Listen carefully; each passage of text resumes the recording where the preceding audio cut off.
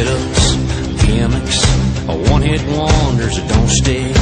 Pretty boys, acting tough, boy bands, give it up. And if it looks good on TV, it'll look good on a CD. Shape it up, trim it down, who gives a damn about how it sounds? I don't think Waylon done it that way.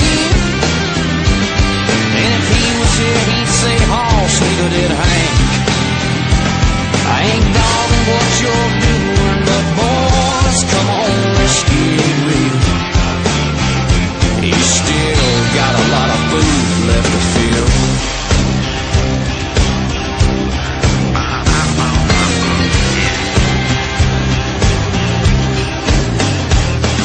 You say you're the real deal, but you play what nobody feels. You sing about Johnny Cash, the man in black would have whipped your ass, and I don't think Waylon done it that way. And if he was here, he'd say, Hoss, neither did Hank. I ain't dogging what you're doing, but boys, come on, let's get real. He's still got a lot of food left to fill. Here we go.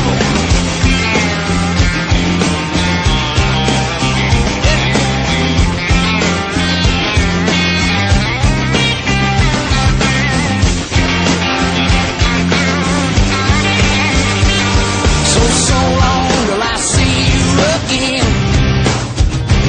When you're laying in the bargain bin. Well, I don't think Waylon done it that way. And if he was here, he'd say, Hoss, neither did Hank. I ain't dogging what you're doing, but then again, hell yes I am. I just don't give a damn. Cause you still got a lot of food left to fill. I guess we all got a lot of food left to fill. That's right.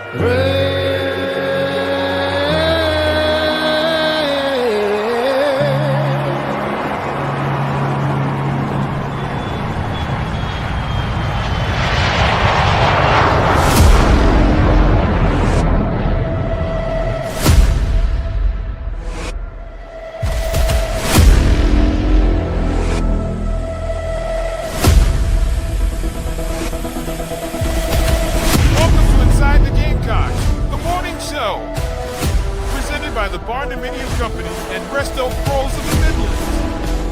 Part of the Chief Sports Network. Go Gamecocks! You'll be fire on the mountain.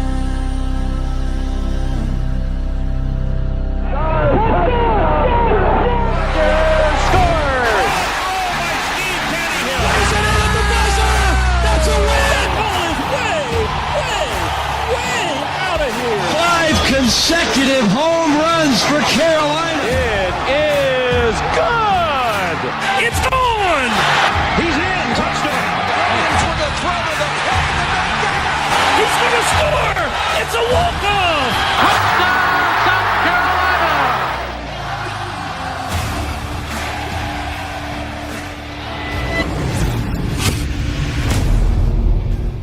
All right, greetings and good morning. Welcome aboard and welcome home inside the Gamecocks, the morning show built by the Barndo Co. and presented by our friends at Resto Pros, who are always there when you need them. Resto Pros in the Midlands, Resto Pros Midlands, SC.com. The official snack of the holiday season, Game Day Nuts. They're our tailgate snack as well, but they're an awesome treat to have in the house, especially when you have family coming into town. I'm hungry. How many times do we hear that, Phil? I'm hungry. Just hand them a pack of boiled peanuts without the shells. There are no shells. You don't have to shell them for them. You know, do you have those folks visiting who aren't from the South? I don't know if I like them. Well, here, I've done all the work for you, or Game Day Nuts did. Just open the bag and eat them. Or if you got somebody in a different part of the country, go to GameDayNuts.net and send them an at-home kit. GameDayNuts.net. It is also right there on the home screen of the Chief Sports app. That's Mad Dog. I'm JB. Coming up in a little bit, Rob will be here hanging out with us today. The CFP rankings, of course, are out. There is much more controversy around this set of rankings than there have been any prior to. So we'll talk to Rob about all of that. We got Hale McGranahan with the Big Spur, and it is National Signing Day, or the National Signing Period, at least, has opened. And there are some storylines there for South Carolina. So Hale will be in about 12 minutes, and we'll go through all of that with him. John Whittle will be joining us today. It's a Big Spur Wide Open Wednesday here on the morning show. John will talk hoops and Gamecock football. A reminder that Shane Beamer, he will be meeting with the media today at 2 o'clock on this signing class, and he, I'm sure, we'll be taking questions on other things, as in, you know, like the offensive coordinator opening and things like that. Keep in mind, you will probably see more movement on OC situations here, there, and elsewhere following signing day. It kind of slimy, but that's how it works. So I would just think about what day it is, what period we're in, and I would calculate that into why it, in the minds of some, is taking so long to get somebody in place. Does that make sense? Like, you know? Okay. Yeah. We don't have to say anymore, right? Yeah. I mean, it's not like it's taken that long. It really hasn't taken that long, but I mean, it's not that shady. Everybody knows who's signing today, knows that there is no OC, and that a decision will be made soon on who the OC is next year. So might as well get them in the boat. Yeah, well, and but also, like, for whomever the OC is, really more on that end of things, if that makes sense. Like, oh, I got you. Yeah. Yeah, those guys are wrapping stuff up on their end, and then probably be making some moves. So, anyways, we'll get to all that in just a little while, but we'll lead off obviously with Gamecock basketball. I don't know what I watched last night. I texted Whittle. I said this game has had bad, worse, good, surprising, sorry. I mean, every adjective or verb or noun that exists to describe the sport of basketball was in that game last night for both teams. But South Carolina is going to have a long year if they don't get some things fixed like today. They fall 86-83 in a game that I thought was really a must win for them with the non-conference. This group here, in my humble opinion, and speaking with my basketball guys, should be better than this. Their defense isn't good. I'm just going to lay out the things that aren't good, Phil, and then we'll get back to the things that they are capable of, but they haven't done it. Defensively, it's not good. Transition defense isn't good. They get screened to death, and they can't figure out how to defend it. Everything is a trail, and they're behind by God knows how much, and the paint is wide open. Anybody with an average paint player is going to work South Carolina unless they start giving you some different looks on that end. And you're going to have to you're in college basketball. If you can't play zone, can't play man, then you shouldn't be in college basketball. You know what I mean? Like, you just shouldn't be playing at this level. If there's only one style of defense that you can win with, then you shouldn't be here. Period, the end. They're not shooting it well from long range. Well, why are they not shooting it well from long range? Well, I'm having a difficult time trying to figure out. And again, this is with all due respect to Coach Paris and his staff. Those are all good people. They've forgotten more basketball than I know, but I don't think I'm saying anything that's like earth shattering, right? I mean, why does your center have more 3-point attempts in the game last night than three of your best 3-point shooters combined? Big Mike and Eli Ellis and Grant Polk, who's a spot shooter, come off the bench, knock him down for us type guy. Defensively, he's not there. But when they need shots, they got to get him in the game. But why does your center, no disrespect to Elijah Strong, who had a really good game in the paint, that little fadeaway and stuff works, why does he have more 3-point attempts than those three guys do combined? Am I missing something? I mean, that doesn't make any sense. It just yeah. I was glad he hit him, but then at the same time, I'm like, he did. Yeah, he hit one. He went, and I'm like, this is not the way this is supposed to work. This is not good. And I got news for everybody. The best probably overall player on the team is Meechie Johnson. I don't think I'm going to argue with anybody about that. But the best player, the most complete player on the team is Mike Sharabjams. Yeah, for sure. Every possession should go through him. He should almost never come off the floor. He's the most complete guy they've got. I mean, he is the best passer. He's probably the best rebounder. I mean, he is the best pure basketball player on the team. I don't think I'm blind. I'm telling you. No. And no. There's too much dribbling, way too much dribbling. And I know that they know that because they've talked about it. But right. you can't run positionless, faceless basketball, Phil, where you want 4 and 5 guys on the floor to be able to shoot it unless you can move the basketball. You have to be able to move the basketball. They can't move the basketball. They don't play from the inside out. I mean, it's like baffling to me. I don't understand it. And then, not to pile on because I'm as big of a Meechie Johnson fan as anybody, and I'm not even blaming it. This is on the coaching staff, all of them. The quote after the game, like, Meechie not getting a shot off is inexcusable. Period. The end. There is no excuse for it. You had 30-something seconds or whatever it was to set up a play. The ball should be in the paint in some way, shape, or form, whether you're starting the play in the paint or finishing the play in the paint. The ball should be in the paint. He didn't get the shot off, but the quote that caught me off guard from Meechie was, "I saw how they were guarding me. I was looking to shoot it from deep, honestly." Why? It's a tie game. I know. Why are you going to fire off a 32-foot 3-pointer, Phil, to win the game? It didn't make any sense at all. I'm like, and because you got all these other guys in foul trouble too, and you were successfully drawing fouls when you were pushing the ball into the paint, and it did not make any I was going to pull up from 50 feet, I mean that and I get it. Like, What? he does that and he is fairly successful at it. But at the same time, sometimes you just got to get down in there and because he's also successful at knifing in Yeah. and being able to get to the rim.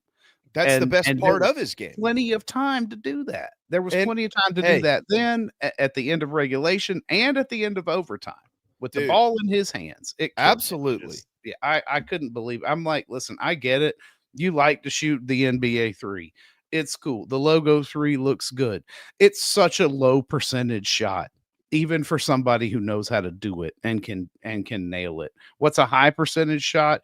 Getting in there closer to the basket and finding your way through these guys, especially in overtime, because there were 3 guys on the floor with 4 fouls after already one of them had I fouled know. out. I'm like, you gotta go after these guys. What I mean, I know that you didn't want to call a timeout there. I understand it. I don't even disagree with that at all. I mean, like, I think that's a smart move, but at the same time, dude, like, everybody in the world thought that Meechie Johnson was probably going to take the last shot. Now, you don't have to be smarter than the rest of the room. You don't have to get cute either.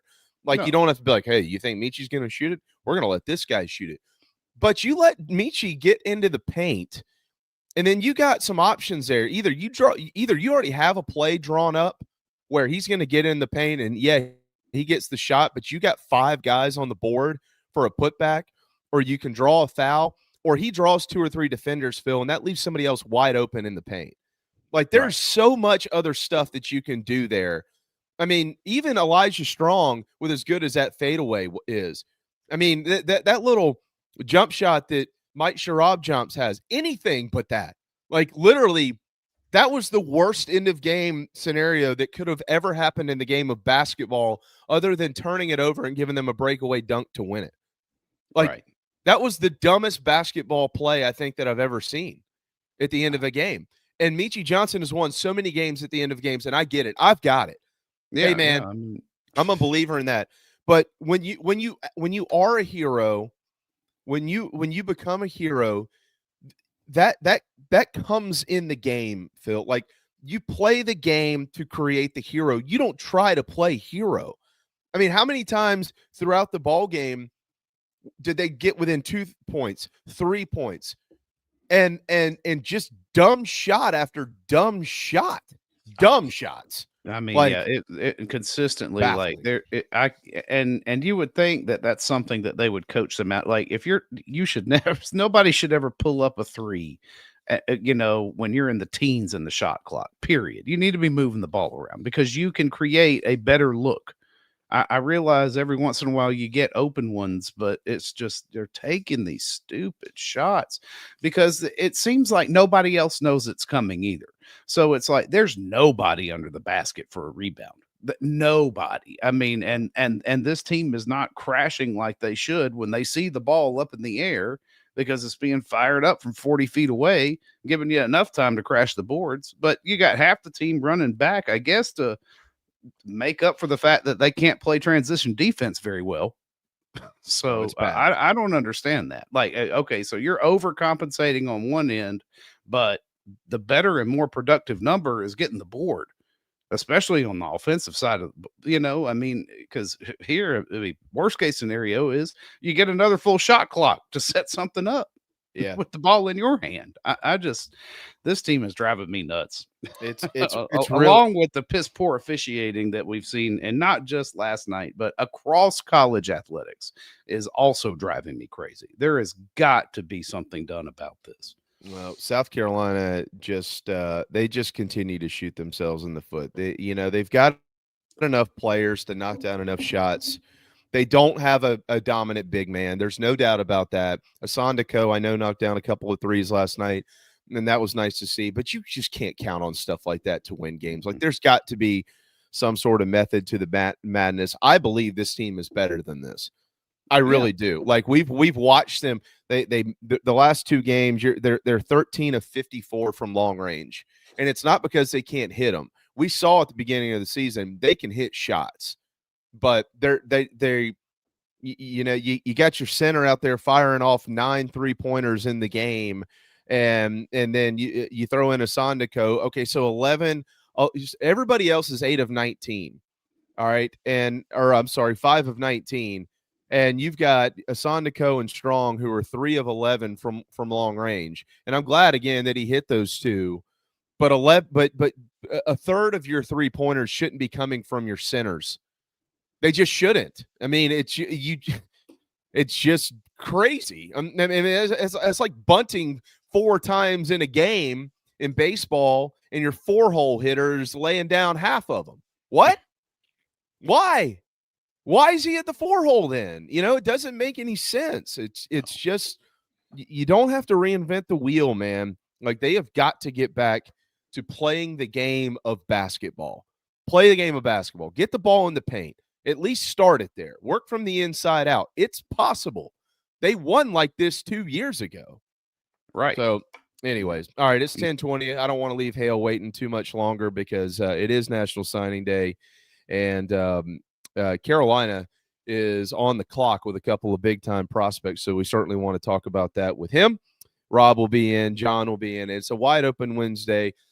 Merry Christmas and happy holiday season, everybody. It's Inside the Gamecocks, the morning show brought to you by our friends at Gamecock Traditions.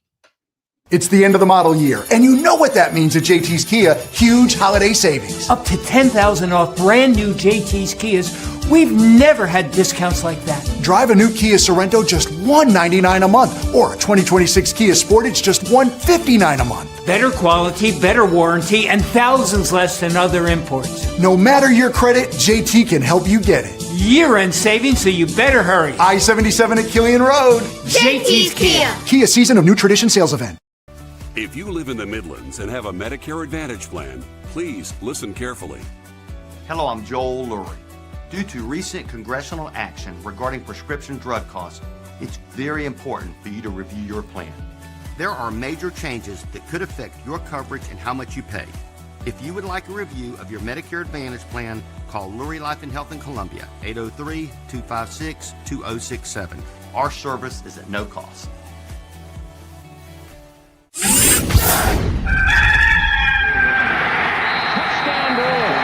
Hey folks, it's Mike Morgan for Ryan Brewer Fence. That's right, you know the former Gamecock legend as a terrific college football player. Well, I know him as that too. I also know him as the guy that runs a great business. Whether you're in the market for a fence, railings, columns, or anything in between, their craftsmanship, their experience and service, second to none. Residential and commercial fencing and railings. Rest assured your job will be done with an unparalleled level of expertise, and it's done on time, and they do it right the first time. Again, you're not going to do any better than Ryan Brewer, Ryan Brewer Fence. The website is ryanbrewer.net. Set up an appointment today. Tell him Mike sent you. I said, oh, Lord Jesus, it's a fire. Ain't nobody got time for that. Disaster comes uninformed. During and after natural disasters or accidents, there can be a heavy loss to property. It can become extremely difficult to bounce back to what you knew before. Having your home or office destroyed or damaged by water, fire, smoke, or mold affects your personal and business lifestyle. Resto Pros of the Midlands is here to help. Open 24/7. Call them when you need them. 803-493-0170.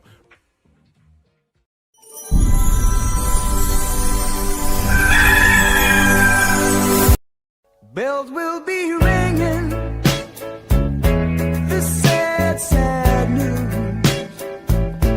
Oh, what a Christmas to have the blues. My baby's gone, I have no friend to wish me greeting once again.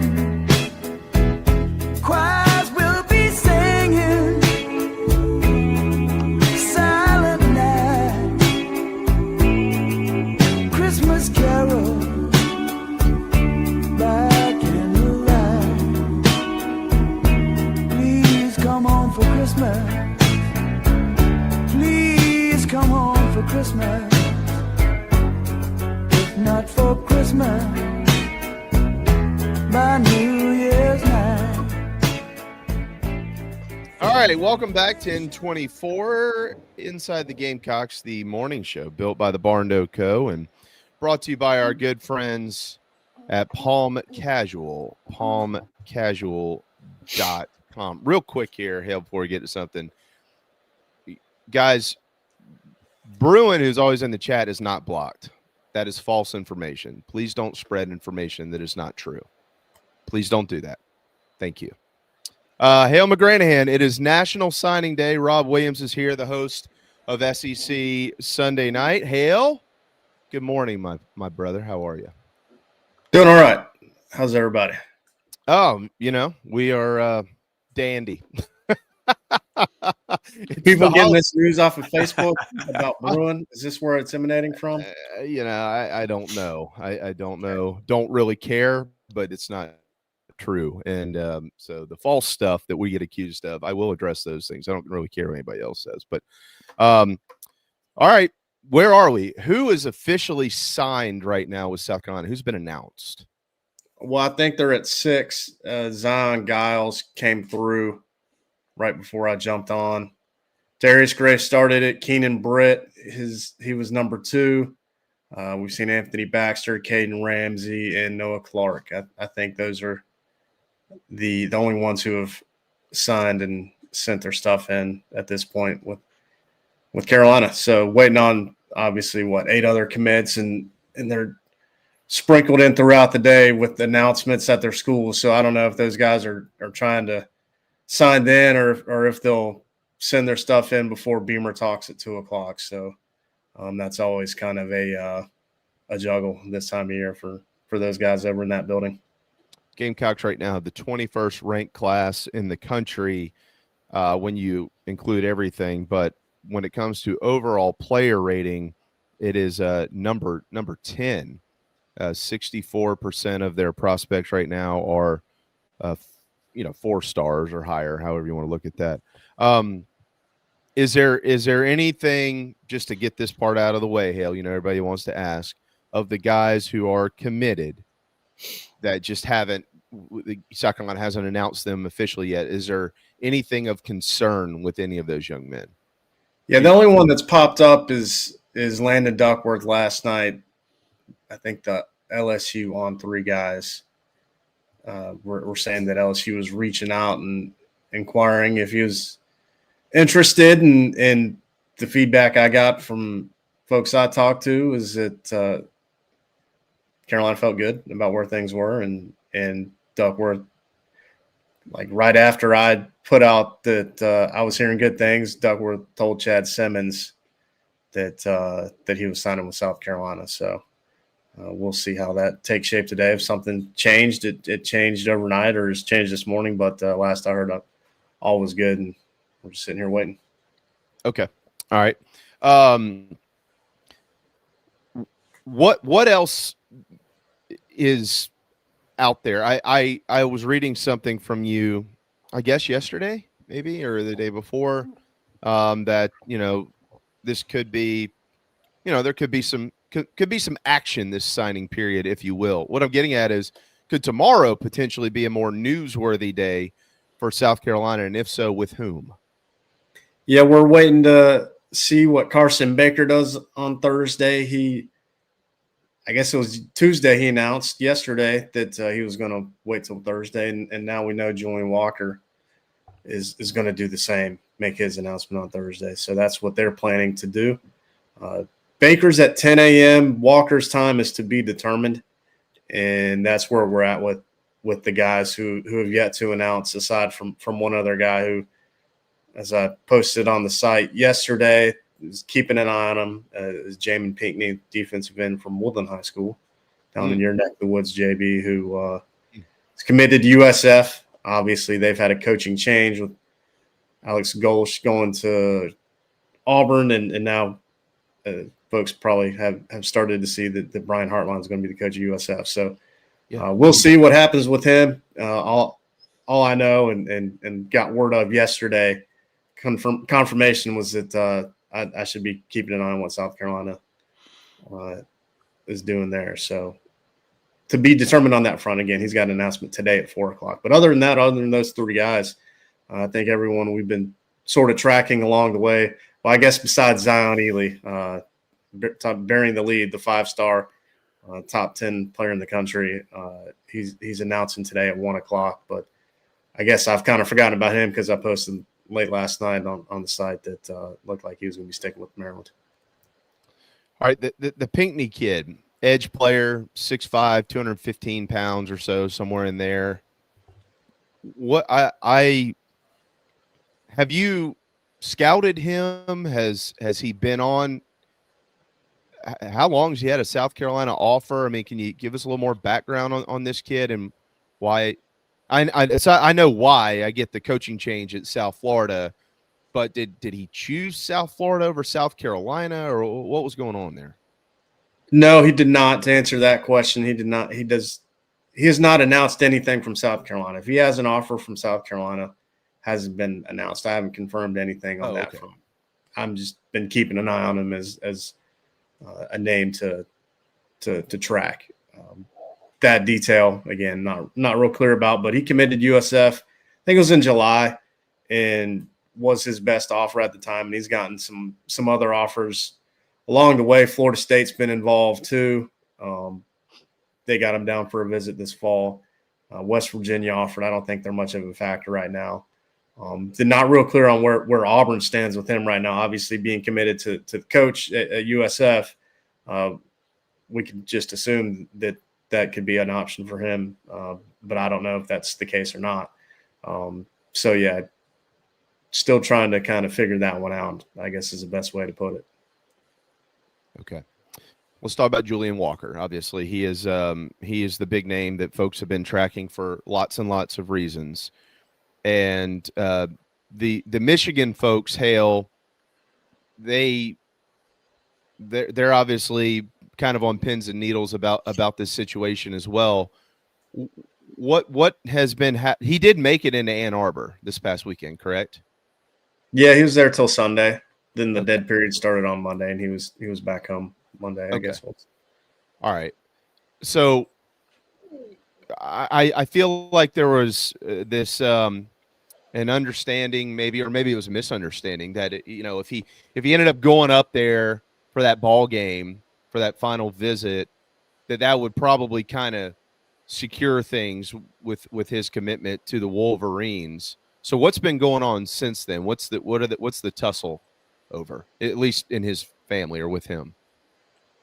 The tussle is just the final decision, and if he's going to stick with that commitment to Michigan or go to South Carolina. And there's the obvious connection with his dad being an assistant strength coach for the Gamecocks football team. So that's a pretty significant factor that's going on right now. And quite frankly, it's a lot of pressure for the entire family with that decision, more so than the average recruit who's sitting here on signing day trying to figure out what he's going to do. So there's some decision making still to be done, is what I'm hearing. So I don't think anything's been finalized at this point. I think it's truly 50-50, could go either way. I wouldn't be surprised if he went either way. And it's not really walking out onto a limb when it's a one or the other type of deal. But yeah, there's just a lot of things to consider, and I think most folks are pretty well aware of what all that means. It being truly a family decision. Yeah. So, like, the distance to Ann Arbor from here, that seems to be a big deal, right? Yeah, I mean it is a big deal. His family, his dad and his mom, I believe, are both from the Chicago area originally. His dad played at Wisconsin, right. and they've lived in a few different places over the years. And that was one thing that I'd heard about early on with Julian and his recruitment, and before it was really even taking shape, is like he enjoys living in this part of the country. He's been in Columbia for a few years now. His dad worked at Georgia for a while when he was a lot younger. They were in Arkansas between Georgia and Carolina. So he's been in the South, and I think he likes living down here. But I don't think it's going up north is a factor. like some people seem to think it might be for most kids who grow up in this part of the country. So yeah, I guess that adds to why it's like, man, I could see it going either way. Because while I do think he likes it down here, I don't think going up there is going to be something that would prevent him from ultimately signing with Michigan. Okay. All right. Let me ask you about him as a prospect. Is he an instant impact kind of guy for South Carolina if they land him? I think that just kind of would depend on what happens after this week, because there's the whole roster retention thing for the position defensive end and the portal and what all that means, regardless of how many defensive ends are signed today by Carolina, or this week by Carolina. It's whether it's 0, 1, or 2. I think they're going to try to add some guys from the portal, or at least a guy from the portal, depending on who they're able to bring back from this year's team. And kind of another layer to it is you've got guys like Jaylen Brown and George Wilson, who were transfers last year, obviously, and they're both coming off injuries. So it's like, all right, where are they at physically, and does that affect what you feel like you need to do from a number standpoint if you're trying to build out this roster? So, yeah, it would be to be determined, because if he's Julian Walker is coming in, and there are a bunch of older guys at the position, which it probably is going to look that way with those 2 transfers, with Desmond Umeozulu being a senior, potentially Dylan Stewart being a junior, potentially. That would be a lot of guys for him to have to vault past and earn some playing time at Carolina as a freshman, potentially, in theory. Yeah, you would think, by the way, if both Des U and Dylan Stewart return, that would be in the offseason. There'd be a lot of chatter around that tandem, or at least there should be. All right, how about Carson Baker, the running back, and obviously his situation has changed with the coaching situation at Florida. What type of running back is he, Hale? This is a position group, as you well know, that the Gamecocks need to get much better at recruiting out of the high school ranks.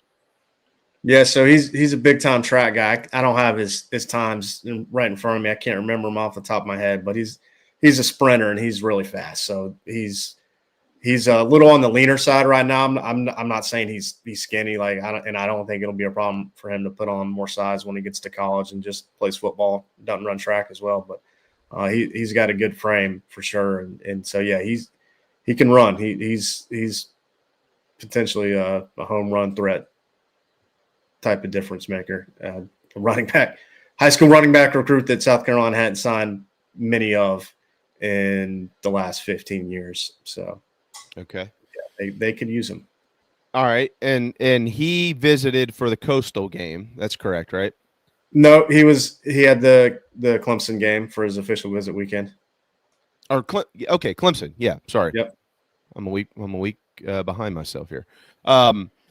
And coming out of that visit, how did South Carolina feel about it, and who else is involved right now? Yeah, I think they felt pretty good. What I reported was they felt about all the 3 flip guys who are candidates that they had last weekend on campus. I felt the best about their chances with him.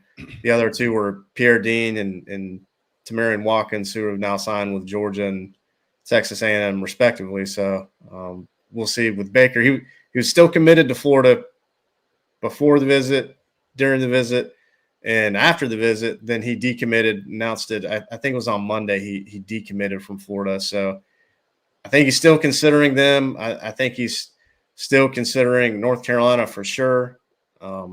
Kentucky, I don't know if that's changed, because he took an official visit to Kentucky. I can't remember if it was the weekend of Carolina's game against Coastal, or if that's when he was at North Carolina.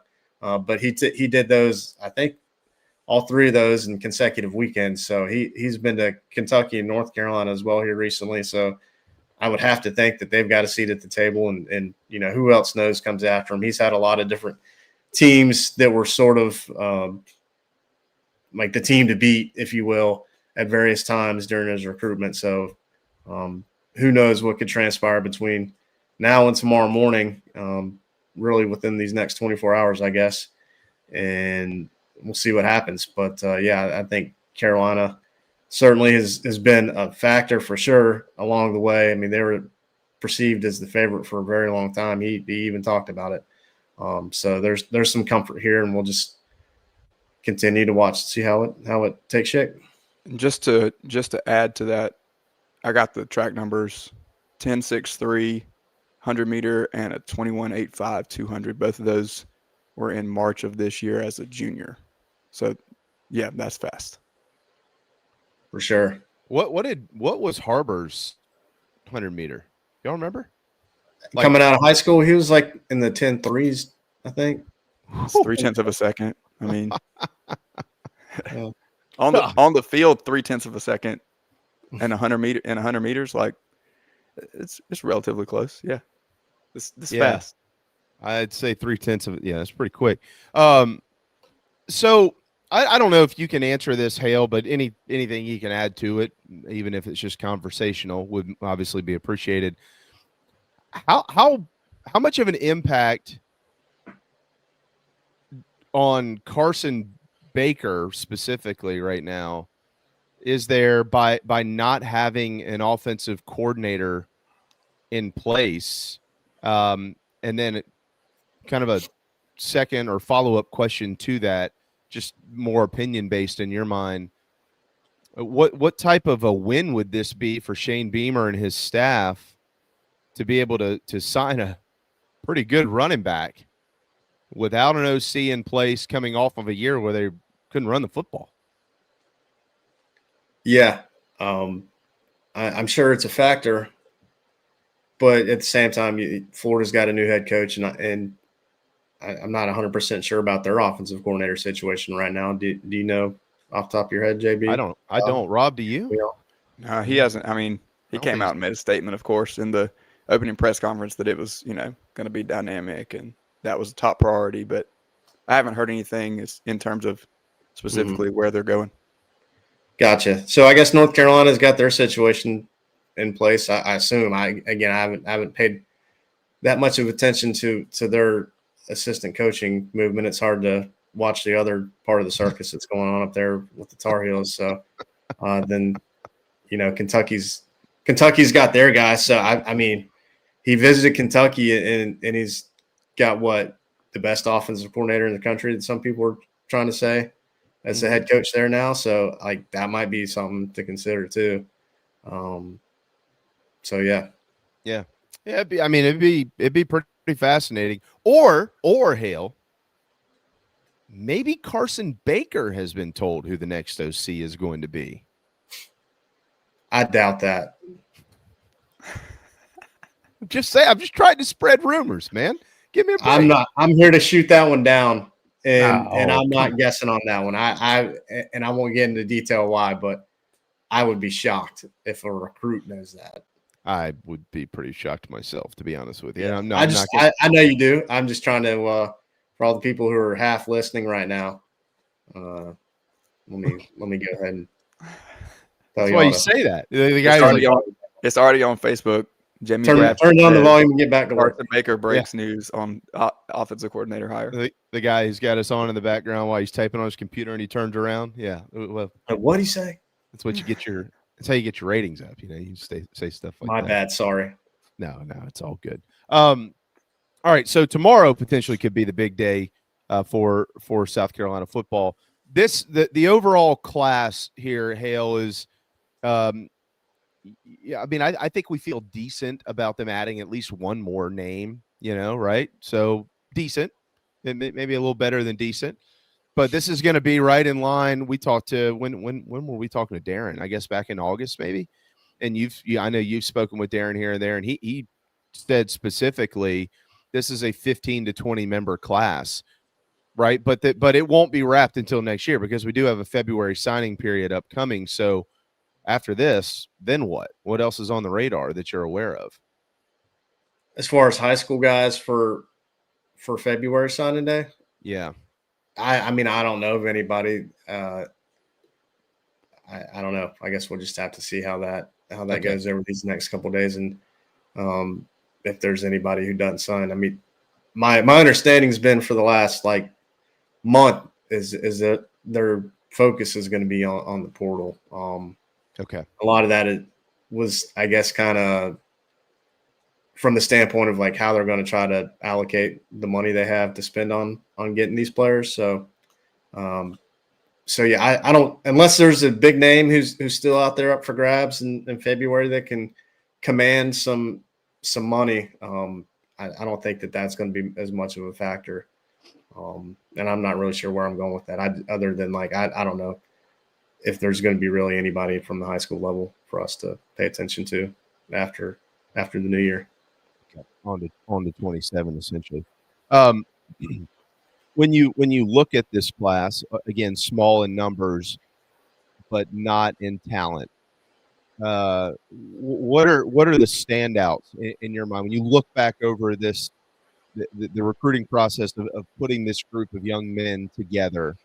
What would be some key notes or some key points that you would make about the class overall?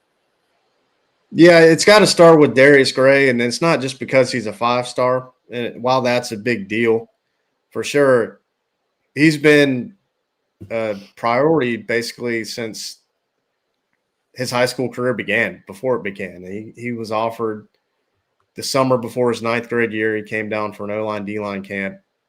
I want to say that would have been in the summer of 22, if I'm doing the math right. So very early on in the Beamer era, and was a big deal for them to get on the ground floor with him and continue to build a relationship as his profile grew as a recruit. And he was a pretty big deal early on in his high school career from the online profile standpoint. So for Carolina to be able to get to today and to sign him after winning a big battle to get him committed in the summer, and he was a regular visitor down here. I mean, he had one of the best quotes I've ever had a recruit say to me about a head coach that was after him, and I'm paraphrasing, but he was basically saying, I think during his junior year after a game that he was down for, that he believes in Shane Beamer's vision to bring a championship to South Carolina. Again, I'm paraphrasing how he said it. He was pretty eloquent with how he put it, and it got people really fired up. I'm sure folks kind of remember it. So got to start with him, definitely. From there, I think the next kind of real big deal is the top 100 recruit from the state of South Carolina, and Jazavian Currents, a 4-star athlete, I guess you could say. He's going to play safety. I think he'd be a really good wide receiver if he wanted to play wide receiver in college. He plays quarterback at South Point. He's pretty good at that too. But he's going to be a safety, nickel type of guy.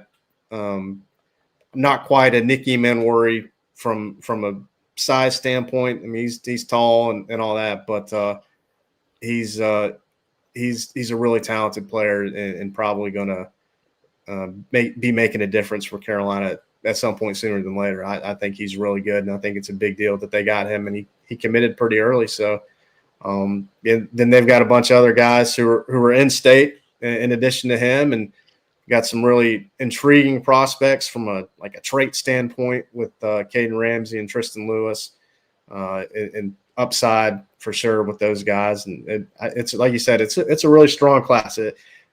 14 isn't a large number, obviously, but it packs a lot of punch. That's very cliche, but I think it's very true for this.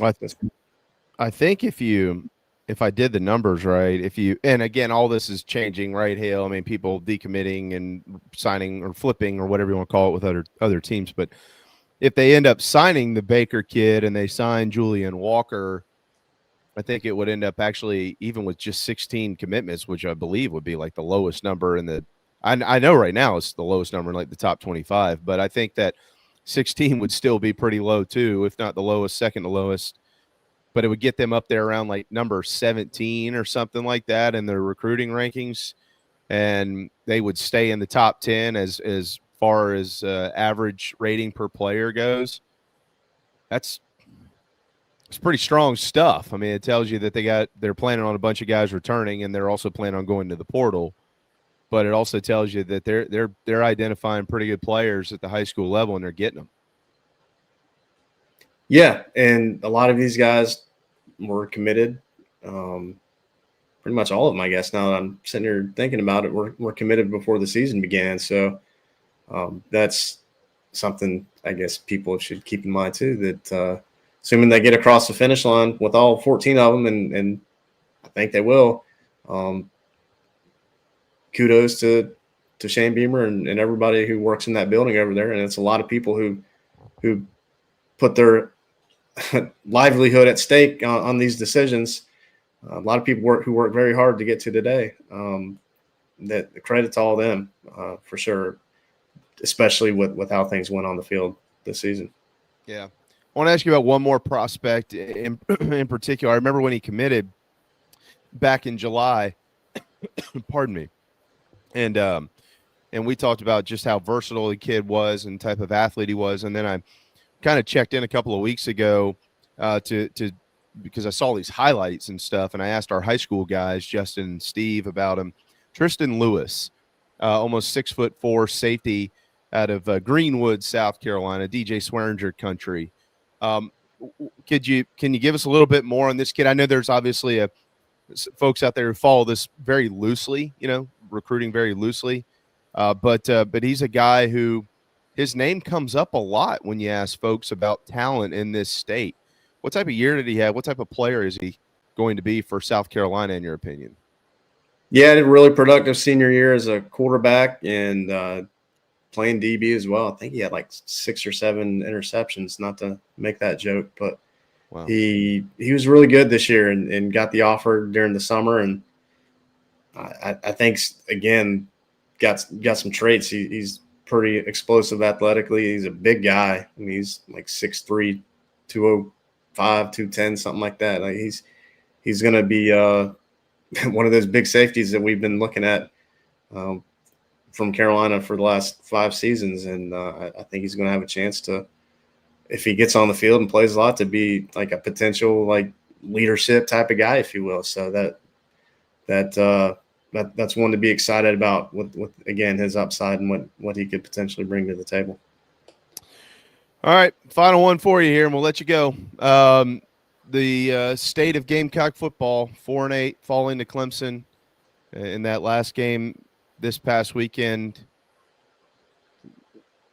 Shane obviously has the extra year. He's got to hire a couple of coaches. He's got this recruiting class. He's got they have the portal and all that stuff coming up, redoing the stadium. There's a lot going on around South Carolina football right now. When you bring the record into play, I know people look at the record and go, "Oh, it's brutal. This is awful," and I don't blame anybody for thinking that way. Hell, I'm not going to tell anybody how to think. But you watched it all unfold this year. You cover this program on a day-to-day basis. Right now, as it stands in this moment, what is the state of Gamecock football in your mind? It's not a great spot when you're 4-8 and lose like you did at Texas A&M and to Clemson in that fashion. Just so many heartbreaking, rip your heart out type of moments for the fan base to have to endure the season after having incredibly high expectation. That's tough to sit on for a lot of people, and I know a lot of people are pissed off and really disappointed with how they followed up 9-3 in the regular season, almost in the college football playoff, to really the downfall, if you will, starting in that Citrus Bowl. And they haven't been able to recover since then. For whatever reason, it's looked an awfully lot like that game did. I guess having the same offensive coordinator for 9 games was a big reason why.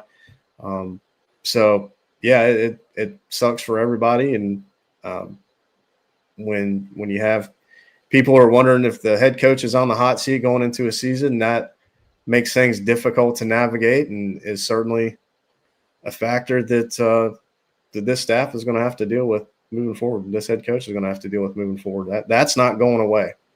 So it only makes things harder. That's part of the job for him. He certainly knows that as much as anybody. But it's all about how you respond to it and how you are able to deal with those circumstances moving forward. So he's the head coach here. If people don't like it, that's up to them.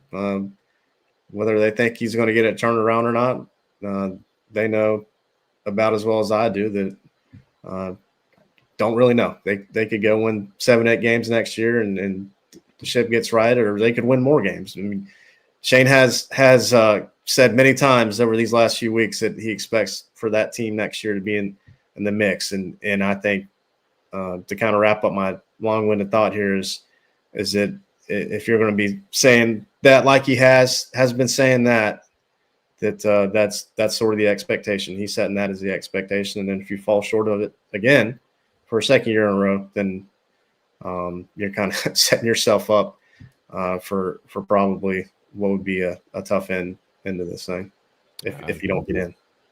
Very well said. You anticipate we start hearing some news on player retainment in the next few days or so? I know they're having meetings all week, Hale, and I know the portal isn't actually open, but as far as guys announcing their plans, you would anticipate maybe that's coming in the next few days? I would think so. That's typically how it's played out. As these meetings take place, guys start doing their thing, because I'm sure there are plenty of guys on the team who are already planning to move on. So I think in a lot of cases it's just having that final one-on-one with Beamer and their coaches, and going through that part of the process, and then making their announcements public. We'll probably be able to talk a little bit more about that stuff maybe next week sometime. Hale, we know you got a lot to do today, brother. Thank you for making some time for us this morning. Happy National Signing Period. And we know tomorrow will be a busy day as well, and who knows, maybe a couple of days after that. And also, now that football's over, happy holiday season to you and your family. I sure hope you enjoy those moments with your wife and the young buck. Well, I appreciate that, and I can't not act like I don't see the chat box talking about Duckworth, so I guess I got something to deal with after we jump off. Yeah, I guess. I appreciate you having me. Okay. Thank you, buddy. All right, guys.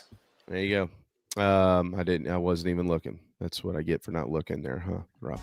Well, they said Wes Mitchell posted that he's going to LSU, so that's probably what Hale saw. Well, that ain't also, good. Wilt Fong as well. It's like they're Lane Kiffin shows up and they throw some extra money at him, huh? Yep. I'm texting my LSU people as we speak, but I haven't gotten anything just yet. So I will say Darius Gray, obviously crown jewel of the class, right? We had him on our show right after he initially committed. He wants to go into sports media, so if you want him pulling double duty, might be a great intern here at Chief. Something to think about. We're open to anything. Yep.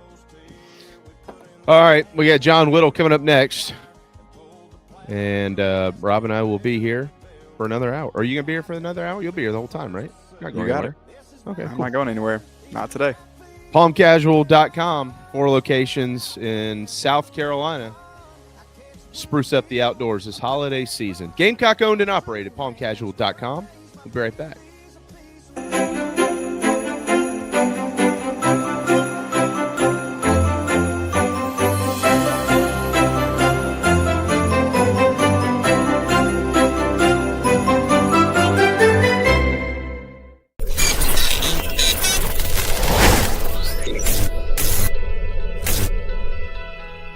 Palm Casual Patio Furniture are proud supporters of our Gamecocks.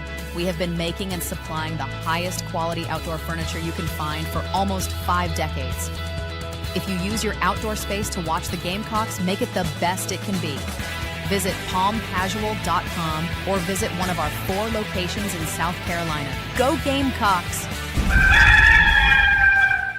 It's the end of the model year, and you know what that means at JT's Kia. Huge holiday savings. Up to $10,000 off brand new JT's Kias. We've never had discounts like that. Drive a new Kia Sorento just $199 a month, or a 2026 Kia Sportage just $159 a month. Better quality, better warranty, and thousands less than other imports. No matter your credit, JT can help you get it. Year-end savings, so you better hurry. I-77 at Killian Road. JT's Kia. Kia Season of New Tradition sales event.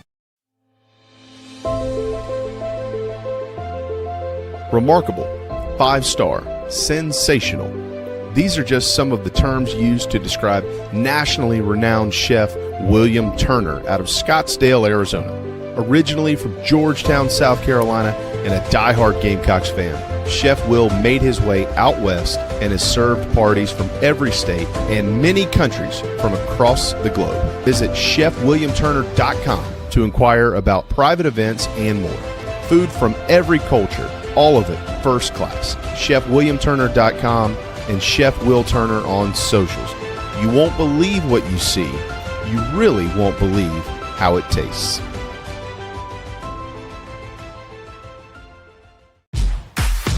Home fitness has evolved. With Matrix, now there's no limit to the ways you can chase your goals. It's time to make your next workout whatever you want it to be. You can use all of your subscriptions or none at all. Take on exclusive hit programs or move through immersive HD destination footage while you sweat. Visit charlestonfitnessequipment.com and start your New Year's plan today.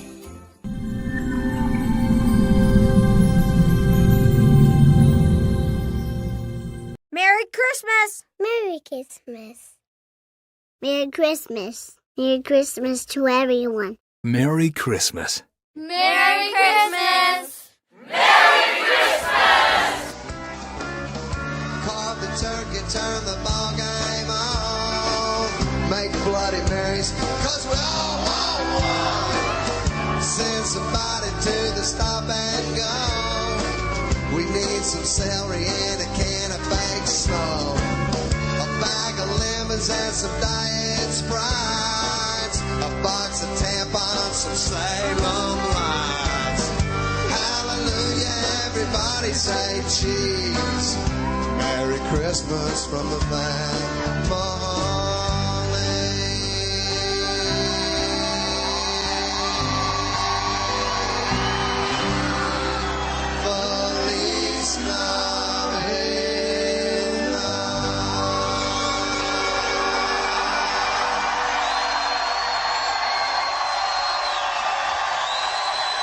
Visit GameDayNuts.net and order yours today. Boiled peanuts, no shells. Official tailgate snack of ITG.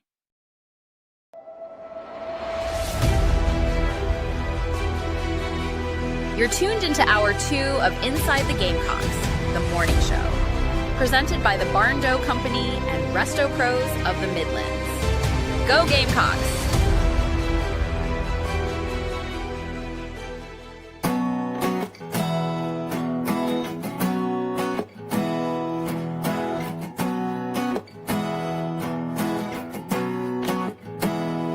with a little love and some tenderness.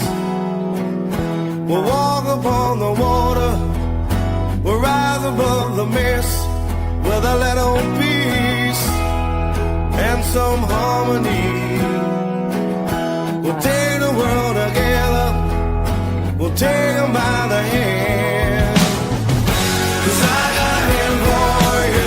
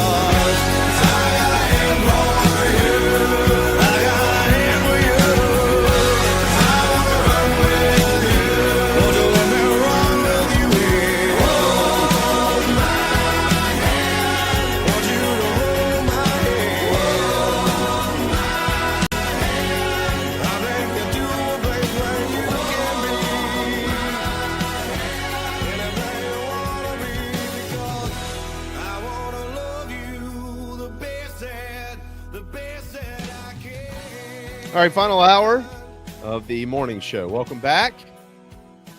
Make sure you do your holiday shopping at Gamecock Traditions. Get started early. It'll be here before you know it. GamecockTraditions.com, or go see them in Lexington, GamecockTraditions.com. There's the great John Whittle. Rob is, of course, in with or from SEC Sunday night. We'll get to the CFP stuff coming up here a little bit later on in the hour. The rankings out last night. A lot of scuttlebutt. John likes to say that word on the Big Spur a lot. Scuttlebutt. A lot of scuttlebutt on rankings.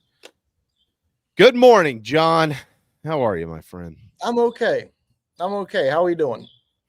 Well, you know, we it's that time of year where you live and die with every news piece that comes out because we don't have anything. So there's else. A lot of dying right now, huh? A lot of dying right now. Yeah, a lot of dying right now. I got a bird chirping over here, though. Yeah, well, that bird, the bird's We're not back in the yet. nest. It's a good day. It's a loud one. Yeah, bird's not dead yet. That's good. No. He can't read, Jamie. Well, maybe he can. Maybe that's why he's tweeting like that.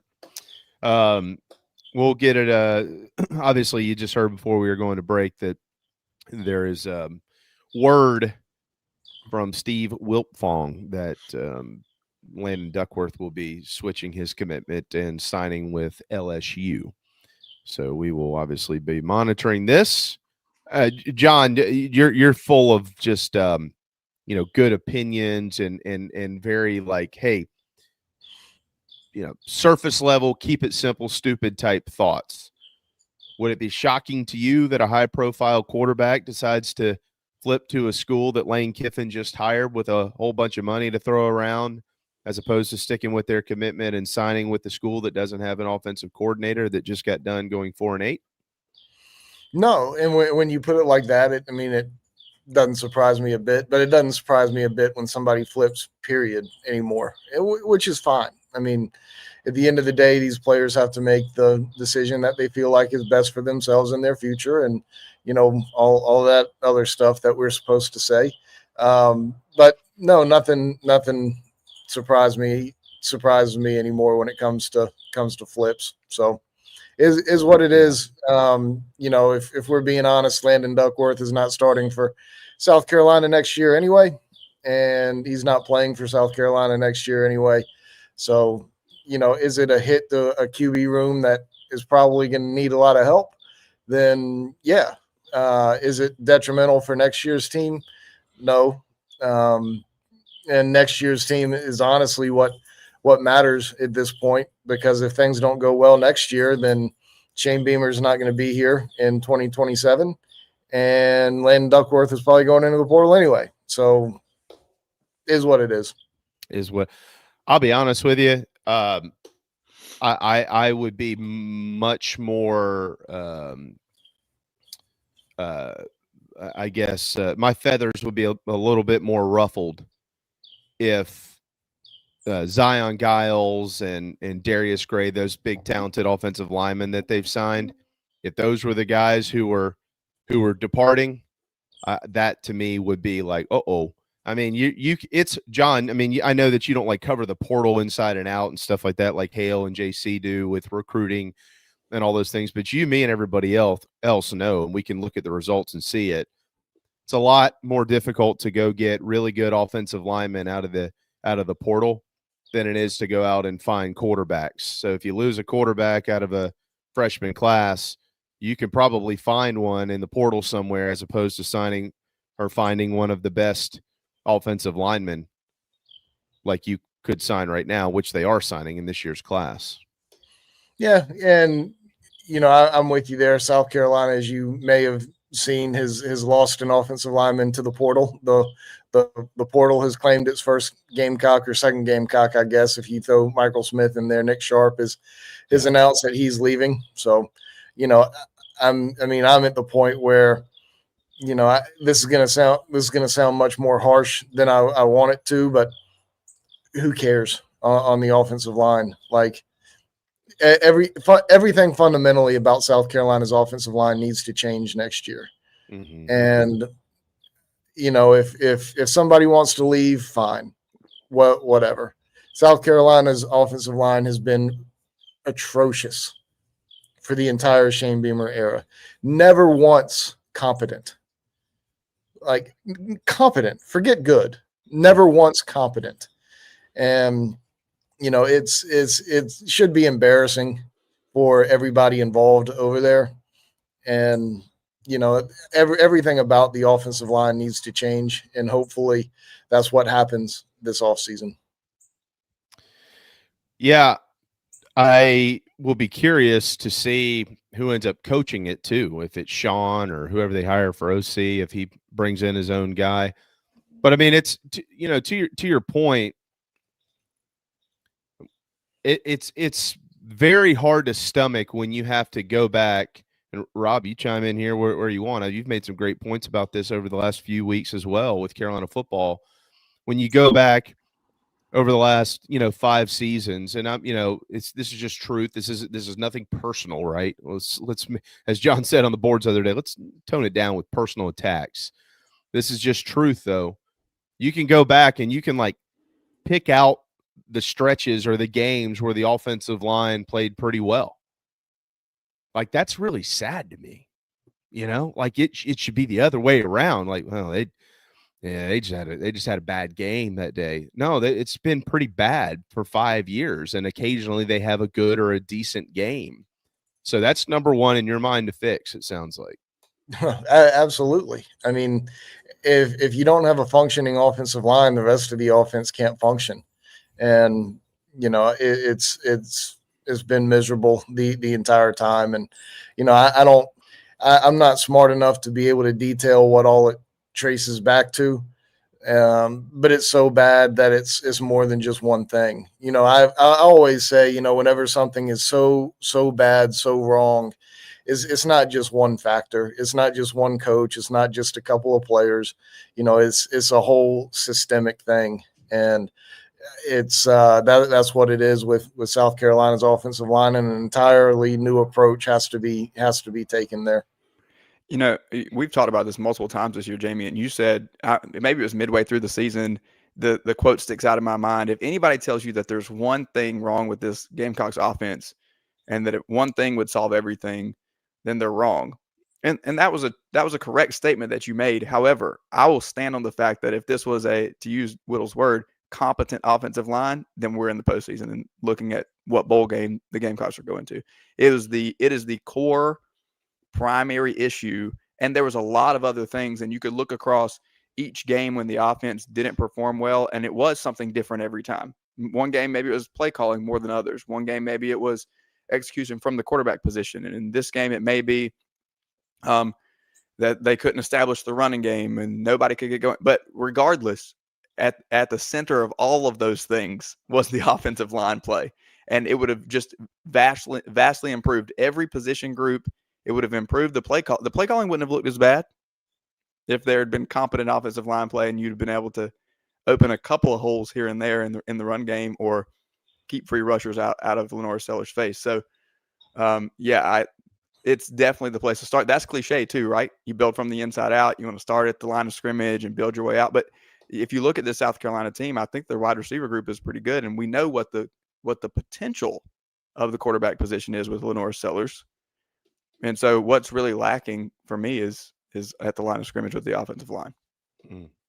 John? Yeah, I'm with you. And, the thing, South Carolina's in a bad spot again for football, just like it was with basketball last offseason and baseball last offseason. The problem is that you have so many guys that you've got to replace, and you're coming off of a bad year to do it.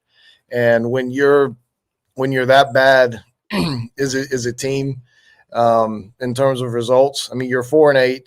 I mean, technically you finished 15th in the SEC this year. I would push back strongly that South Carolina was the 15th best team in the league. But regardless, you're now going to have to pay, just like for basketball and baseball, you're going to have to pay premium for players now to get them to come here and want to play for the Gamecocks. You're going to have to overspend a little bit because you don't look like you're on the cusp. You were 4-8 this year, and you don't look like you're on the cusp of breaking through and getting to the college football playoff. Or Shane can say what he wants to, and I don't think that it's all wrong. But if you're on the outside looking in, on these things, and you look at South Carolina's 4-8 record, and you look and see, where they were offensively, and you look and see some of the things that went wrong this year. Like, you're going to have to do some extra convincing to good players to come here. And, extra convincing nowadays means what? Extra dollars. So, it's going to be tough. It's going to be tough this offseason. Well, I mean, you're going to also have to do some extra convincing to keep players here, right, John? I mean, when you're bad, there's college athletics is already it's a snake itself, right? I mean, everything is behind the scenes, under the table. I mean, there's always a conversation to be had. We all know that. And then when you're bad, that stuff, the heat turns up even more. So if you have a strong group of players that you want to keep, this is going to be as difficult as ever to be able to do it and regardless of what is said in exit interviews, right, John? Like, I'm sure, Shane will probably say today that he's had great conversations. I doubt he's going to walk in there and say, oh, well, I've had about 50 pretty terrible conversations. I wouldn't anticipate that. Well, but it doesn't matter what he says. Like, they could tell him to his face, yeah, I like it here. I plan on being back, and walk out the door and get some big offer from somewhere else, and you're gone. Yeah, you go home and you get around family members who, aren't really in it, and, you start hearing from them, and you start hearing you start hearing from other schools through your agent or coaches, whatever. Yeah, I mean, you're exactly right. I mean, things change dramatically from, from the time they leave campus till the time they come back or can. I mean, we saw it most notably with Marshawn Lloyd when he left. I mean, he was in a very good spot before he left campus, and, he never came back. So, right. It's I mean, that's another battle that South Carolina is going to have to fight. Yeah. But, I guess, again, the other side of it is there is a portal, and you still can go sign players, and they're just going to have to be elite at that. Yeah, well, you've got, and I've said this for a long time in every sport. When you're South Carolina and you don't have the huge dollars, you have to hold on to the players that you have who are good, that make the program better. You can't go out, and I've always I've always used kind of the same three guys as examples, and maybe one of them has kind of fallen off this year, but I've always said, you can't go out and buy Ethan Petrie from the portal very easily when you're South Carolina, and you can't go out and buy Colin Murray Boyles from the portal easily when you're South Carolina, and you can't go out and buy Lenora Sellers easily when you're South Carolina. And those are the three examples I've always used. You've got to hang on to those kind of guys because you get them in the program. They love it here. It's entrenched in them. And, you don't have to spend kind of the premium that you would have to spend to be able to get their talent out of the portal. Now, obviously, we'll see what happens with Sellers, but, you can't just not everybody can just walk out and you just go fill them and be better. Like, you don't have that kind of money when you're South Carolina. I mean, you just don't. You have to, you can't spend the premium on everybody. You have to keep the guys who are worth keeping. And there's going to be some who you don't want to leave who leave. But you got to hang on to the ones you can. And when you're in this situation, I think it then tests the coaching staff to go out and evaluate everybody too, right? Like, because you're not going to be able to go and pay a premium on everybody at every position, which means you're going to have to get somebody that other coaching staffs are overlooking, that they're ignoring. This is, it's an NFL model that's trickling down to the college ranks, where they're going into smaller schools and trying to evaluate and draft well, and they're looking for a Jerry Rice at a Mississippi Valley State, right? This is going to be the situation, especially as you describe it, John, in the offseason that South Carolina is in right now, coming off of 4-8, needing to overspend. You got to do a lot of work on the offensive line. So in some of these other position groups where you need to shore things up a little bit, maybe build some depth or get a key playmaker here or there, you're going to have to go find somebody probably at a lower level that's overlooked and get a really good evaluation. We've seen this staff do fairly well at that in the past, and the portal is always a gamble. You're going to hit and you're going to miss. And this is cliche, and we say it every year, but this is one of those years, I think, where they're going to have to go and make some elite evaluations and hit on a lot more than they miss on. And that's just going to be a thing where nobody sees it coming. And if it works out well, nobody will hype up this South Carolina team going into next year. No one will care about the names from a fan perspective, the names that they pick up in the portal. But there's got to be some guys that nobody's heard of that come in and are significant playmakers next year.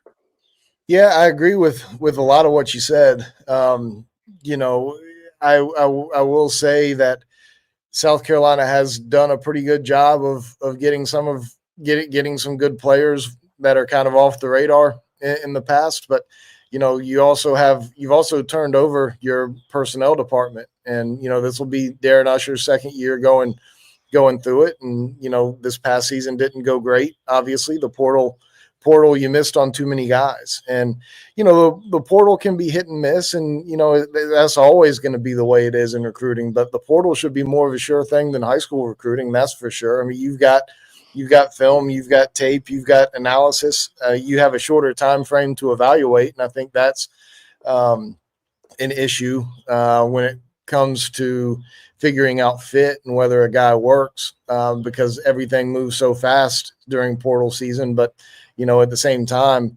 you know, you've got a much fuller history on what a guy is and can be, you know, when you're getting guys from the portal. So you're right. I mean, they're going to have to be a little bit resourceful in some ways. You're going to have to go out and overspend in some places, and you gotta be good in the right spots. And, you know, we'll see if they find the right balance this year. You're threading the eye of a needle in a lot of ways when it comes to the portal this offseason. I'm going to ask. Go ahead, JB. Well, I want to cut to the chase on a couple of things. I'm going to ask you a question, and it's really irrelevant because it doesn't matter and it's not happening. But this is just an opinion. I just want to get your opinion on this. What if the administration decided they were going to move on from Shane Beamer, and South Carolina either had a new coach in place or was searching for a new head coach right now? What would be the better scenario, where they are or where they would be if that happened?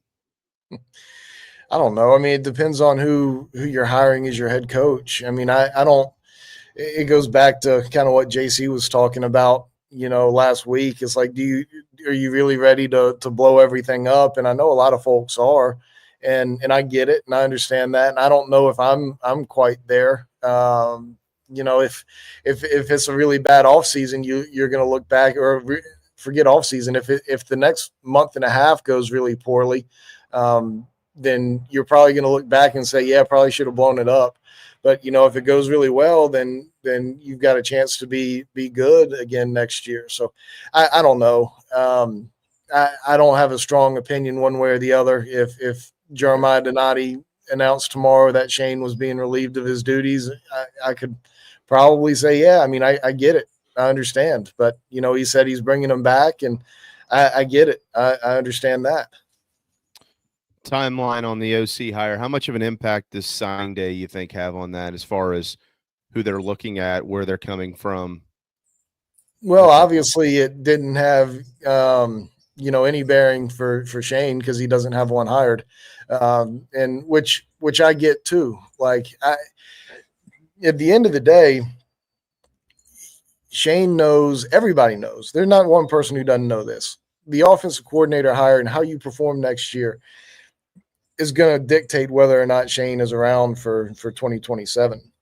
So, you know, if your guy, if the guy who you think is making the program better and coming until next week, you got to live with it. That's the priority. Yeah. You got to live with it. I mean, it is what it is. You can't rush your hire for an offensive coordinator when it's, I mean, really ever, but certainly not in a situation like this. You know, the portal is going to, and player retention is really going to kind of make or break Carolina for next year, not the high school recruiting class. And to have an offensive coordinator in place for the high school recruiting class, it doesn't make sense to me. Well, but also just for the purpose of having an offensive coordinator in place for the high school recruiting class. Obviously, ideally, you would want your guy in here yesterday or the day before, But you can't hire a guy just for signing day. 100% agree with that. And the other side of it is too, and I'm not saying that this is necessarily the case, John, but we know how it works too. You've been doing this a while, right? The guy that you might have your eye on, or you might have essentially a deal in place with, sometimes has to get through signing day before he can make any sort of commitment. That's slimy to say, but it's a pretty slimy business now too. So I'm not putting it all on that. I'm just saying there are, there's an underbelly of this process that could be contributing to the timeline in which an individual is hired. And as you pointed out, if you're Shane Beamer, right, guys, the most important thing is whoever that guy is, because he's going to have an influence on the portal, which is going to have the strongest influence on your season next year. So if you got to prioritize one or the other, and you might lose on one but gain on the other, you gain on the OC and the portal, and you just lose on the high school class. Absolutely. Absolutely. And the portal being so far off makes this situation a little bit more unique. If the portal were, later this week or even next week, there's going to be a little bit more sense of urgency, because you want that coach to be able to develop that relationship or try to develop a relationship with players, at least establish a line of communication. But the thing doesn't open until early January, so there's a little bit of time. It's a month away before the portal opens. I know you've got players making some decisions. Obviously, Nick Sharp just did, but they can't go in unless you're a graduate. They can't go in until the portal actually opens. So you got time to win people over. All right, let's move on a little bit here. You got 5 to 7 minutes left in you. Can you handle that? You good? Of course. Yeah. Okay. Last night, South Carolina falls in overtime, 86-83 to Virginia Tech, in what, in my opinion, was a very much so a must-win non-conference game if you had any aspirations of doing any sort of damage this season in college basketball. Not to say that they can't replace that loss with a big win in the SEC. They probably actually will. The SEC seems to be, quite frankly, struggling, at least compared to what they were last year. But sweet mother, that was the strangest. John, I texted you last night every verb, adjective, and noun I could come up with. Stupid, smart, silly, well done, poor. It had everything. But I want to ask you about the quote from Michi at the end of the game, after the game was over, when asked about, I don't know who asked, if you did or whoever asked him about not getting a shot off. And he references, well, I was actually trying to hit one from deep. Why? What for?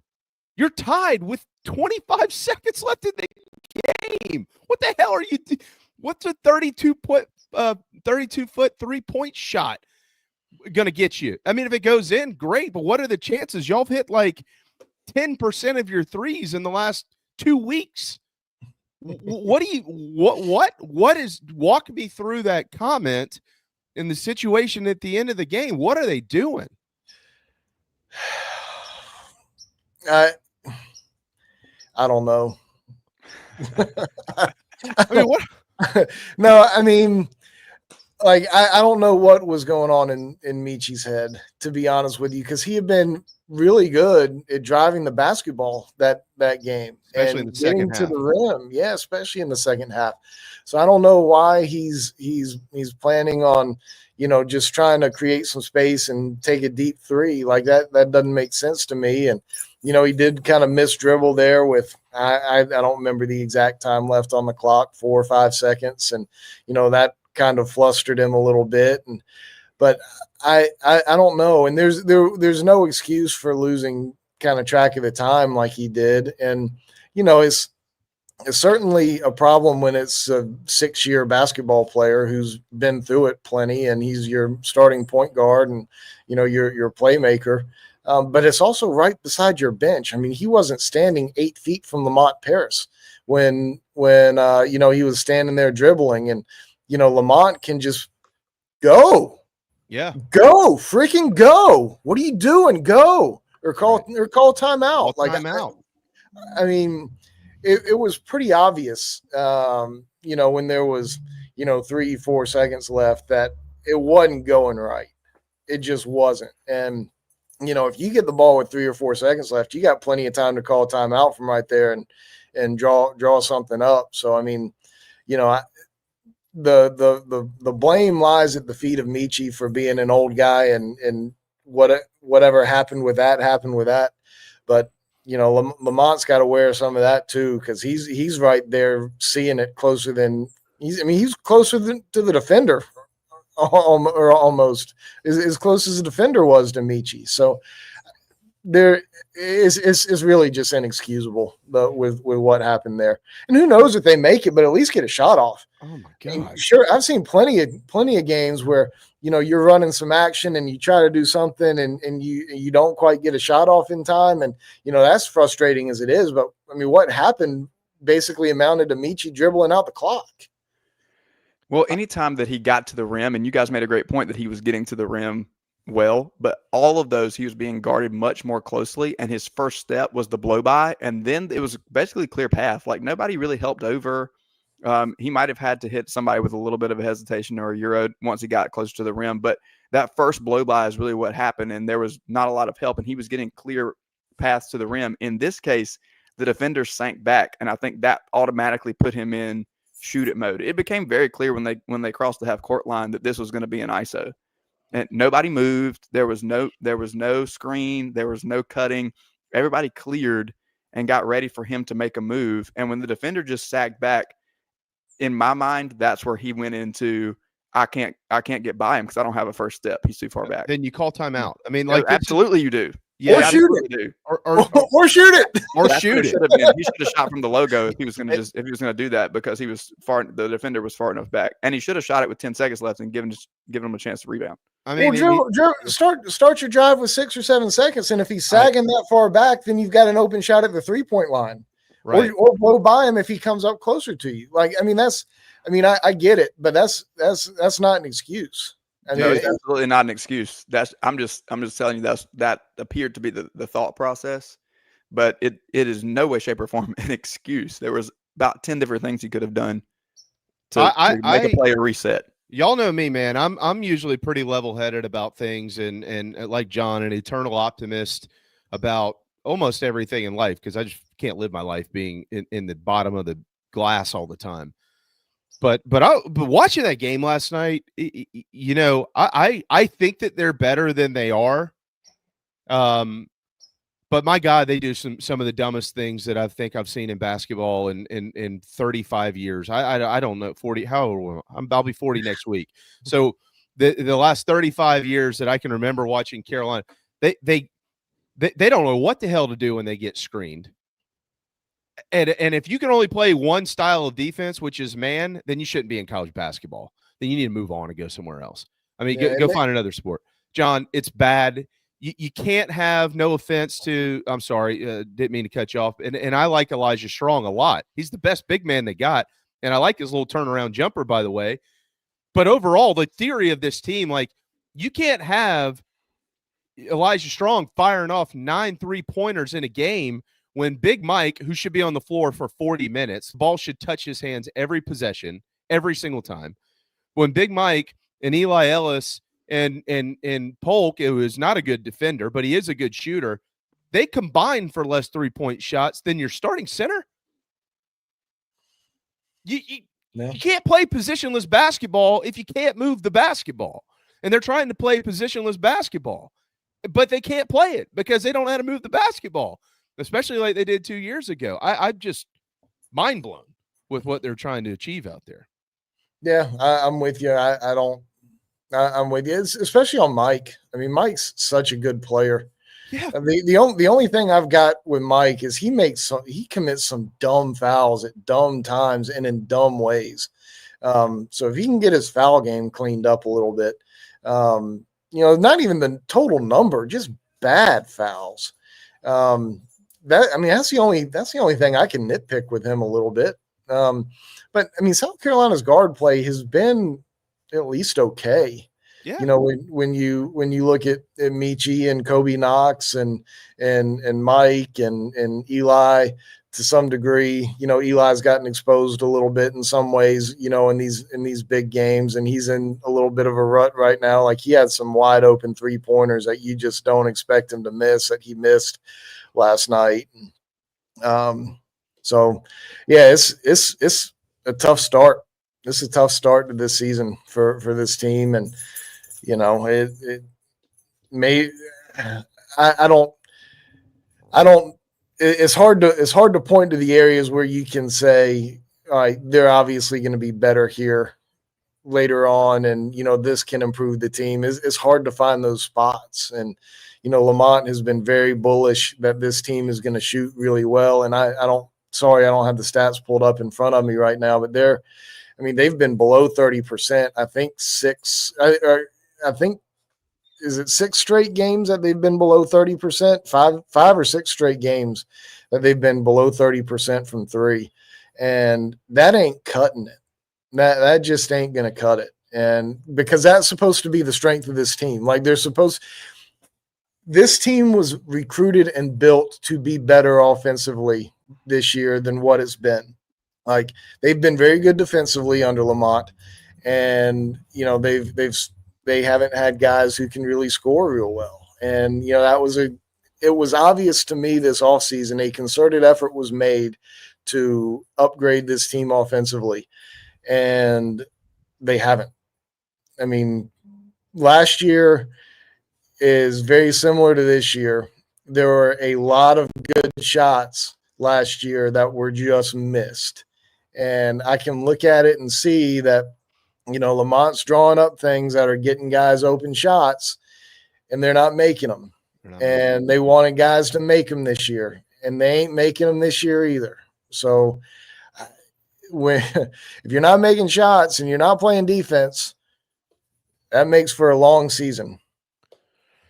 Wide open shots too. And there was, you know what, there was a couple, I don't know if the plays were drawn up or not last night, but, you know, when they're within 2 points, John, they're within 3 points.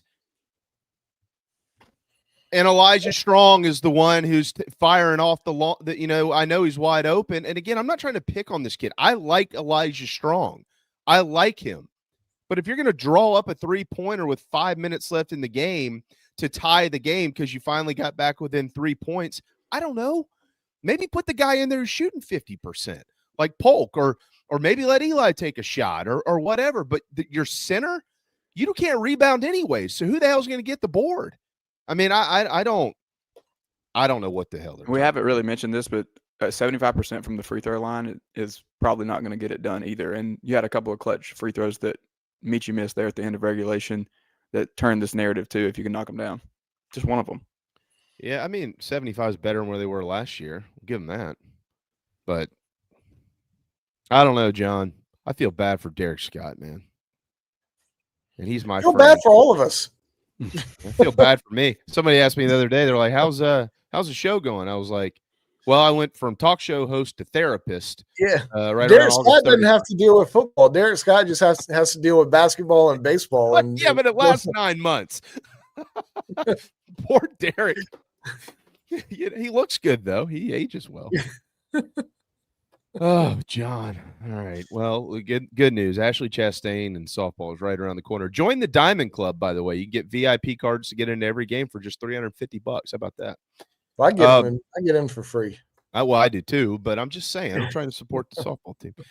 There you go. John, anything else you want to add this holiday season? I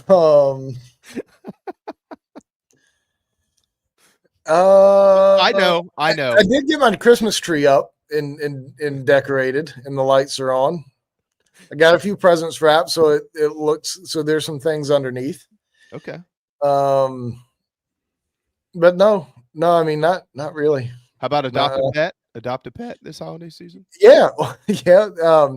We can do that. You know, I certainly enjoyed my time fostering Bentley. I'll probably do that again next summer with some pup from the pound. But dogs at Columbia Animal Service, you know, out there on Shop Road, they're $25 adoptions this month. They're full. They got a lot of puppies over there. Okay. Dogs and cats. So it's good to know. We'll keep promoting that because those you need dogs can bring so much happiness to your life, right?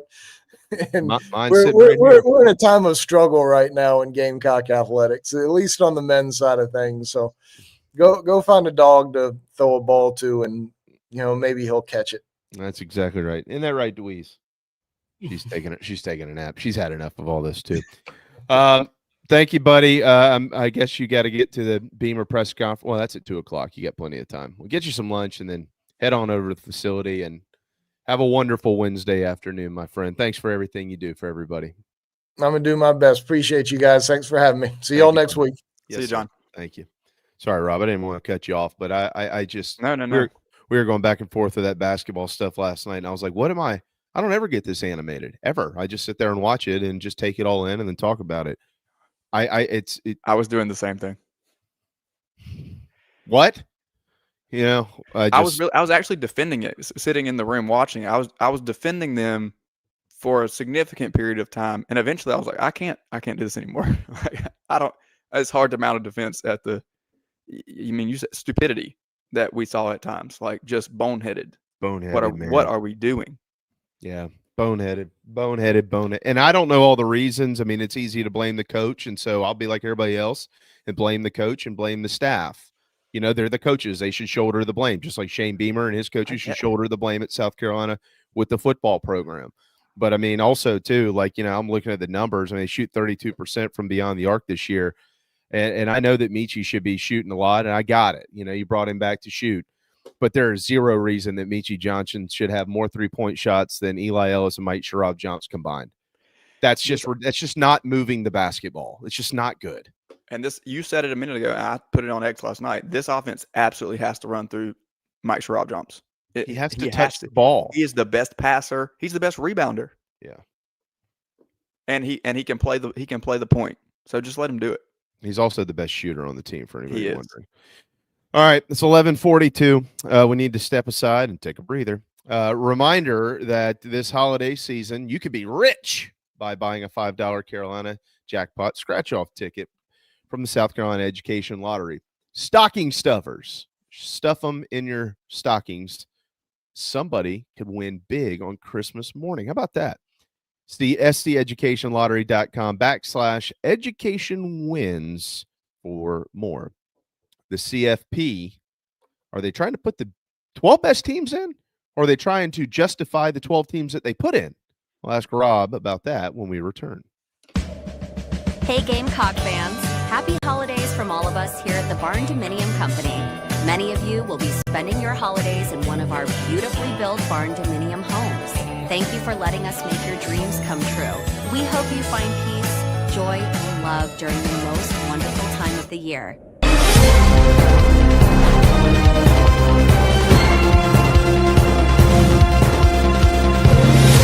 This is a breaking news event. We now have boiled peanuts without the shells. Sorry, Alex. Did you say boiled peanuts without the shells? Yes, boiled peanuts. No shells. Go to GameDayNuts.net and order them for game day.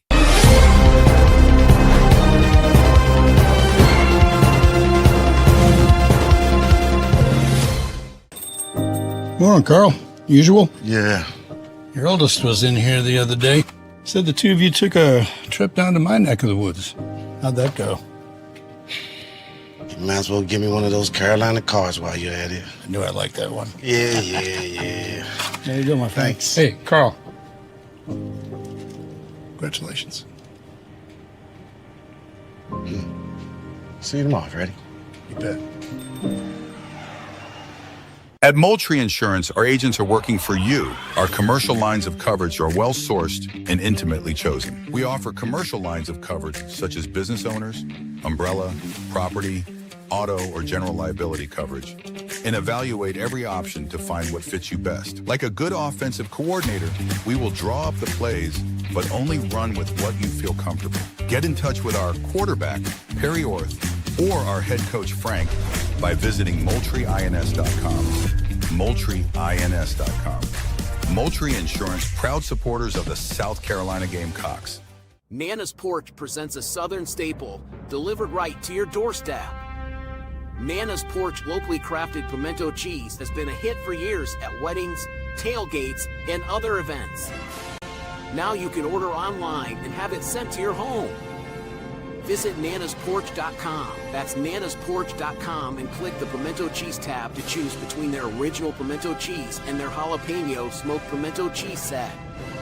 nanasporch.com, man, that's good.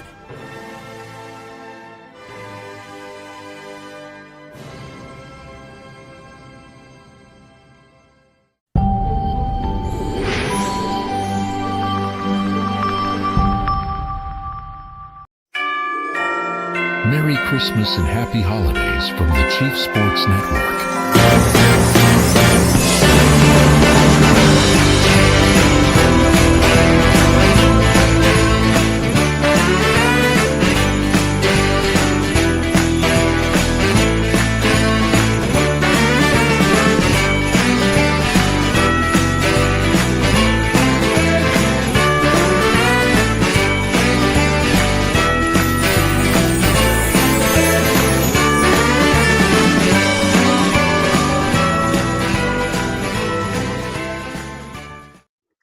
All right, it's 11:45. Welcome back inside the Gamecocks, the morning show. I'm so fired up, by the way. I get to see my kids in a Christmas concert a little bit later on this afternoon. So they've been working hard on this thing. So gonna be a proud dad today. For what it's worth, last night, halfway through basically the ACC SEC Challenge, SEC is down 6-3 in those 9 games that were played last night, but the league won it last year 14-2. So they got some ground to make up, and they lost the high-profile games yesterday, and we'll see if they can overcome that this evening. All right, so if the playoffs were beginning today, Rob, here's what it would look like. The top seed would be the Buckeyes. Indiana would be 2, A&M 3, Alabama 4. They'd all get byes. That's if it was going on today, which it's not. And then your first round matchups would be in the 8-9 matchup, Texas Tech hosting Oregon, the winner advancing to take on Ohio State. The 5-12 matchup would be Georgia as the 5 seed and Memphis as the 12 seed advancing to play Alabama. The 6-11 would be Ole Miss and Virginia. This is kind of a mock, if you will, right? Advancing to play number 3 A&M, and then Notre Dame and BYU in the 7-10 matchup, advancing to play Indiana. But that's not obviously the right. Those aren't the rankings. The rankings are Ohio State, Indiana, Georgia, Texas Tech, Oregon at 5, Ole Miss at 6, A&M at 7, Oklahoma at 8, Alabama at 9. Notre Dame at 10, BYU at 11, and Miami at 12. 13, 14, Texas and Vanderbilt, notably. So what was your biggest gripe with the college football rankings last night? My number one gripe is the Miami Notre Dame situation. I can't figure it out. I can't figure it out as it stands. That both teams are 10-2. They have similar metrics in terms of strength of record, strength of schedule. They're within a couple of spots of each other. At what point does head-to-head come into play? Hunter Yurachek said, and I quote, head-to-head is easier to evaluate or become a determining factor when the teams are ranked back-to-back. So you put one spot in between them, and we don't have to look at the head-to-head. I cannot for the life of me figure out why the game on the field does not matter in that situation. I cannot grasp it in any way, shape, or form. But, and Harrison makes a great point in the chat box, you put Texas ahead of Vanderbilt. Why? Yeah, because they beat them? Because of the head-to-head, even though there's a difference in the loss column. I'm not at all in favor of just evaluating this based on the number of losses. We have to look at quality wins and losses and so on and so forth. But Miami and Notre Dame are both 10-2. There's no difference. Mm-hmm. They have very similar resumes. They have very similar schedules. And if you look at Vanderbilt to that point, their measurements in terms of all of the numbers that we're supposed to be looking at according to the College Football Playoff Committee's criteria are right there with them as well. So I don't understand how they're all the way back at 14. The difference between Vanderbilt and Oklahoma is 6 spots, and the only data point that's really different is their result against Alabama. Oklahoma, of course, beat Alabama, and Vanderbilt lost on a couple of turnovers from Diego Pavia. That's it. And that's enough for 6 spots. My biggest gripe in general is that we're giving too much power to these people. We give them way too much power. I don't know necessarily exactly what the solution is. I do think that we need a computer metric that is heavily weighted, that evaluates strength of wins and losses, much like the net system in basketball. We've got to go to something like that. But I said it last night. This makes me, the way that they're lining this up makes me want to just throw the whole committee away and let the BCS computers put them in order. Like it's that insane to me. It's that ludicrous the way that we evaluate these teams. It's a moving target. They can do whatever they want. They can seed them and place them and put them in an order in ways that are contradictory in the same week. Last year we had issues with 1 week versus the following week. We use contradictory quote unquote data points or criteria. This week we have things happening in the exact same poll where you have Miami below Notre Dame in spite of the head-to-head, but Texas ahead of Vanderbilt, I guess because of the head-to-head, and then the win against Texas A&M. I can't make any sense of how or why or when. It is notable that they moved Alabama up to 9, essentially insulating them from dropping out of the poll. I do think if they were to lose to Georgia on Saturday, they're still a lock, and if they're not, Greg Sankey will go nuclear, and we will not see this format ever again.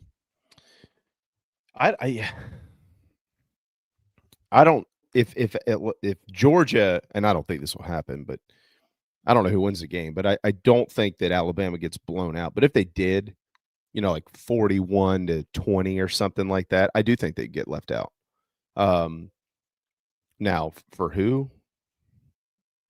I don't know. What did you make of the comment that when asked, okay, somebody who's not in the top 12, could they still make the playoff? And they said, and Yurchek said yes.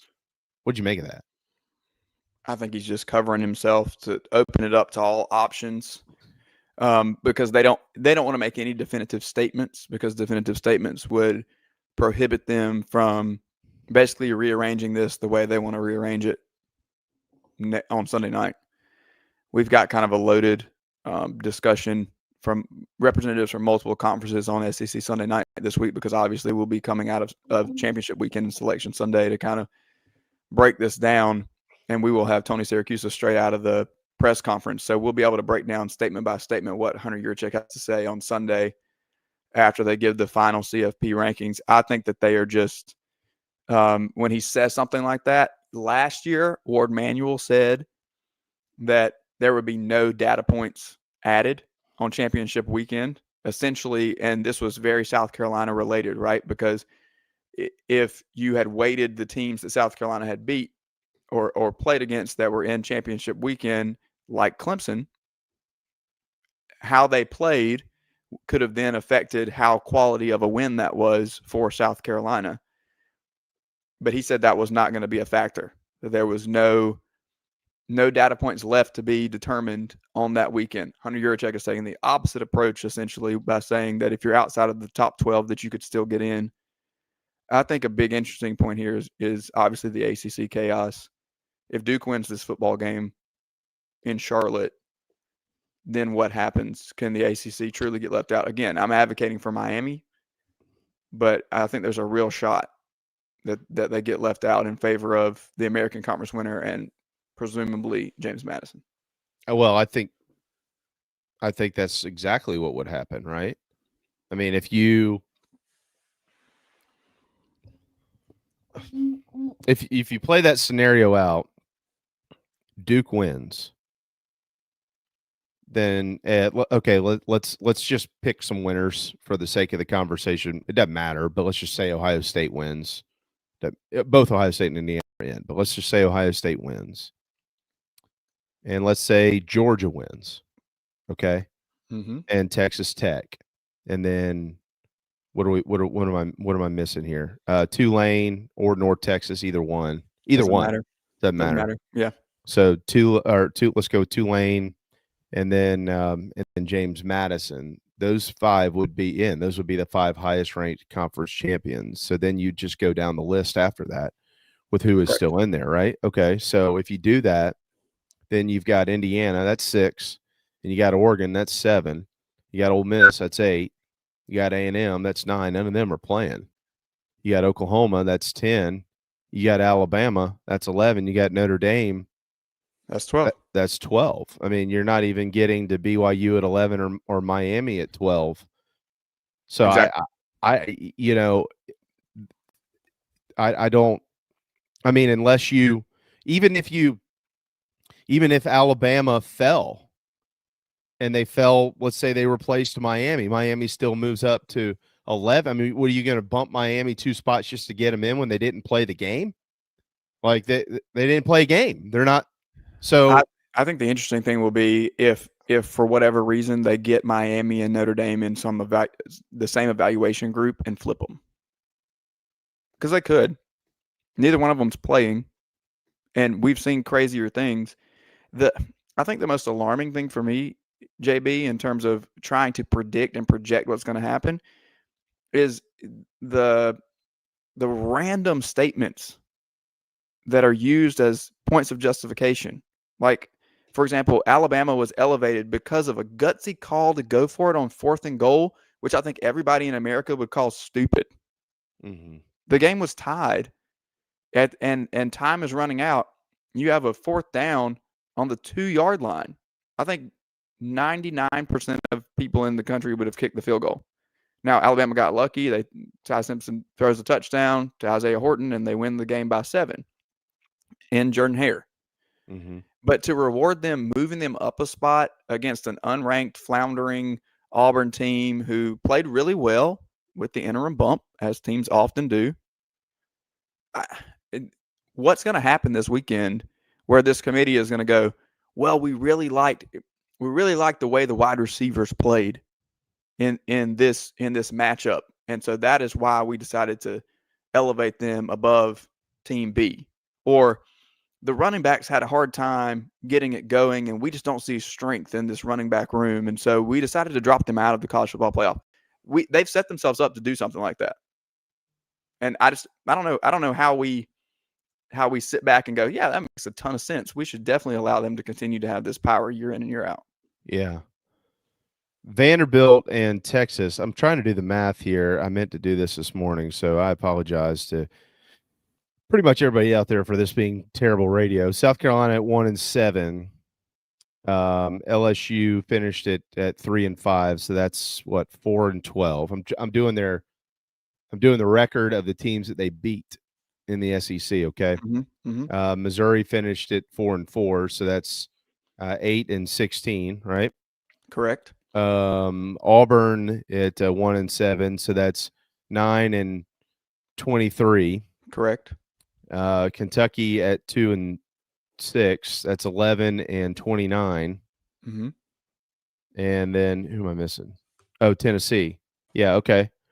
So 15-33 is the overall record of the teams that Vanderbilt beat in the SEC. Texas defeated Oklahoma, who is 6-2. They defeated Kentucky, who is 2-6. So that's 8-8.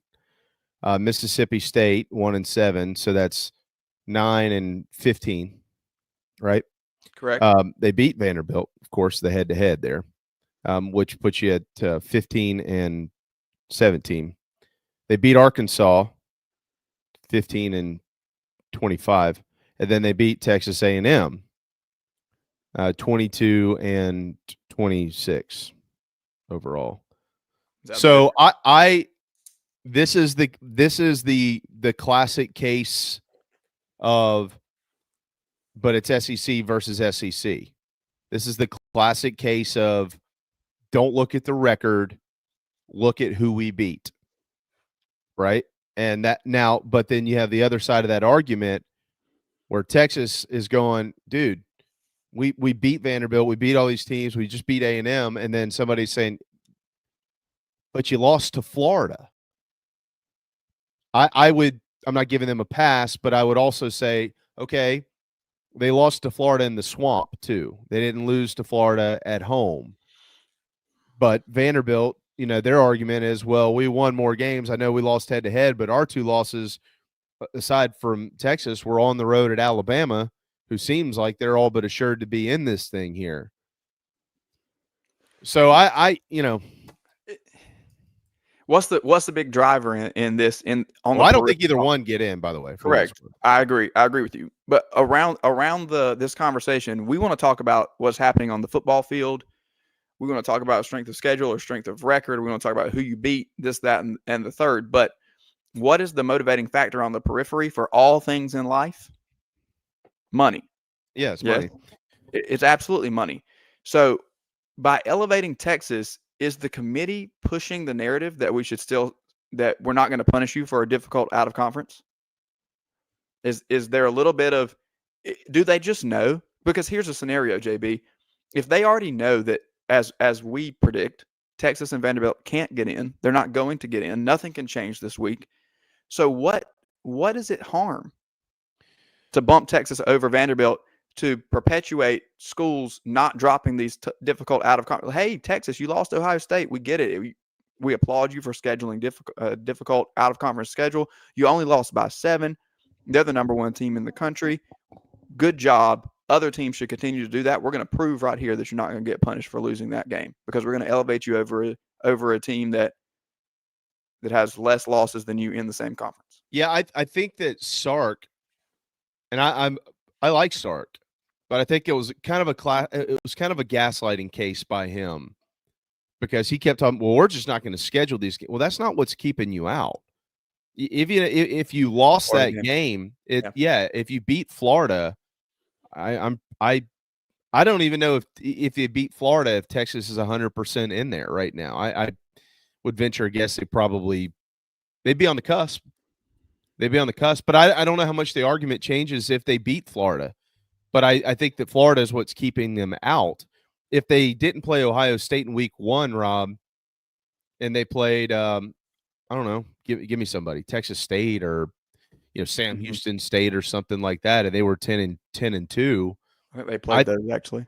I think that okay. Well, whatever. It doesn't matter. Yes. But I think they'd either still be where they are.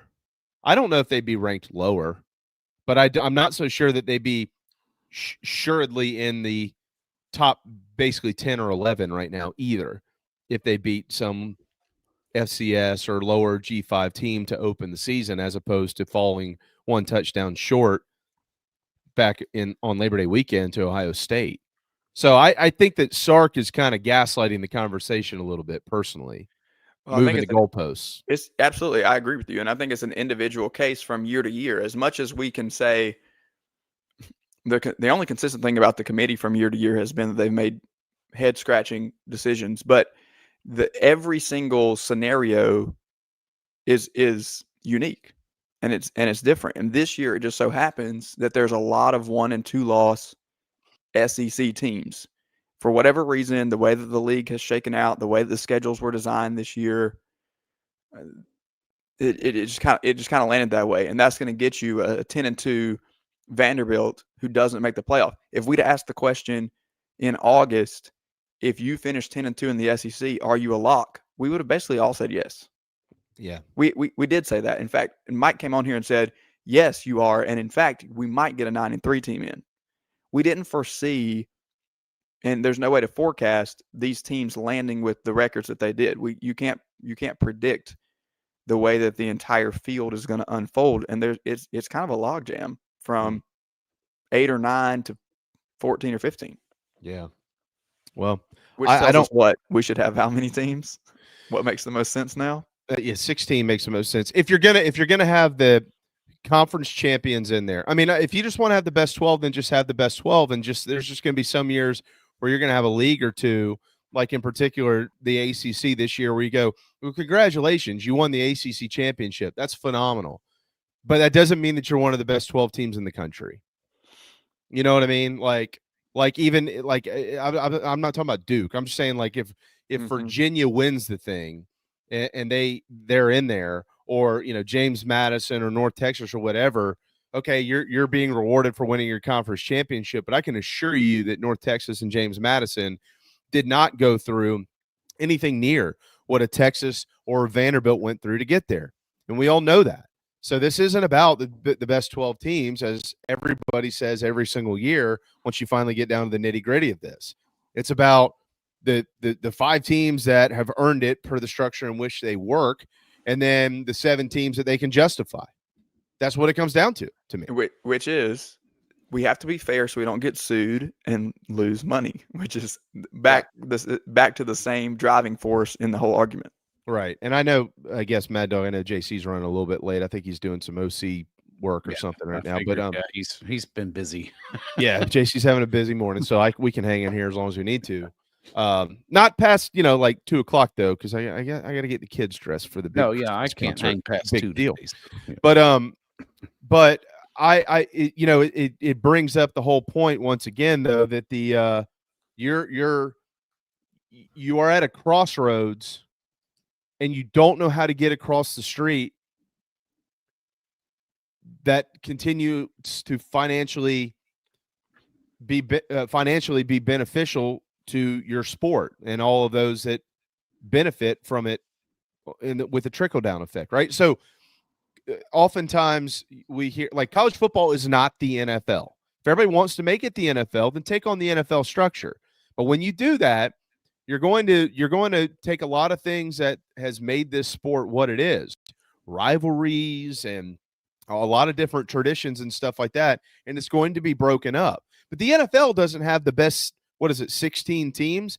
They don't get the best 16 teams in every single year. There's been plenty of years where there's divisions where the 3rd and 4th team are better than the leader of the NFC South, but they won the division, so they got in, and that's the structure in which they work. So if that's where you want to be, then we're good. Then we're good. Matter of fact, I would take it even a step further. If all these leagues are in college football, then just put all the conference champions in there. It's going to make for a pretty crappy playoff. But if that's where you want to be, then go ahead and do it.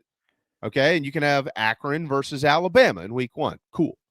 But college football, Rob, they say that they want to get the 12 best teams in. And then it's, but we got to keep up that conference tradition, and I don't blame them for that. I'm a traditionalist, so I got it. I'm with Mike Morgan on it. I agree. Yeah, I think that conference champions should be rewarded. That's what makes this sport valuable. Like, we love our conferences, right? How many NFL fans do you know? Screw you, man. You don't get to play in the AFC North like we do. Nobody says crap like that in the NFL. Oh, luckily you didn't have to go through the AFC South, man. We have the best division in football. It's not like a beat the chest thing, but it is in the SEC, and it is in the Big Ten, right? So what are you going to do? What are you going to do about all this? Well, I also let 2 group of 5 teams in because the ACC sucks. I mean, and we're going to have the same argument. Is anybody really going to sit here and say that North Texas, JMU, or Tulane is going to have a chance against teams like Oregon, Ole Miss? Tulane's already lost to Ole Miss. Yeah. And a group of 5 playoff would make them more money. It would make the group of 5 more money. It would make the networks more money. And it was completely short-sighted to not have that on the table and push for it. Right. And it's this is my thoughts on the playoff committee are absolutely well documented, and even further so, because I think that this is one, like, it doesn't matter how many SEC teams got in and who didn't and who wouldn't. Like, this is the football playoff expansion is Greg Sankey's biggest blunder, and it should be enough to begin to make his seat hot down there in Birmingham, because he left open too much power for the Big Ten and Notre Dame to wield influence over this. and then not having anybody other than administrators and former coaches be on this committee, which is absolutely ridiculous that any administrator sitting or otherwise is sitting on this committee, is completely foolish. And you could blow it up and have a better product without the Rust Belt, period. You just could. It's the way it is. When you look below this, because there is no rhyme or reason, even when you get below 12, right? I mean, that's really where it just gets to plug and play. Oh, we'll put this team here. We'll put this team here. Iowa's the best 8-4 team in the country in the eyes of the committee. That in and of itself should tell you a lot. I love you. I don't agree with you on the Sankey comment, though, and here's why. Because that was just the starting point for all this. Sankey knows that this thing's going to 16, but you had to start somewhere to get it there. And he wants to get to 16 because the SEC would deservedly have half the field every single year. You know what I mean? But again, with 12 this year, teams, it is what it is. I mean, you're going to have some big teams get in there. Yeah, Notre Dame every once in a while is going to be deserving of a shot, but I don't care where they come from. Yeah, I want to see the best 12 teams fight it out. I want to see the best 16 teams fight it out. But here's and the argument that we said the bullshit out of it, we're not going to get that. The argument that we've made multiple times, and JB just made it about the NFL. If you're the last place team to get into the NFL playoffs, what are your odds of winning the Super Bowl? Yeah, not good unless you're like the Giants one year. And I don't want to talk about that. As a Patriots fan, we're not going to talk about those Giants teams. But the same thing can be said of the 11th or 12th team or whatever to get into the college football playoff, right?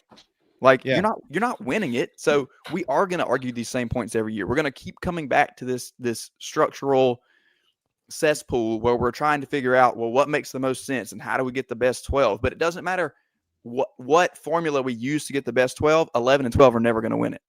It's not true. Yeah, I mean, it's not true. You could. It depends on how you're ranking them, and it depends on who's ranking them. You could conceivably get if the committee continues with the caveman math, you could conceivably get a 10-2 team out of the SEC that's lost to a 12-0 and 11-1 team that gets red hot at the end of the year, like Auburn in 2017 had their running back not gotten hurt. They're playing better than anybody. They beat Alabama by 2 touchdowns. They beat Georgia, who played for the national. Both those teams played for the national title by 23. They would probably have been around 12th. Just got in with 2 losses, and they could have won it because they were hot. But the group of 5s have no shot. But a Power 4 in certain circumstances. Like what if Notre Dame had lost those 2 games at the beginning of the year because their quarterback was out? Or what if Ole Miss had lost because Austin Simmons was not that good and Chambliss takes over? And I'm not even necessarily for the 12, just all the top 12. I kind of like auto bids, maybe because of the basketball part of it or something. But the problem is the way people rank things, and there needs to be some more computer metrics and things like that because the schedules are all messed up. That's why we have Virginia and Duke. Yep, is the imbalanced schedule. They didn't. Well, I said that a minute ago. I think that was your point of giving the BCS to rank it for us because we cannot keep giving it to people. This is ridiculous year after year. And I think, Rob, I think that's the point that you were trying to make there. JC, y'all are both right, but you're making your point different. Oh, yeah. JC's right. I think Rob was basically saying, like, okay, well, if we get the last 2 group of 5s in, well, guess where they're going to be seated because they're the lowest ranked but highest ranked, right? So then they're going to be 11, 12. Well, they don't have a chance to win this thing. So now if we put Texas and Vanderbilt in there.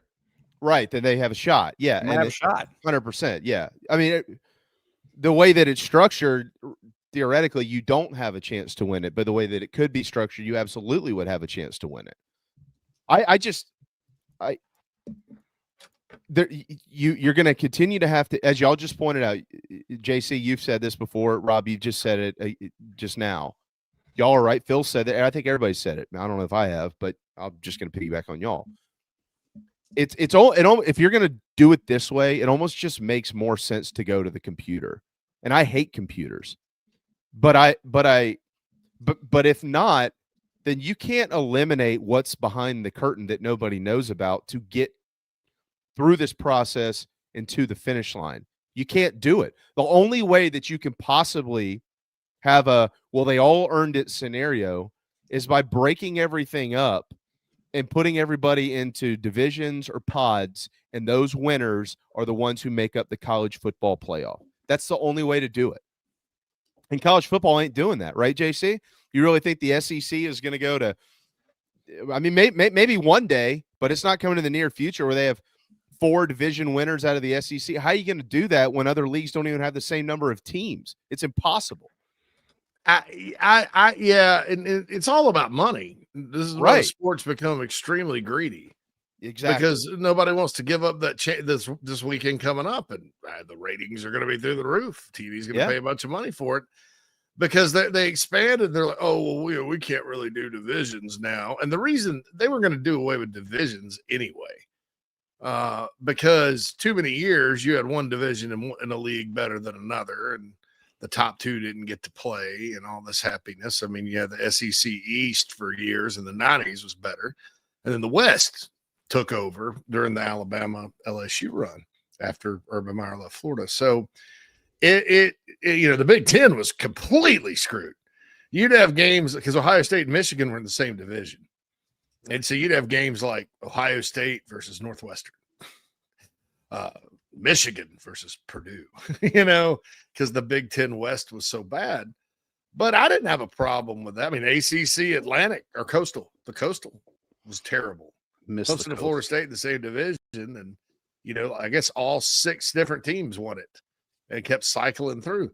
But you know what you get when you go 1 and 2 and have imbalanced schedules? And I hope these idiots find this out, but they won't because this ACC is the only one where it didn't really work this year, is you get Virginia versus Duke.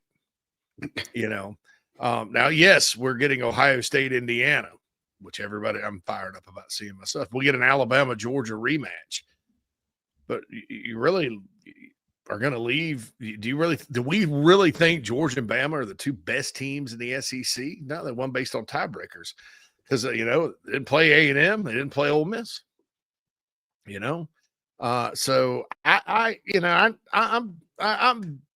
playoff thing is, it's a mess, but somebody somewhere has to give up let's just say, okay, enough's enough, and do what's best for the sport competitively rather than just trying to consistently make more money. I mean, and they're using the players getting paid as an excuse, but honestly, man, they've had years to budget for that. There's different ways of generating that revenue outside of, screwing up the competitive balance of your conference every single year by chasing a few extra TV dollars. I just, you can also have play-in games and stuff. I like the play-in game concept if you want to do something on the conference level. But and again, would satisfy the desire for dollars in that. Yeah, television. That's a better.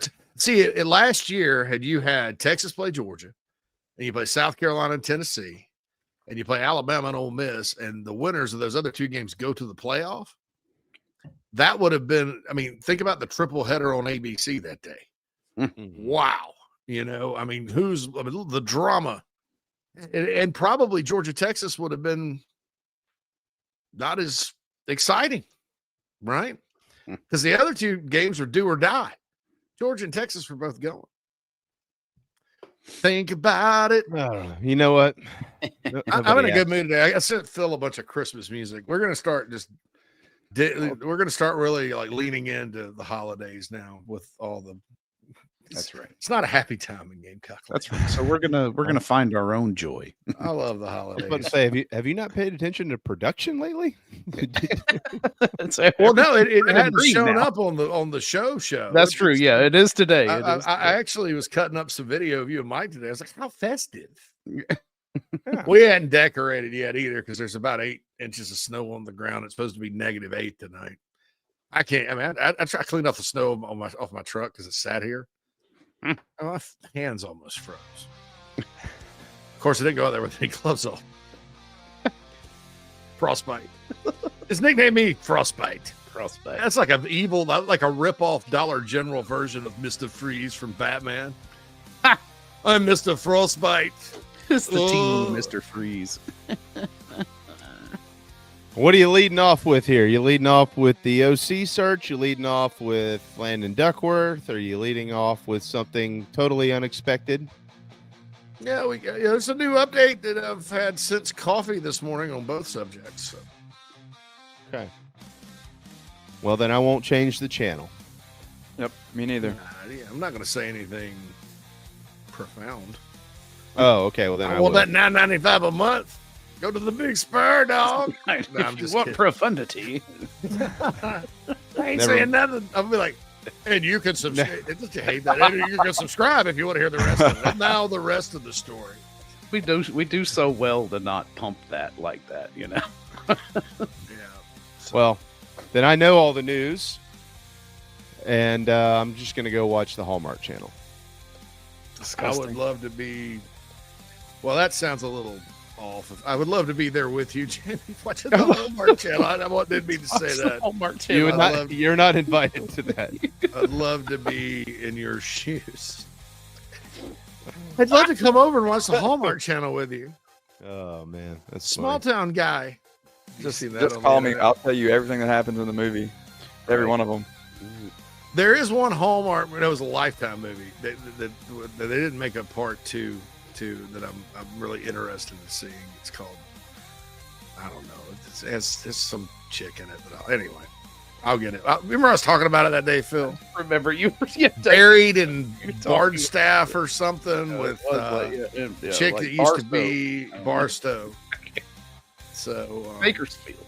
Bakersfield. Yeah, Barstow's Barstow. Buried in Barstow with oh gosh, what's her name? Anyway, so it ended like with all like in the last 5 minutes of the movie, it was like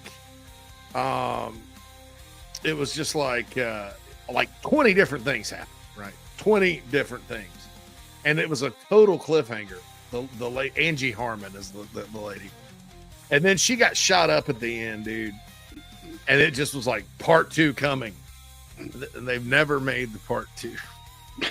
And then I found out it was a Lifetime movie. I didn't even know. I saw a clip on it on YouTube. I was like, I should watch this. Sounds interesting. And you've been on pins and needles ever since. Well, there's not going to make one, which pisses me off. I expect more from Lifetime. Forever cliffhanger. And if I'm upset, what about the people that live and die with these Lifetime movies? Yeah. They're gonna send a strongly worded email. Strongly worded. I decided to be in a better mood today. I was foul yesterday, man. I was just not. I had to get a lot off my chest about that game Saturday, but I've gotten it off. So Yeah. chip Well, now you got basketball. You can get that off. How about that? I already said my piece. I had 3 words for the basketball team: not good enough. Not good enough. Yeah, I already said my piece on all that stuff. I got ripped for saying that Elijah Strong wasn't my favorite player, but I've been saying that all year. I know he scored 18. I know he gave him a chance. 1 for 9 from dude. Just at some point, quit shooting. Well, here, And in a critical situation late, and then the end of the. Come on. I'm just saying, I don't want to see a game the rest of the year where you combine the 3-point shots of Big Mike, Eli Ellis, and Grant Polk, and they're less than your starting center. I don't want to see it. And if I do see it, there's not a damn thing I can do about it. So I'll just have to talk about it. But I don't want to see it. No, sir, didn't like it. Well, the breaking news, of course, is that it does help you actually shoot the basketball before the buzzer goes off. Yeah, One would imagine that gives you a chance to get off a shot. I felt horrible there, but I don't know. Was a step back 3 from 33 feet? That's what I said. Was that the best shot? What? I mean, when I saw his quote after the game, I was like, they got back in it from driving the ball to the basket. That's how you were planning to fire one from long range. Why? You're tied at 70 with 30 seconds to go. You don't need to shoot it from 30 feet. This isn't horse, Eddie. Well, I would just love some action other than an ISO, to be honest. I mean, it's like bases loaded, nobody out. We're tied 4-4, 9th inning. I'm gonna try to hit one out of the yard here. Why? He's on third. Just You got no outs. The thing that kills basketball teams is moving without the ball. I don't know why this isn't. They didn't. They spaced out. And they don't. We're going to play ISO and let you work right here, Michi. But at the beginning of the year, they did. I know. I've been saying that. We talked about this today. You can't play positionless basketball if you don't move the basketball. Period. and sometimes it's not even people blame coaching. Let's just play. Basketball players just do. I don't know, man. I don't know what's going on. Is much smarter than that. We've seen him scheme it up much better. I have a hard time thinking that that's what he drew. There's no scheme. He doesn't really draw a lot up. He's like the motion offense that Bobby Knight used to run. It's exactly, but there was no motion. It's based on concepts. That's how he told him to do. Exactly. It's based on concepts like if this, then you go here and you go there, and I don't know what's been going on. I mean, they've had good ball movement at times. It's gonna be a long year if they don't get it fixed. So yeah. Hey, we're on the 15-yard line. We got 30 seconds left. Just kick the field goal, man. Unless you're Kalen DeBoer. Nope. We're gonna run a trick play here. No, just kick the field goal. You can win it. Nope, we're gonna run a trick play here. That's what it felt like. Hey, Hunter Yurachek said if you are gutsy enough to go for it, it will move you up a spot in the college football playoff. Well, that's a good point. He's a moron. That guy is an idiot. I mean, I thought Wardy was bad last year. I think he is. Oh my! I think it was just a few years ago that there was like 20% of the fan base that actually pays attention who was like beating down the doors for Carolina to hire him as the AD. Good thing we didn't listen to that group. Oh yeah, it's because he. Oh, I don't. Well, I mean, there's a lot of issues at Arkansas right now with sports, with no sports except football. They've kind of gone all in on everything else. They're really good at everything else, but football, it's like, sad. All right, I need to go get an avocado. Yeah. Let's do that. Kicked Jamie out. Jamie's a closet Hogs fan. Nah. He was high on this year, wasn't he? Hypes him every year. That was every year, dude. I'll tell you what, look out for Arkansas. They're very comparable to South Carolina. Good fans. I love them. Always, traditional baseball power. They don't have the history Carolina has, but traditional baseball power. And they like to be good at everything too. I mean, Carolina has standards. People get upset about baseball and basketball not being good around here. Some places they don't give a flip. But, exactly. Yeah. So. All right, guys. Y'all have a wonderful day. We'll see you tomorrow. You too, fellas. See you, Rob. See you, Rob. Thank you. Hey, guys.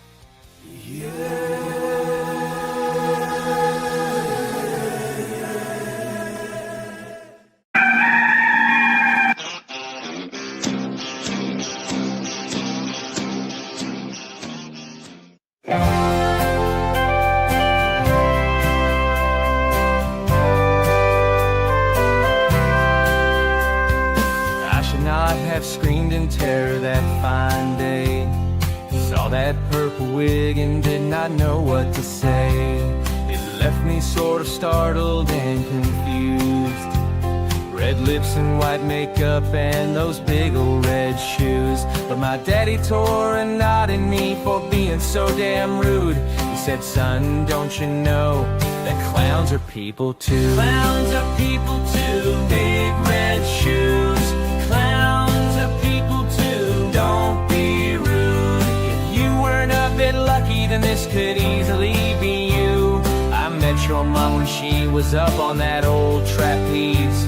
What can I say but hey, I had a thing for circus freaks.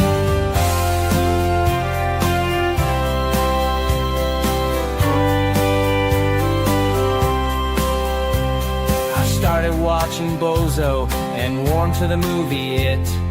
Killer Clowns from Outer Space to me was a big hit. Some people like McDonald's because of Mayor McSheese, but Ronald is my homeboy now and Krusty and Pinky. Clowns are people too, big red shoes. Clowns are people too, don't be rude. If you weren't a bit lucky, then this could easily be you. I met your mom when she was up on that old trapeze. What can I say but hey, I had a thing for circus freaks.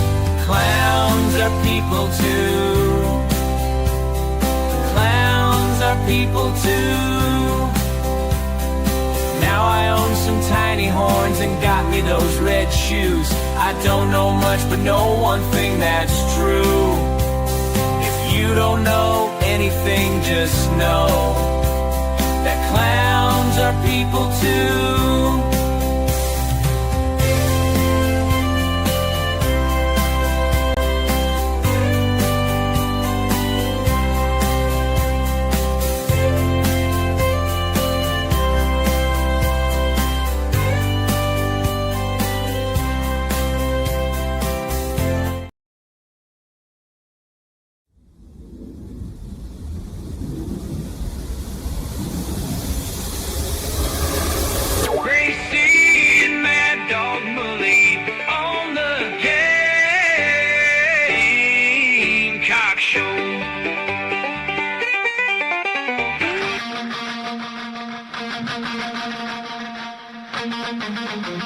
Inside the Gamecocks, the show.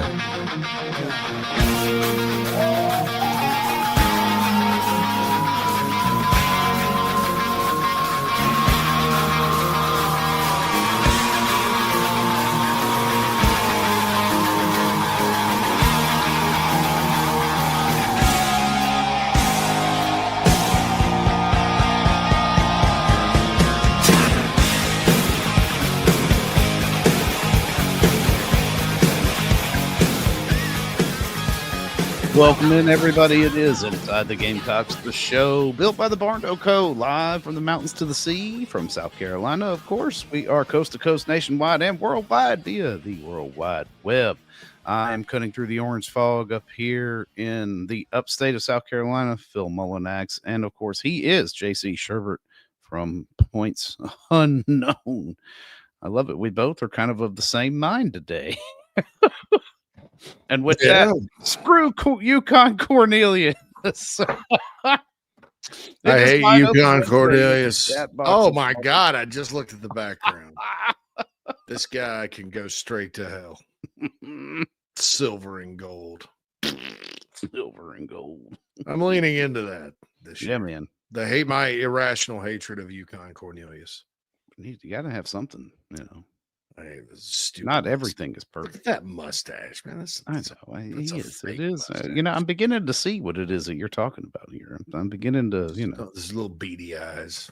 Wee beady. His wee beady eyes. Wee beady eyes. All right. It is National Signing Day. And I guess you couldn't escape unfortunate news that looks like Steve Wiltfong's saying, and this rumor started yesterday.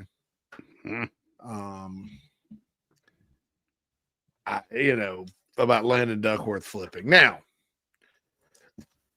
people in Carolina's end, I think maybe, I don't want to say we're blindsided by it because you have to know these things, but it wasn't necessarily something they expected heading into today. And so it, and there's an article in the state newspaper this morning from Jordan that talked about, with quotes, talked about him, doing, talked about him coming to Carolina, despite no offensive coordinator and all that. But whenever you get a new coach like Lane Kiffin, and it's at LSU, and he's got nothing to do but recruit right now.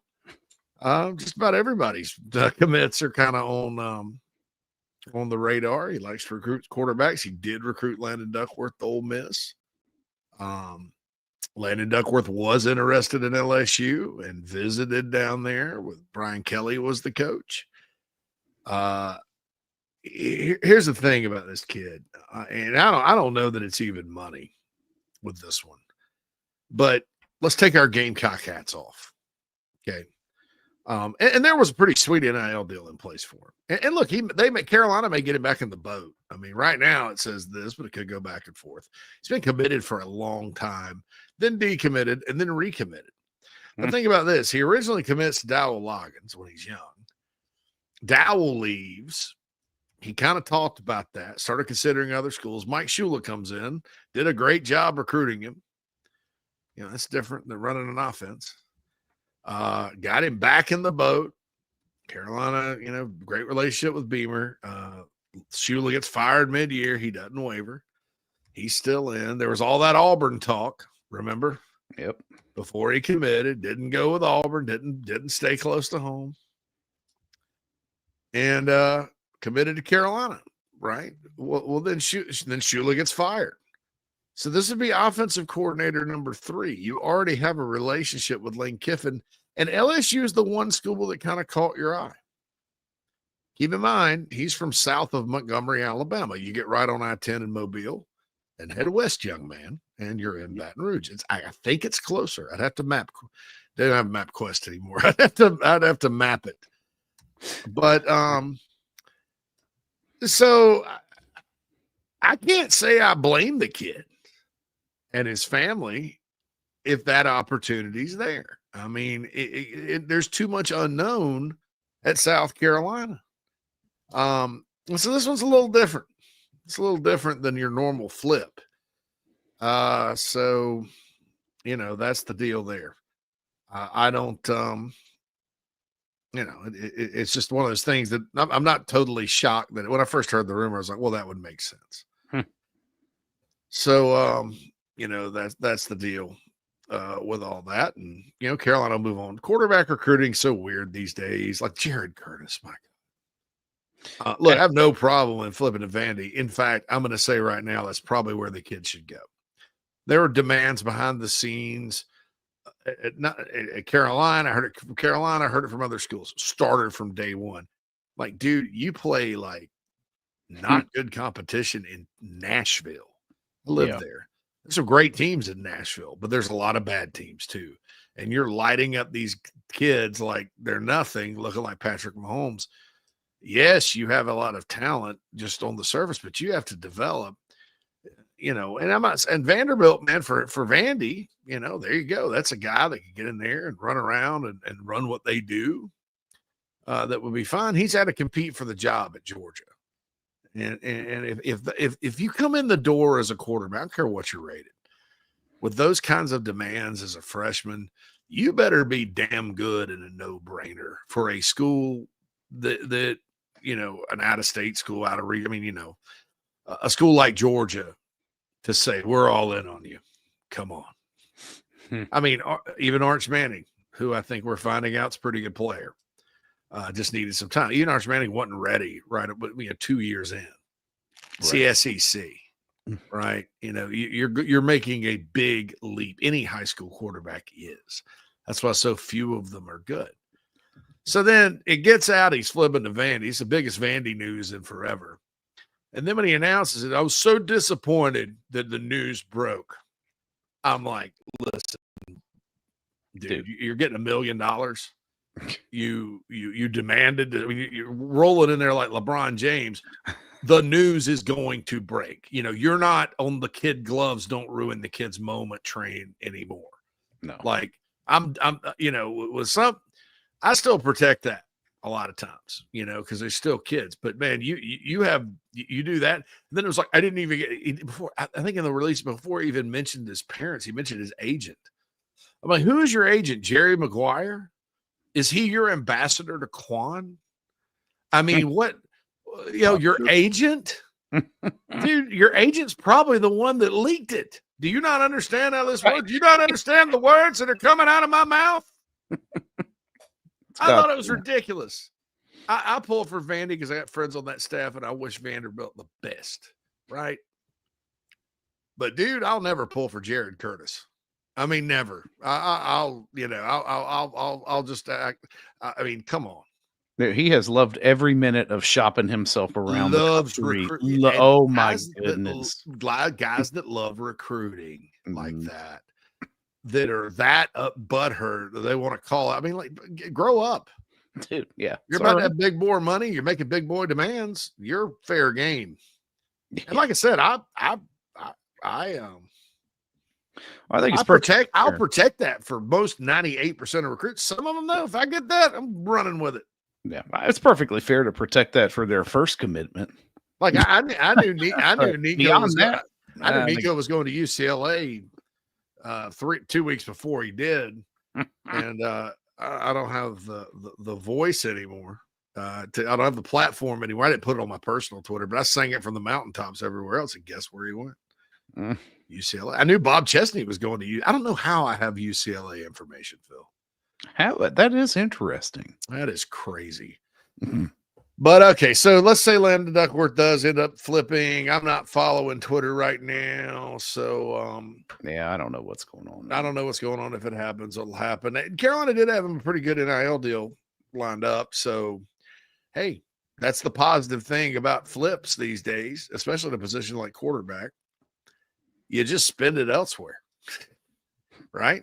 Maybe you don't get that guy that would have probably most likely sat on the bench next season. And maybe you end up, I guess, getting somebody that can help you year one. Yeah. Right. Mm-hmm. Yeah. Right, Phil? Yeah. You got to bring in whoever can help now, I guess, in certain positions and stuff. And a quarterback's one I kind of like to hold on and see some development. But I mean, if that's what your aim is right now, there's a big question mark on quarterback development surrounding South Carolina right now that none of us can deny. And it kind of, I don't think that's affecting a lot of people's decisions today, the OC hire, but it will impact a lot of people's lives moving forward. So, I guarantee you that was, no, I think what they probably did, it's an easy. So whenever you have stats and stuff to back things up in sports, it's a stronger argument. I don't think stats always tell the story, but as we know, but what you do is you look at it and you go, okay, Spencer Rattler was a Heisman candidate, comes to South Carolina, has a big ending to his junior year, comes back to South Carolina and you see what happened. Fifth rounder, and now he's been benched in the NFL. Now, is that fair? No, not especially. Yeah, but I mean, it's not fair at all because with the numbers. But yeah, right, it's not. But it also may be fair if you say they don't put talent around their guys. So maybe that's because there were injuries that caused a lot of the 2023 thing and all that. And then you go, well, look at Little North Sellers preseason Heisman, all SEC, look at the season again. And the kids, Landon Duckworth's probably not sitting there processing it going, I mean, because what you do is you hang it around the neck of Beamer. You say, well, this is what Shane Beamer does.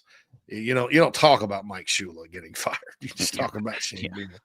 And well, look at what Lane Kiffin's, look at what Jackson Dart's doing.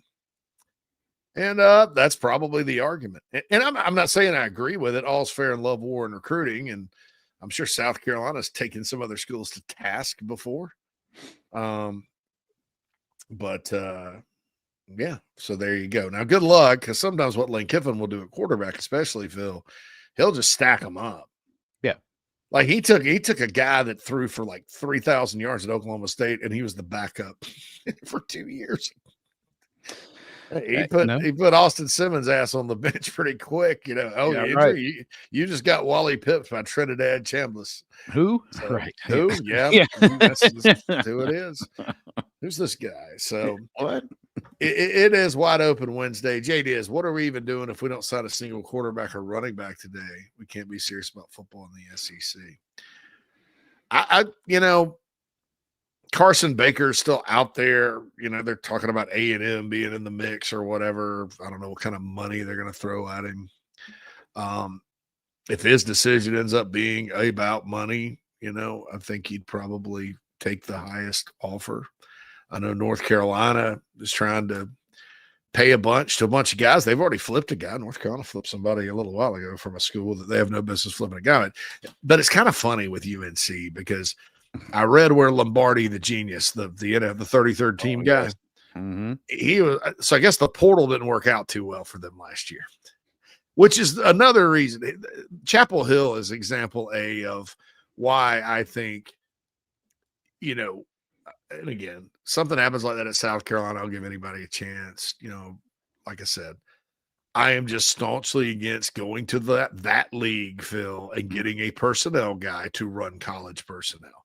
I think there are plenty, and the problem you run into it is college personnel level, you have a lot of clowns. NFL, those guys know their stuff for that level of football.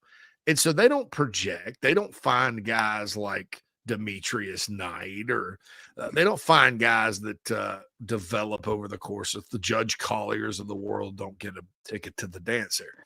Yeah. But what they've decided to do, since the portal was so awful to them last year, they decided we're going all in on high school. I'm like, with a 73-year-old coach, it's going to be tough. I mean, because that's still part of the conversation on that. Do you understand that that's not, this is not the, I mean, what do you think? We got a team full of rookies, so by year 2, no. I mean, you're not going to get that many good.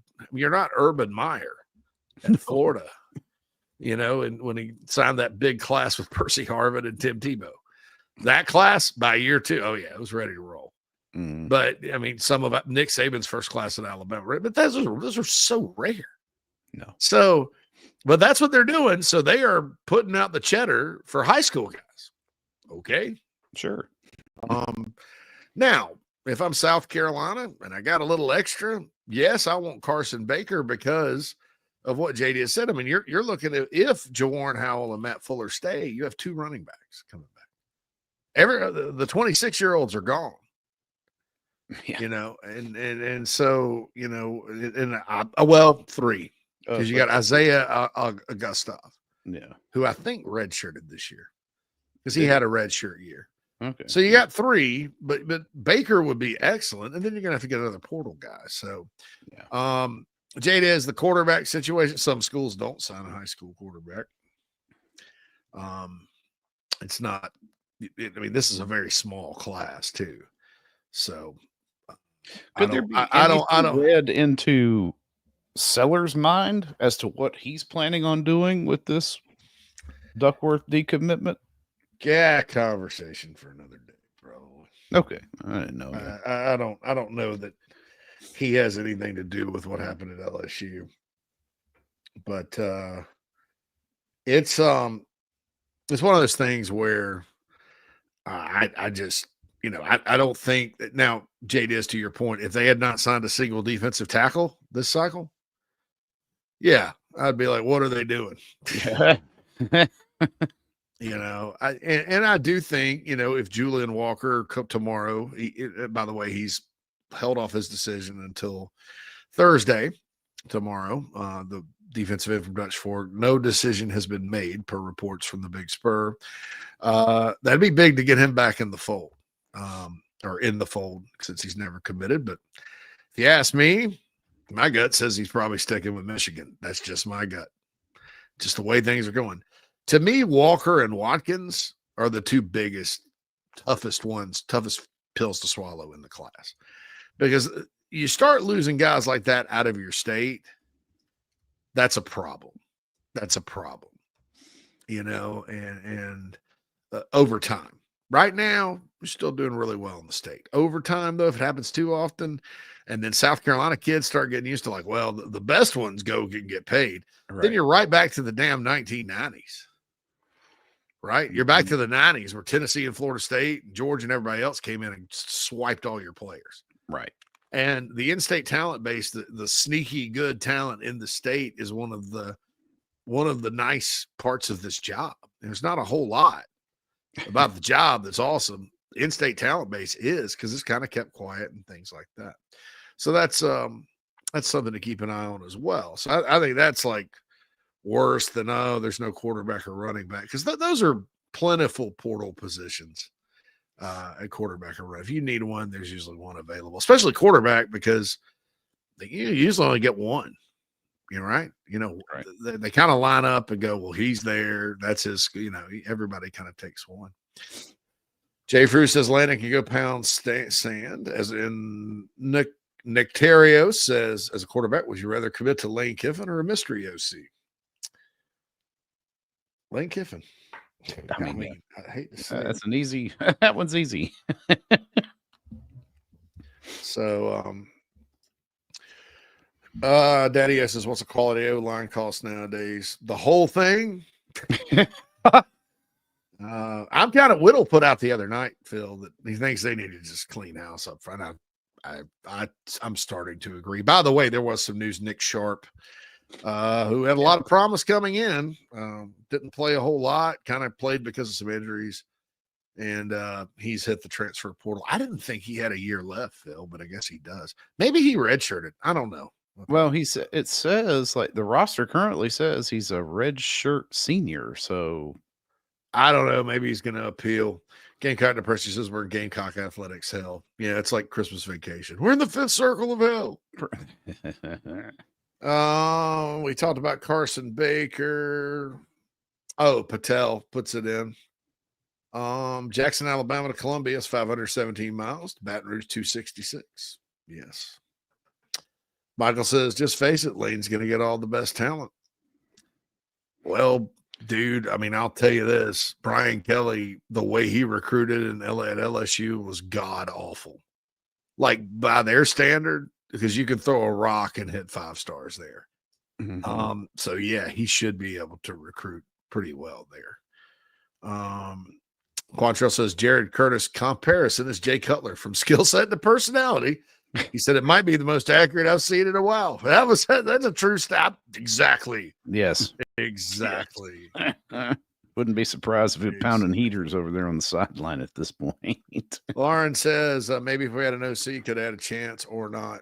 Well, they had a chance. They had him committed. I have no idea. I mean, he knew there was no OC for a long time. TD Null asked if Julian Walker flips, is he a day one guy? I don't think so. But Zion Ely, the number 2 player in the country, to me wasn't either. And the reason is this: both those guys have to fill out a little bit. Yeah. Ely's 220 pounds, like quick first step. Probably a contributor as a pass rusher, but I don't necessarily see Dylan Stewart in those guys like physically ready to roll. But if they enroll early, you never know. You never know. Bryce said, is it confirmed Ducks flipped or just smoke? Just a lot of smoke and predictions. They feel like they got him. And I've heard some feedback from Carolina that leads me to believe that. Will said, might want to hire an OC soon, Shane. Had a week's head start. Still might get beat by other schools. So I got a question for Will and the people that were like, so how are you looking at this? You looking at like recruiting? Like there's 3 5-star OCs and Beamer and all these other schools are competing for them, because that's not what happens in these, because different head coaches want different styles of offense. They have different people they know, different relationships. So now what could happen and what will happen is, let's say Beamer finds a guy, the OC likes, that they align, and, but then there's another opportunity. Uh-oh. Did we lose you permanently? Yeah, I think so. Hate that. All right. Well, it's that time of day again up there. And there you are. You're back. Okay, good. I was just about to pull you off the screen. What happened? You froze. Oh, it didn't spin or anything on my end. Oh, I don't know. Maybe did ever? Maybe. So anyway, what could happen is, you get a situation, and okay, well, Beamer, obviously next year's a big year, but the other guy is a new coach. He's going to have a lot of runway. And coordinators and things like that are not, I mean, they're not like head coaches where they have these golden parachutes. They're mercenaries. Yeah. Right. The most it gets 1 or 2, 3 year contracts, and they're trying to make money for their family. So they look at it a lot different. Same way as people that say, well, they'll never get anybody good because Beamer's on the hot seat. Well, let's think about this. A lot of good OCs at the Group 5 level, I think $300,000-400,000 a year. Carolina plays $1.5 million. Mm-hmm. Even if it's a year, you got a guaranteed 2. That's what, 7 times the income? Right. So If even if you get let go, you cut 7 years off your earnings, right? Yeah. I can buy the wife a beach house, I mean, come on. So that's my question is these people that want to make it happen right now. I don't know. I mean, because somebody else is going to steal it. Maybe, but I just want to make sure people aren't looking at it like it's recruiting where, it's this 5-star's got 27 offers from the best schools. You get in the top 5, but if you drag your feet on whatever, they're going to pick some, that's really not how coaching hires work. People think that. That's why whenever I hear there's not another school in the country that would have hired Coach X or that he didn't have any other offers to coach anywhere. Well, how many times have you really seen besides Lane Kiffin? I mean, that's exciting, There's only one of those right now, right? I mean, truly, he is one of one right now. I do think Alex Golich from Arkansas was probably going to Arkansas before Auburn hired him. So there was that, but this is a weird cycle for everything. You want to talk about Juracek and his prowess, right? Wow. You let that go. Oh, they ask about OC. I'm gonna talk about that. Will says Julian Walker to UNC buzz. Like I said, they're putting out now. He's visited up there. Man, you can't lose him in North Carolina. No. So I mean, it's one thing. So that's the deal there. What Bryce Riddell? Yes, Jason Beck from Utah is a guy, and he was one of 2 that recruited Sellers to Syracuse, along with Robert Ane. So, yeah. Well, UNC. Yeah. Okay. If he goes to UNC, let him go to UNC. I'm not gonna worry about it. Kristen says Matt Wells leaving Kansas State to be OC for USC. Yeah, his name kind of came up, but Kansas State's coach got retired today, and Colin Klein is coming in. Matt Wells was born in Columbia, South Carolina. I think they can do a lot better. Shane asked if Brian Ferentz was interviewed for OC. I'd call him the leader in the clubhouse, Shane, along with Yukon Cornelius. That's right. Write that down. Ferentz, jeez. Michael said we should waste another year like Muschamp. Let Beamer go already. That year actually ended up not being wasted, but I was with you because I was like, Muschamp was such an unpopular hire. 4-8, it's like, okay, most coaches, they do that in year 4. They're probably getting canned during that time period. But it ended up working out because most of the roster would have been gone. And then COVID and all that crap hit. Ugh. And those guys, whoever took Beamer, whoever got the job for 2020 would have gone 0-10. It wouldn't have had it. So it would have been bad. Yeah, Harrison mentions the Duckworth My Recruitment is shut down. That's a new thing. I can't stand that. Not yet. My Recruitment is shut down. To Tristan's point about Matt Wells, I don't have a problem with Matt Wells. I mean, I think he's pretty good OC. I just think they can do better. I wouldn't, anyway. All right. You can't do better than D's Wings, especially tonight. 18 wings and a pitcher of beer for $29. That's right. Out there. Go celebrate signing day or not. Go get yourself a home or don't. I don't care. And so that'll be good. I'm gonna be on 107.5 this afternoon. Oh. 2:15 with my man Wild Bill Gunner. Can't wait to chop it up about the same subjects we've been talking about all day. We're getting in a festive holiday spirit around here on the show. We are. No bowl. There's one decent basketball game to care about between now and then. Anybody know when pitchers and catchers report? Is that a thing in college baseball? Is that a thing in college? Is that a thing? I don't know, brother. Did they take winter BP? I'm actually pretty fired up that the portal is in January now because that kind of January is kind of on life support as a recruiting time. So anyway, We'll be back. Phil, double this up, brother. Yeah, Take man. a nice long break here, and we'll be back to answer more of your questions on Wide Open Wednesday. Keep you posted. National Signing Day. Talk a little about the class. Apparently, Nick Sharp said he would be a graduate transfer. I thought that's what he was from Wake Forest. But that doesn't give you an automatic extra year. I don't know. I'd have to go look at it. He never panned out. He got hurt. He was out of shape. Just serviceable. So good luck with all of that. And he's a pretty good dude, and hope he does big things at his next stop. We'll be back second hour after this.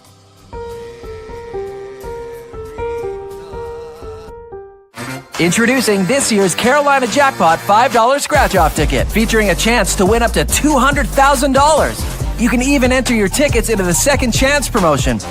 Step on the court for a chance to win $50,000, $75,000, or $100,000. This Palmetto series lets show who really runs this state. Food tastes better without the shells. Get the shell out of here. Visit GameDayNuts.net and change your boiled peanut experience forever.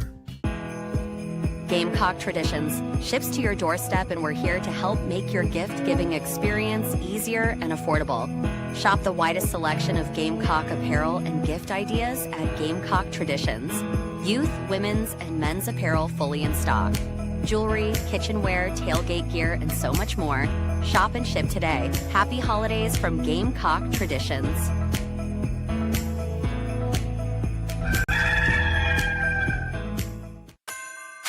Are your wood floors dirty, scratched, worn, or unsightly? Refinish your hardwood floors with Recoat Revolution before the guests arrive this holiday season. Our one-day dustless wood floor refinishing process is simple, effective, and affordable. Give us a call in South Carolina 803-397-1365 or visit us at recoatrevolution.com. Go Gamecocks and happy holidays.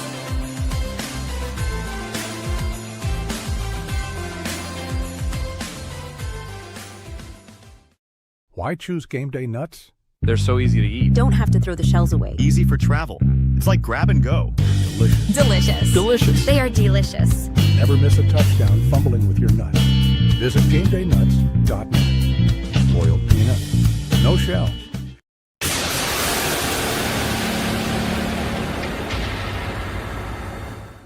Welcome to Dry Space Crawl Space Solutions. Basement crawl space encapsulation designed for your specific needs. Your crawl space can be susceptible to all sorts of issues, including moisture buildup, mold growth, and structural damage if not cared for properly. Let our trained experts provide basement crawl space encapsulation solutions to protect your home, improve air quality, and enhance energy efficiency. Schedule your consultation today for a safer, healthier space at dryspacecs.com. Dry Space Crawl Space Solutions, proud supporters of your South Carolina Gamecocks. Oh man, the building is on fire. Emergencies and accidents happen. When you're in the middle of a fire or water event, all you want is for things to return to normal as soon as possible. Resto Pros of the Midlands is with you, guiding you through the process and working with you to get your home or office back in working order. They'll answer your questions, discuss procedures, and can act as your advocate when it comes to processing your insurance claim. RestoProsMidlandsSC.com. Open 24/7 when you need them. Quality that is guaranteed. Welcome to SEC Sunday Night, part of the Chief Sports Network. Every Sunday night at 8 p.m. on the Chief Sports app, the Chief Sports YouTube channel, and on our X accounts. Hosted by Rob Williams and Craig McMichael, talking the week that was and what's to come in the SEC. Join us every week for SEC Sunday Night on the Chief Sports Network. It's football season. The Barn Dominium Company wants to help you build your dream home with your dream space to watch the games and entertain your friends and family. Make your dream a reality. Visit thebarndominiumco.com. That's thebarndominiumco.com for floor plans, photo galleries, locations, and to learn more about us.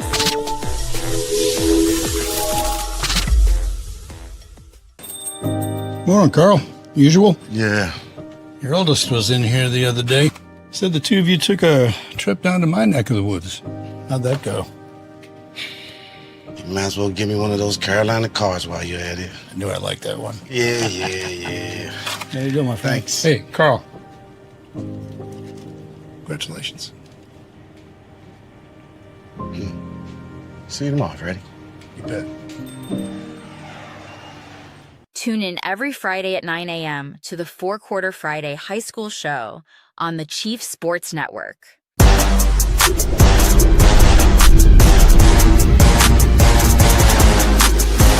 Merry Christmas! Merry Christmas.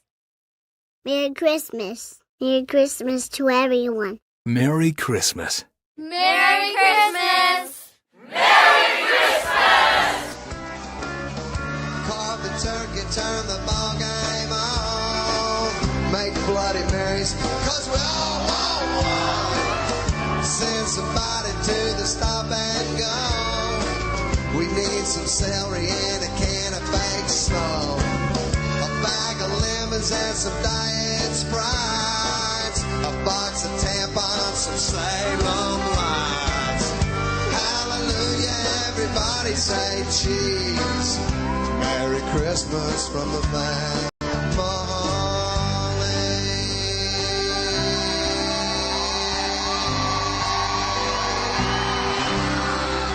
Feliz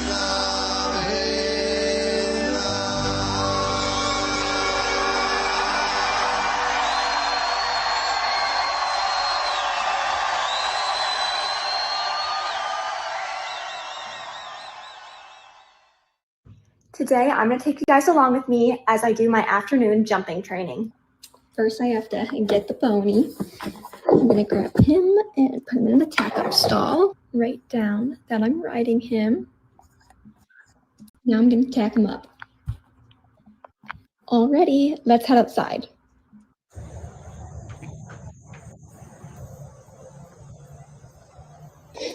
You change. Good boy.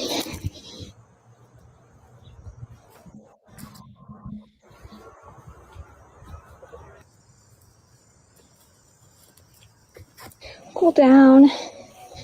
Good boy. You're so good today.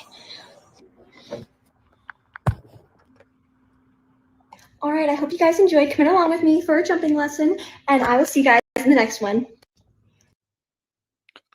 That came under the category of if I had to see this, so did y'all.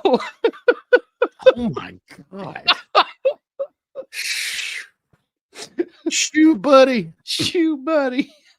Wow. And then, like, when you go down this hole, like, this is a deep hole. This hobby nursing thing here. This is a very deep hole.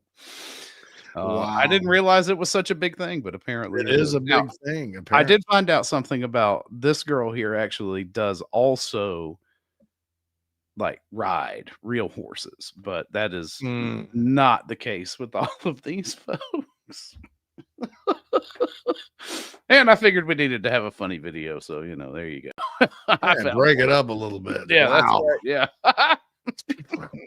Yeah, song God is great, beer is good, and people are crazy. Yeah, right. The horsey people really need to be stars in whatever music video. Yes. So Phil's algorithm is quite different than mine. It is, Craig. I'm sure it is. So Harrison brought up the shutting down his recruitment thing. To me, like, there's a lot about how recruiting sort of goes these days, the social media age, that bothers me a little bit. Part of it's because I was used to doing it a certain way for years, and that way has gone the way of the dodo bird, the way of Yukon Cornelius, if you will, Phil. But a lot of it's just stupid. And it's just stupid to me. And one of them is a guy commits, but then there's another step they've thrown in. Well, now I'm shutting down my recruitment. Well, then why did you commit? It's like, right. It's Right. like, why not just say I'm not going to commit? I'll make a decision yeah. on signing day. A lot of people are like, it's like either dating or married. You're dating or you're married. But I mean, I guess now if you commit, it's just like I'm in an open relationship. And then, well, now I'm in a committed relationship. Well, then now we're married. I mean, I don't see the need to insert that extra headline. That's not news. Most of the stuff, people, again, it gets back to like everybody that matters, that makes decisions about stuff like this, as far as, players and coaches. They don't think about who really funds all this stuff, and the reason why people care is because of the fans. I haven't talked to a single fan of any school that like has reacted in a positive way, that loves and follows recruiting. That's like, oh, he shut it down. Great. They're more like, what? I thought he was committed. I thought, right. Yeah. So it that extra headline, it's not even news that's relevant to fans. So I just don't do it. Jonathan says they need to change from committed to intended. Always cocky says JC froze like the Chicago streets. Yeah, I walked outside during the break. It is now snowing again. Tonight's temperature is going to be a balmy -8. Oh God. So fired up about that. Yeah, they're talking about snow in the mountains down here Friday, I think. I don't know. It's, Jonathan says, I think people have lost faith in Beamer to make the right decision. Yeah, and we won't even know if it's the right decision until next year after the first 2 games. So you're right. I mean, when you have something go as bad as it did with Shula, you don't get the benefit of the doubt anymore. No. You probably need to go hire somebody like Jason Beck or Kevin Decker or somebody people can get excited about. And look, it doesn't really matter. I mean, what matters is winning football games, right? And playing well on offense. We can go all summer with watching cut-ups of ODU or Utah or whoever, right? And say, it's going to be Carolina's offense. And that's exciting. It gives you some hope, right? But if they go out there and average 10 points a game and it's a disaster, what about all that? So, and sometimes that happens. I mean, Ben Arbuckle was a really solid hire for Oklahoma, and Oklahoma's still a struggling bunch on that side of the ball. But what he has done for them is instead of 6-7, they're 10-2, because their defense is so salty. Their offense, Phil, gives them enough. Like they beat Tennessee. They got a defensive touchdown in that game. Well, Tennessee, they put points on the board because they have a really good offensive system, which Kevin Decker at Old Dominion runs, which is why I like it. It's very similar. So you're not going to go up there and shut them out, but Tennessee's really bad on defense. So as we found out against Vanderbilt, that's a struggling bunch on defense up there. Mm-hmm. So Oklahoma, that offensive system gave them a chance. South Carolina's played some defenses that were very subpar this year that had the game of their life, the season against the Gamecocks. Because the system didn't give them a chance. Not a chance. No. Not a chance. So, Jonathan says 2 of the last 3 OCs were abject failures, and Loggins was so-so. But would have won 2 or 3 more games this year with Loggins. Loggins would have just kept it going. So, yeah, I don't think it would have looked that drastically different than what happened last year. And last year was serviceable. Yeah. Ed says Auburn keeping DJ Durkin as DC to go with Golish is trouble. You'd think. I thought Freeze would be trouble there too. I like Alex Golish, though. I think he's a good coach. Auburn's had such problems on offense because they hired a very, very mediocre. I mean, they were mad at Gus, right? Gus, pretty good offensive coach when he has the right quarterback. That's the key. He never seemed to find that magic again. But Brian Harson's not a very. I mean, it's the Boise State, same thing Kentucky was running. Right. Bobo goes in there, gets handed the Brian Harsin playbook and says, call this. I don't think that's smart either. He hightails it to Georgia the next year. I mean, that was a dumpster fire. And then the Hugh Freeze thing made absolutely 0 sense. you know, as far as why he was suddenly not a good offensive coach anymore. So that's pretty good. Kay Patel says, are we also looking for a tight ends coach? Possibly, but it's probably O-line coach. So, you know, TD and all says, I mean, we all thought Kirby was in the bag, and then Muschamp was hired, let down of an epic proportion. Well, Kirby Smart went to Georgia, man. I mean, you can't blame him. No. But the only difference between Kirby and Will Muschamp at that point in time was Muschamp had a record at Florida that was less than desirable. I'm not sure that Kirby Smart works at, you know, because, you know, Kirby inherited a good situation, and he's gotten so much better as a coach in the how many years? First year was 16. So this is what, 10th year? Right. I mean, and sometimes coaches need that time, and you don't get it unless you're winning. And he kept winning and winning and winning. I heard Morgan talk today about how, Kirby Smart can just always go get a good OC and because talent on it. No, he had James Coley, and they were struggling on offense. Remember the Gamecocks beat him? That was terrible. Good, right. That was terrible. And so he had to demote him and hire Todd Monken. He had to figure it out too. At Carolina, the roster was in such bad shape. Now, he had to recruit it a lot like Muschamp did. I don't know that they'd had time. That's an interesting talk. Now, certainly when you look at it now, it's like, could add Kirby Smart. Yeah, that's wow, you know. Right. But I'm just not so sure what would have happened in that situation. The guy I thought was going to win, and he probably would have here, was Tom Herman. Because at the time, he was at Houston, and he did the underdog thing pretty well, probably because he was at Iowa State before Ohio State. It was really, Tom Herman to me was good at the underdog thing, just, you know, needed more time to know how to run an elite program at Texas. And they didn't give it to him. He got fired after winning 9 games and replaced by a guy that won 9 games. 9 games this year. So, I mean, I don't know. Hale Rooster says, you're telling me that if they hire Wells, you would be excited about that? What? I don't remember me saying that. Hale Rooster? I don't either. But maybe that's not me. Maybe that's not me. Michael says, I'm glad there's only one window now for the portal. TD Nelson says A&M's on a full court press for Baker. They'll get him. Oh, whatever. Josh chimes in. My man Josh. Merry Christmas from the hub city of Spartanburg. How are we realistically supposed to attract a high-quality offensive coordinator? No high top OC is going to sign on if they think the head coach might be gone in a year. That's not true, Josh. It's an SEC job. Your best offensive coordinator hires are making no money, the opposite of money, no money. And they're going to come. I mean, it's an SEC job. Plus, if Lenore Sellers comes back, despite what the fan base thinks about him, because they're always going to blame the QB, you probably should kind of take a look at Auburn when they ran off Bo Nix and learn from that a little bit. Because they went from Bo Nix to shitty, quick, shitty, terrible.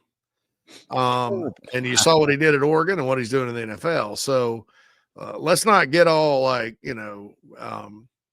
Well, according to a quick Google search, let's take Kevin Decker, for instance, right?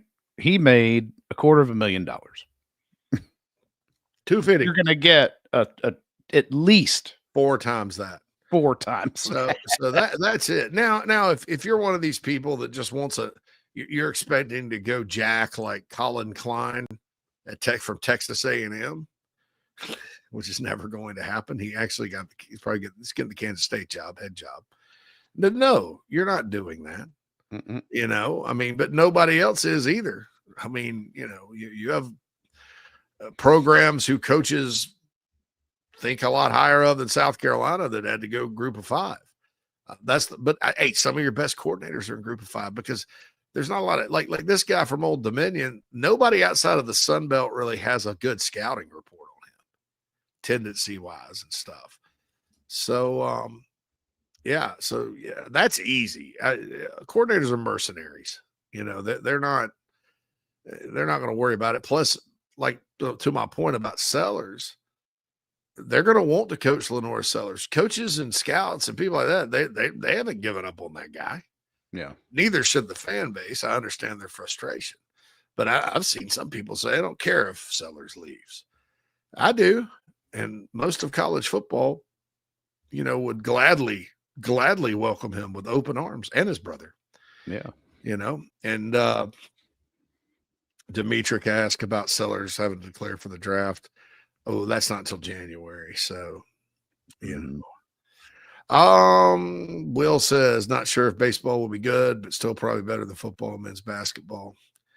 I don't know. Bradford and Whittle say they got a pretty good roster. I'm not sure. I'm going to just save that for later.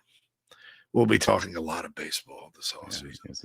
Ethan says, I think the decision on Sellers is impacting the OC hire, not just on Beamer delaying it. Beamer hasn't delayed it. It's signing day today, and every staff in the country is all hands on deck. Yeah, for signing day. I mean, there's no delay. I mean, he wasn't going to do it in season when somebody else is coaching. And really, there haven't been a lot. All these head coaching jobs there hasn't been a lot of coordinator movement, in case you hadn't known. I mean, Summerall at Florida hired Brad White, or was going to hire Brad White from Kentucky, but they all got fired. So he's available. So I just don't think there's a delay. I think that there's a desire on the part of all of us to talk about something different than what went wrong this season. And so, yeah, we're anxiously awaiting it. And that's the biggest topic of discussion. Michael's going to start a GoFundMe for his nieces. They deserve to have a good Christmas. Sister does ministry and doesn't make much. So, yeah, do it. Feel free to send it to Phil. Put it in the chat box. Yeah. I'll put the link in there. Ethan says the OC wants to know who QB1 is. I get it. No, I don't think it has anything to do with it. I think Lenoris is part of the selling. But you can turn on the tape of Cutter Woods and say, oh, that guy's a pretty good quarterback too. And then you kind of ask about the NIL. Can we go get a guy? Maybe they got a guy they bring along. So that's one of those things. Oh, gosh. Quantrell says, JC saw Jamin Pickney highlights. Kind of looks like Brian Burns from Florida State. Would take a flyer if I was Carolina. I would too. I like guys like that. Got to fill out, but really quick, in-state D lineman. I would take him. I don't know if it's going to happen or not. Krieger says Pickney needs some pancakes. Yeah. He's not an offensive lineman, by the way. He's defensive end from Woodland, 6'5", 220, long arms, how you draw them up. MD says, I'm in a dang job interview and the candidate sucks, so I'm missing valuable information. Just be like, you may now leave. Don't worry. We'll call you. No, I'm not. We'll call you. Michael asked, why did Lenore stop running through people? Well, Saturday, it was because Clemson decided to tackle him lower and get him on the ground, and most of the time had two people. There were the slide thing. We saw that a bunch. But notice, and it wasn't because of us, but it's kind of funny. I brought it up just to say, hey, it's okay to slide, but I think there's yardage being left against Coastal and Clemson. You didn't see him slide at all. No, he didn't slide. No. Now, and I'll say this: one of the other missed opportunities in the game, and it truly is sometimes a game of inches. Woodaz, if he doesn't make a great play on him up the sidelines, Sellers is gone. Yeah. I mean, he's just a great play by Woodaz, who has the ability to do that and done it a lot this year. But, and then the blocked punt thing was just, you take those two plays. But I think that's going to be a big, important thing for Sellers, is to fine tune his run game and kind of know when to slide, when to get out of bounds, when to split the defenders, understand you have great acceleration. I'm convinced his whole issue this year is thinking too much.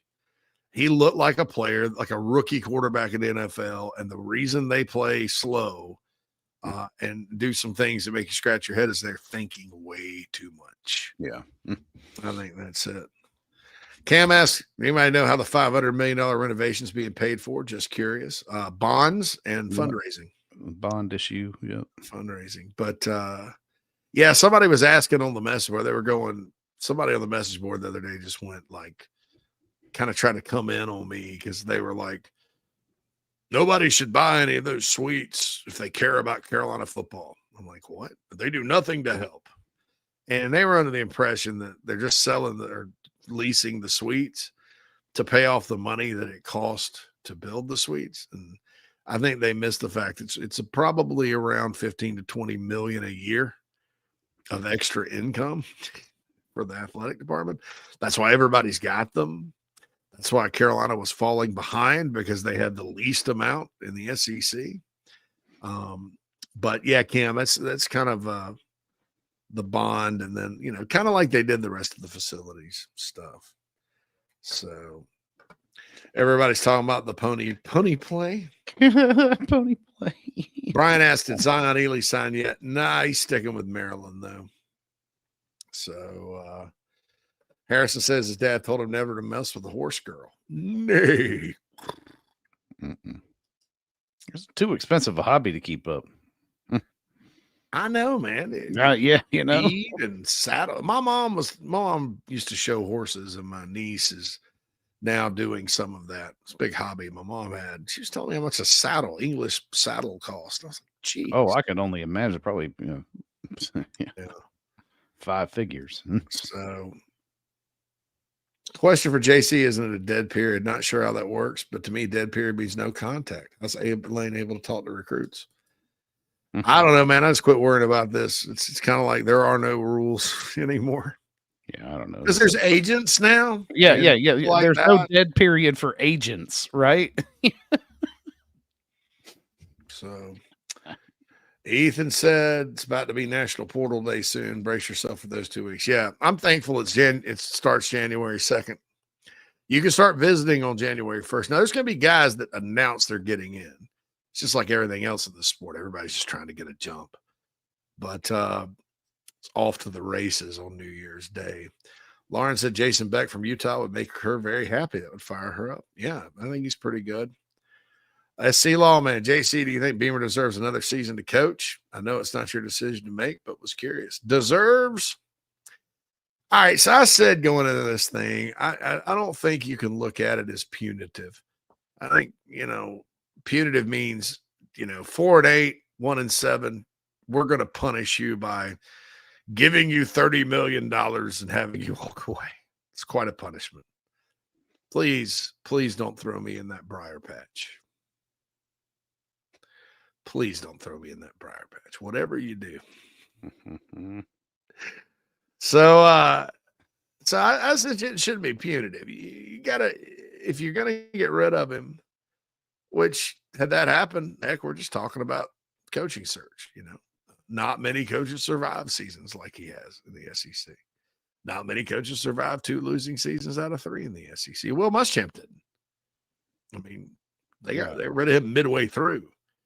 Now they weren't back to back, but but these days, what you have to do is if you're going to make a coaching change, you got to say, hey, we're never getting unequivocally. It is our strong opinion. We are never getting there under this guy. Never. Like, this is it. We've seen enough. There's no signs of life, and we have to make a change because you blow it up and start over. And so that's the question you have to ask. So does he deserve another season to coach? I don't think deserve or not deserve is the answer. I think, are you willing to say he's not the guy? And, I wasn't willing to say that before the Clemson game. And I'm not necessarily saying that now, but I did say things could get worse. And I think in that game they did. I think they did.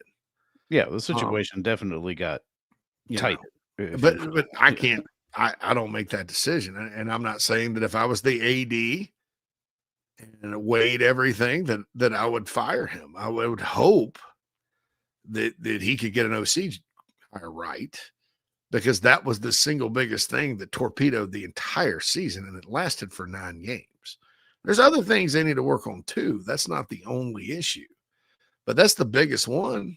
they have a decent offense. We're probably going, well, we're probably talking about how unfair the schedule was in the SEC. Right. Yeah, exactly. If you could put up points, yeah. And I said I wasn't going to talk about that a whole lot because you play the schedule you're given, and it wasn't like South Carolina was just not competitive in those games. I mean, they could have a little bit better offensive plan. Maybe they beat Alabama. Maybe they have enough points to beat Missouri. Maybe they don't turn it over 4 times the second half against Vandy, put enough points on the board, even without Sellers. It's just it's one of those things where that was such an issue, and it is the responsibility of the head coach to get his staff right. Mm-hmm. That's a critical hire. And if you take that part out of it and say, well, you get a dude that can run offense, then there's enough players here. I mean, we talk about Kevin Decker. Start thinking about the receivers and the speed Carolina has, the young receivers, Phil. Mm-hmm. Lenoris, for all he was not as a passer this year. One thing he's really good at is accuracy on the deep ball. Yeah. If you can give him an extra second, You think about Hendon Hooker and how accurate he was on the deep ball and what that did for Tennessee and the running ability and how that's like, I could sit there and think about that. So, does he deserve my opinion of him? My opinion of him is he's got to get better as a coach, period, all the way around to have the type of run he wants to have here. Can he? Yeah. Will he? I don't know. I mean, we're living in a world where Hugh Freeze, Chip Kelly, and Scott Frost, which were much ballyhooed hires at their respective schools, categorically failed. So many people that were Gamecocks that did not want Beamer wanted Billy Napier. How's that offense? How was that offense in the SEC? Yeah. How about terrible work? And so then they turned around and hired another G5 that had 2 G5 championships with essentially the exact same record as Billy Napier. I didn't understand Summerall before. He sounded a lot like Muschamp in the press conference. Right. Yeah, exactly. Yeah. It said we're going to be a blue collar outfit at Florida. I don't think Florida and blue collar go together. When have they ever been a blue collar football team? No. They don't expect that. They're new money white collar. They're Silicon Valley. That's right. They are the epitome of nouveau riche. They're MySpace. Yeah, they're Yahoo. They were once great, still relevant. Once great, but once hanging in there. One of the most valuable companies in the world. Now they're like, oh, we're just Yahoo, AOL. We're still here. We're still here. But blue collar, you would not say. I mean, No. Yahoo and AOL aren't out there, building widgets and drones. They're not blue collar. No. WJ4 says 6.7. I don't get it. Is that why they sold $6.70? It was $6.70. I saw the promo for that. It comes from a song, and I actually, my daughter turned me on to the song, and I was talking to my wife about it yesterday, and I was like, have you heard the song? She was like, there's a song? Oh, yes, there's a song. Such as it is at least available through Apple Music. I guess, therefore, by default, makes it a song.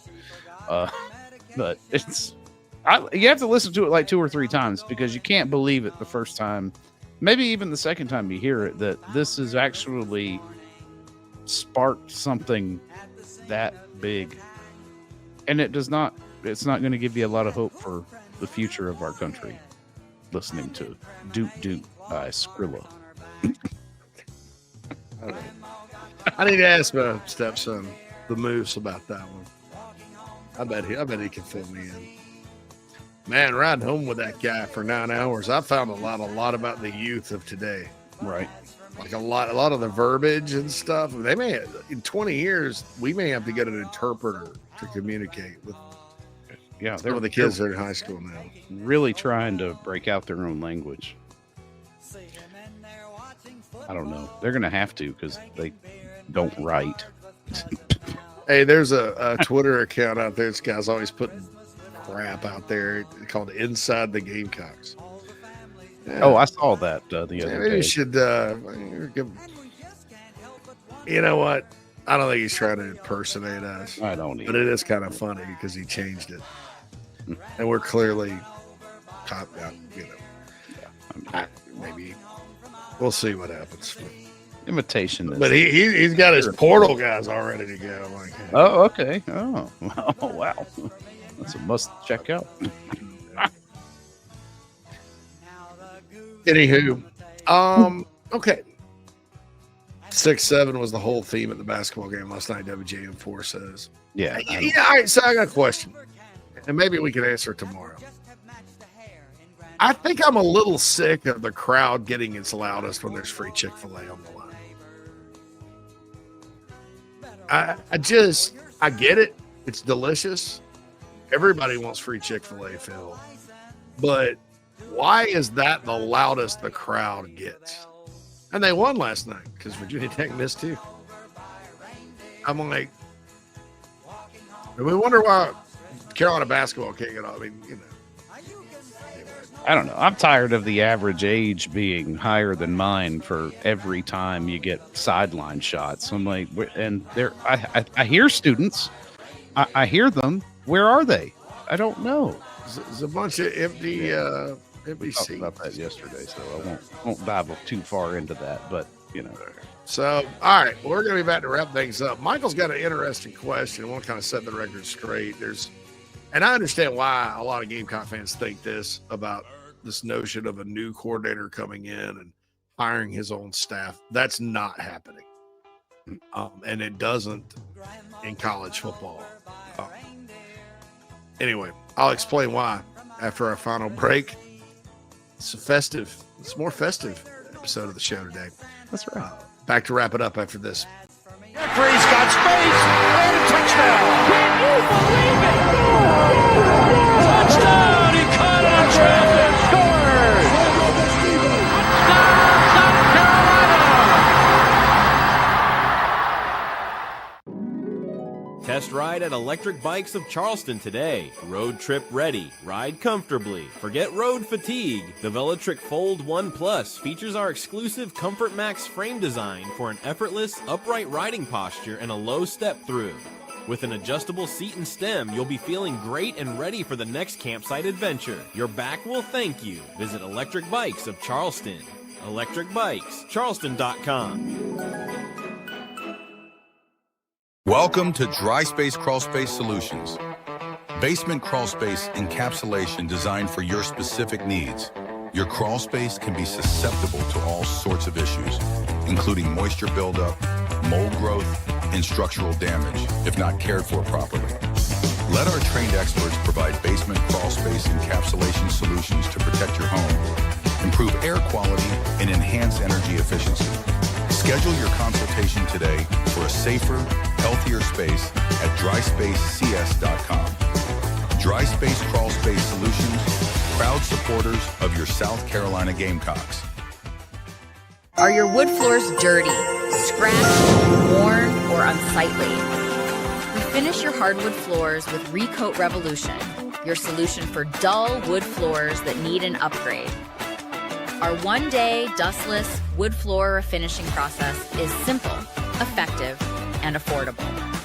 Our goal is to serve as many customers as possible, so give us a call in South Carolina, 803-397-1365, or visit us at recoatrevolution.com. Go Gamecocks!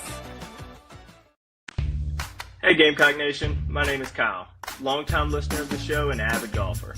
I wanted to take my game to the next level, but let's face it, golf is a hard game to learn on your own. I heard the ad from McKellar Enterprises and reached out to the owner and former Gamecock golfer, Meredith Taylor. In just 2 months of working with Meredith, I shot my lowest round ever, and I've never felt more confident in my golf game. So if you're looking to take your game to the next level, go to McKellarEnterprises.org and book your lesson today with former Gamecock golfer, Meredith Taylor. Go Gamecocks!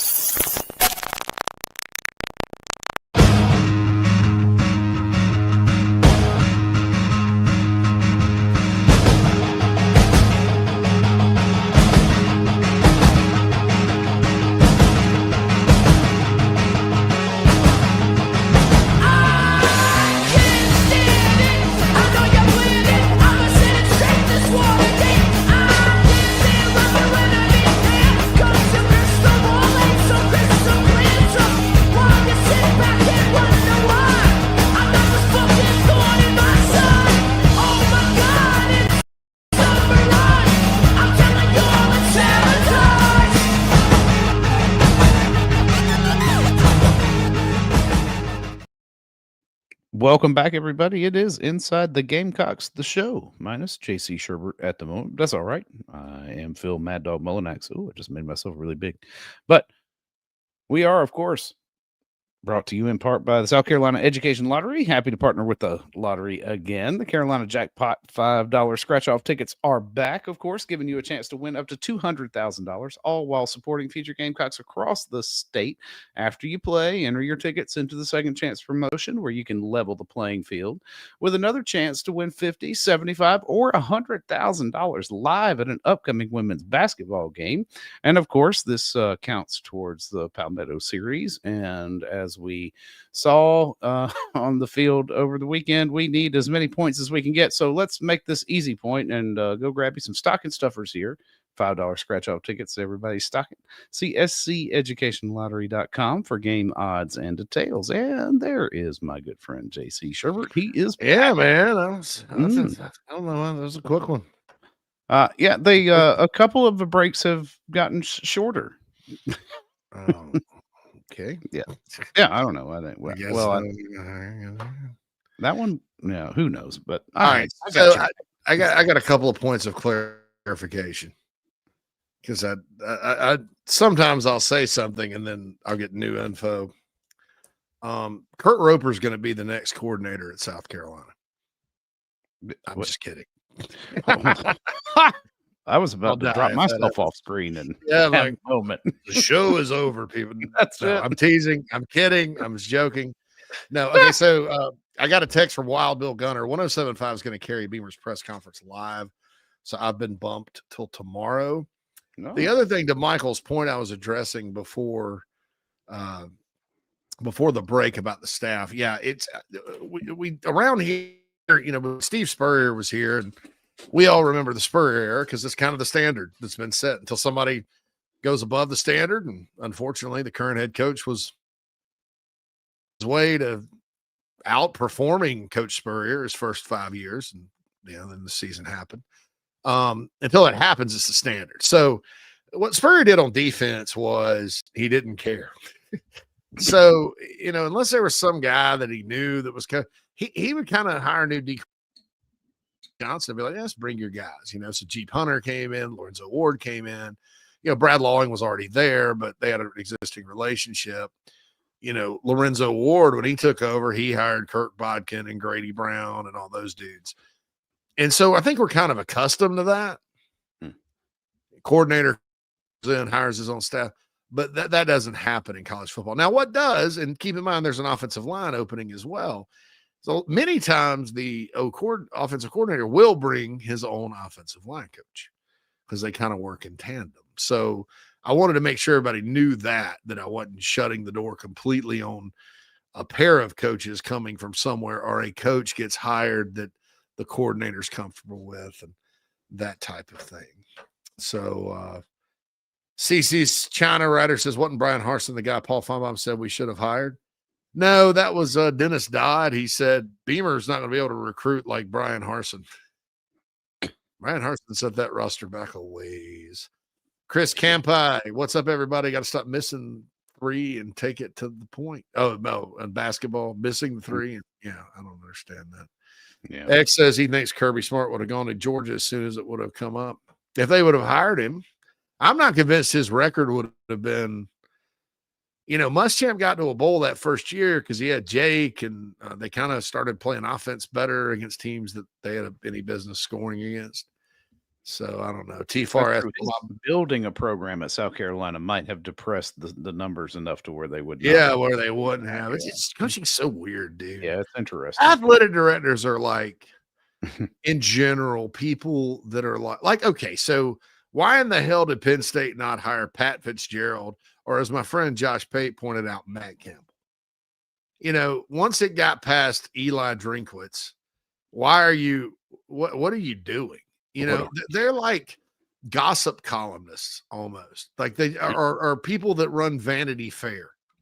It's like, we want the next hot thing, and I'm like, that's a very political move. You're not, just like you remember when, and I guess that's because that's usually what fans want, That's why Tennessee fans rioted when Greg Schiano was about to be hired, Shiano at Tennessee probably would have done better than Champions of Life or Pruitt or Dooley or any of them. Right.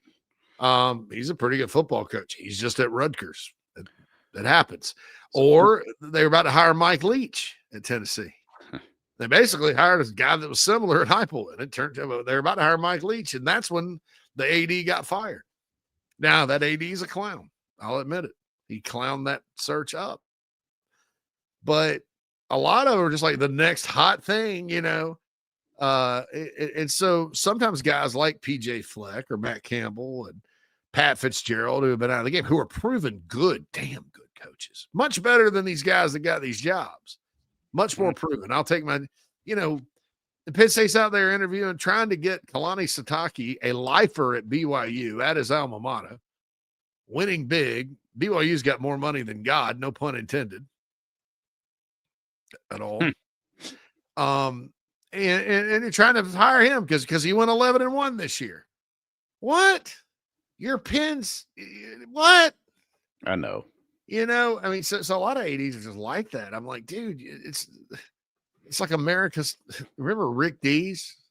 America's top weekly 40? top 40. 40. It's like whatever's in the top 40. Let's just roll through it. But trends change and all that good stuff. I'm looking at something. I don't know what the sources are from what the odds are for these, but apparently Brian Hartline is now #1 on the Penn State list. Well, he took the South Florida job today. Oh, he did. Okay, good. Because they also have Brent Key, who Georgia Tech G'd up so that he would stay. Yep. They got Jeff Brom, who I don't think he's leaving Louisville. Bob Chesney, who we all know is heading UCLA. west. Manny Diaz, Duke, who may very well win the ACC this year, by the way. And then they start digging in Brian Daboll, Mike Tomlin's being Daboll. Out. They're either going to promote their interim and just give it a go next year, right?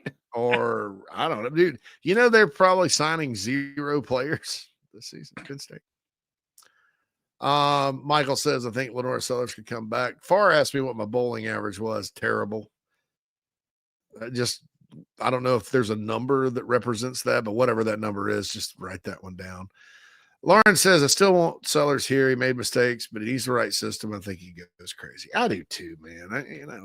I'm not excusing some of the plays this year, which you can't make, but I think a lot of it's mental because he did not make those mistakes like as frequently last year as a first-time starter. JD says, I hope Beamer is going to let if he wants and not telling him he has to keep the coaches we have. Shane didn't let Dowell bring in anybody with him. Well, Dowell didn't want to. And, at the time, Lonnie Teasley was sort of an interim offensive line coach because Greg Atkins got sick during the 2022 season. Yeah. And Dowell did approve that. I mean, he sat and met with him. It's documented. So that just doesn't happen, JD. I mean, I explained kind of why. Hey Cavalier says, what are your thoughts on how Beamer would have done had we not had NIL? Do you still think he gets top recruits at a high level? All right, so here's my thing. If there's no NIL, I think Beamer gets – all right, so NIL is different than the portal. I think Beamer wins more battles because they've lost some – not anybody that I was like, God, I wish they had. I mean, there's a handful, especially from the portal. But, yeah, I think he's probably in a little bit better shape numerically recruiting because these guys are good with relationships and things like that. Will ask if there's a date I'm concerned if they haven't hired an OC. I get it through the weekend. Then I'd be like, oh, what's going on here? This should have happened. Namely, because I don't want to hear about it. I want to start breaking down the new guys. It's time to look at tape and figure out. Alex says, Merry Christmas from the big town of Blackville, South Carolina. Look at you. So, Bobby says, if baseball is worse, they better close all the bridges. Yeah, it's crazy. Roger asked if the line to pick up stuff at Wade's on Thanksgiving was wrapped around the building. It actually wasn't that bad line-wise, but they were out of a lot of stuff. Max Sierra says, what do you think Duckworth will sign? Probably signs with LSU later today. So, Big Slamma said he can get on the Beck train. Micah, Vandy getting left out of the playoffs should matter a lot to South Carolina fans. We could easily go 10-2 in the future and get left out. All mid-tier teams should go to war against the brands. You know, it's with Vandy. I'm not naive enough to believe that brand doesn't have something to do with it, right? Right. Because of where they rank them. But Vandy did lose. It's the imbalanced schedule more than anything, Mike. I mean, Ole Miss isn't getting left out of the playoff. No, and they lost their head coach. Lost the head coach. You know, A&M's, I guess, it's a big brand, but not traditionally good. You know, they don't punish Indiana. Certainly didn't last year. No, I was worried. You know, it's a similar schedule to what they played last year too. I mean, I said this. I said Carolina watched them go 10-2, and everybody on the SEC schedule's down this year, and they don't get in. But that didn't happen, did it? Nope. Robert said, if Beamer is the good cop, who on the staff is the bad cop? This is generally needed with the players coach. I don't know. That's a good question. Yeah, I don't know. There's obviously not very, effective ones on the roster either this year, which has been, pointed out by every former player we've had on. I mean, there's some guys that'll get after you. I mean, Luke Day, the strength coach, man, he's getting in people's ass. So Sean Elliott isn't afraid to get in somebody's butt.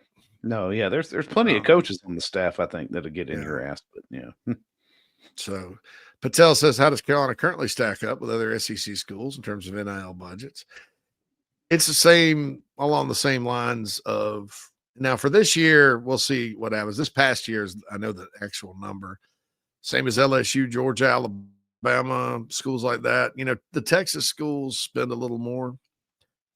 Tennessee, Ole Miss, maybe Tennessee's a little more too, because they tend to put out the cheddar up there. But it's above Mississippi State, Arkansas, places like that. Same as Florida, very similar. I mean, this team this past year that went 4-8 was not cheap. No, right. Last year's baseball team was not cheap. Nope. Last year's basketball team a little cheap. This year's basketball team not cheap. So imagine if Deemer. Somebody asked about Clayton White. I haven't heard anything about him getting another job or another opportunity or anything like that. Imagine if Beamer has to hire an OC and DC right now. Well, we'll see. Chris says, I heard brought up the Harris brothers earlier. JC, what is there? Are they expected? They to both sign? signed. Oh, they did. Okay, it must have been before they had. Yeah, because I hadn't seen that coming out. WJ enforces Pavi and King were leaps and bounds over Sellers. Well, if Lenore's had the kill zone or Buster Faulkner designing an offense around him, would we have seen something different? Benji says Tom Herman for OC. Can't see it. So SC Lawman says horse chicks have serious mental issues. They're all over the place here naked. After I said my mother and niece ride horses, you come up with that? Dog. Well, which niece? No, Well, how many do I have? Two. I have two. I think you have two. Yeah, they're both okay. No, they're all right. Kreger said I meant pancakes for weight. JC, yeah. I knew what you meant, Kreger. TD says everyone is to blame. Cummings. Harrison said, I felt there was not enough juice coming from the Gamecocks on Saturday. Meanwhile, you couldn't deny how juiced Clemson was to play in that game. That's my biggest disappointment. Yeah, their team was juiced. Their fans, because I was kind of over on the east side with the mess of them, they were disinterested until the pick six. Yeah. Until the pick six. Chris Campy says beating Clemson should be part of it, but that should be our expectation. We should expect playoff picture, especially with a roster I thought was pretty good. Yeah, getting the hunt, definitely. But beating Clemson is important, and sometimes, like Steve Spurrier, I'll mention him again, he used to say, here are the goals for the season, right, Phil? And he write them down. Well, can we win more than we lose? Well, that's a goal. That's a goal. Can we get to a bowl? That's a goal. Well, it's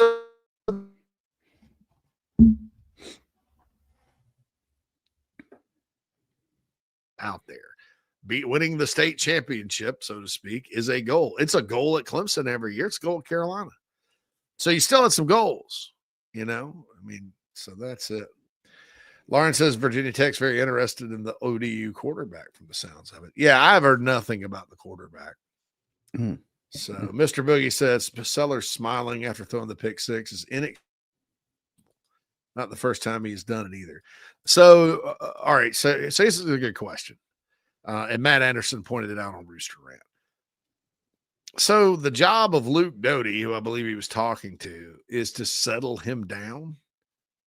And just kind of like a pitching coach goes to the mound and kind of tells a funny joke to get him settled in, so the nerves.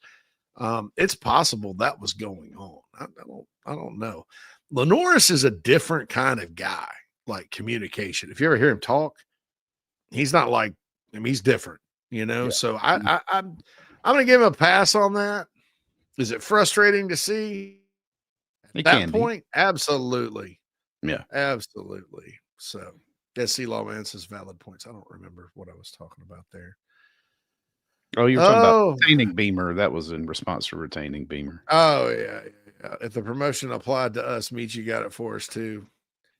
Yeah, that was hated it for me. Michi plays so hard, man. It's just basketball gotta be clutch. Jay Diz said Dowell told my buddy at App State he had an O-line coach he wanted, but Beamer said no. Oh. That's not true. That's just not true. So not true. Well, hold on. Back it up. Well, just a minute there, Jay. I don't want to dismiss that completely.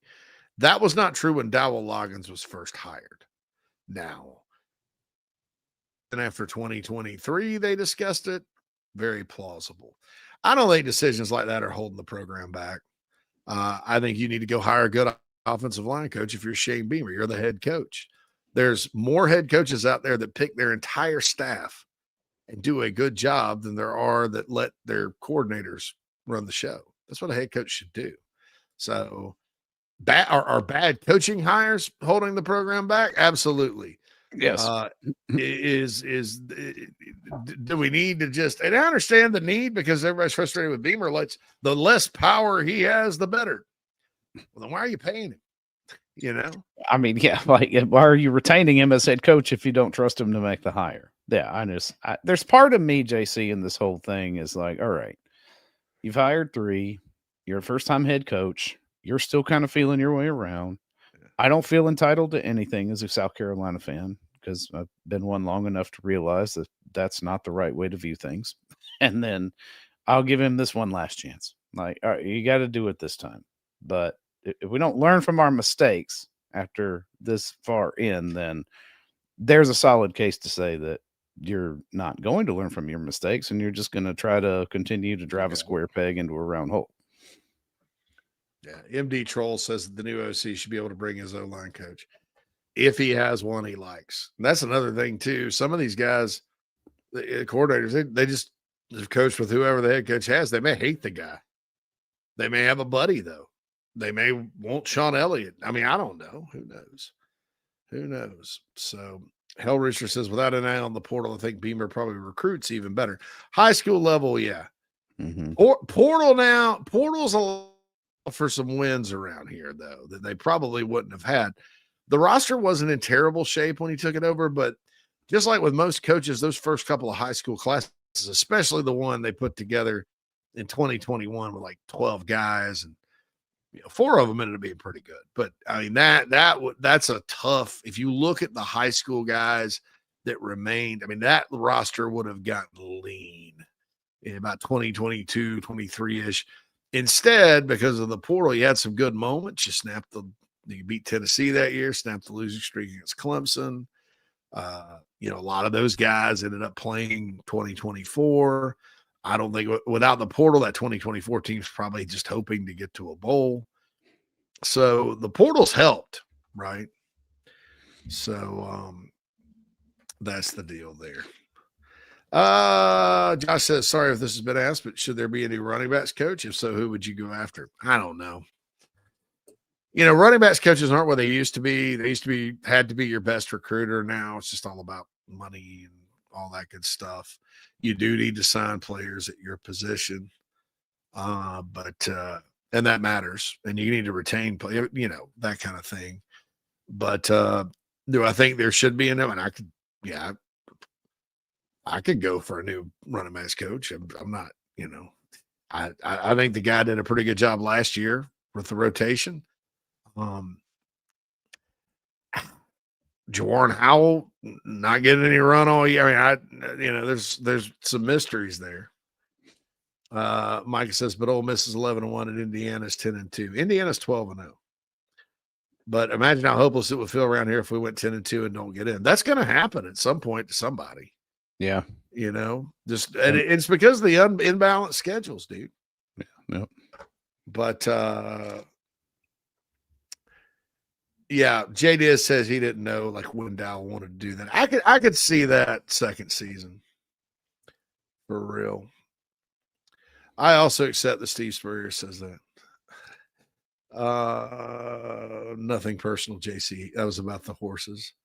We'll ask if Sean Elliott's going to stay at O-line. I think he'll be back on the staff. I don't know if it's going to be O-line or not. Quantrell says, I know there's a cap teams are supposed to be abiding by, but it looks like enforcement will be slim.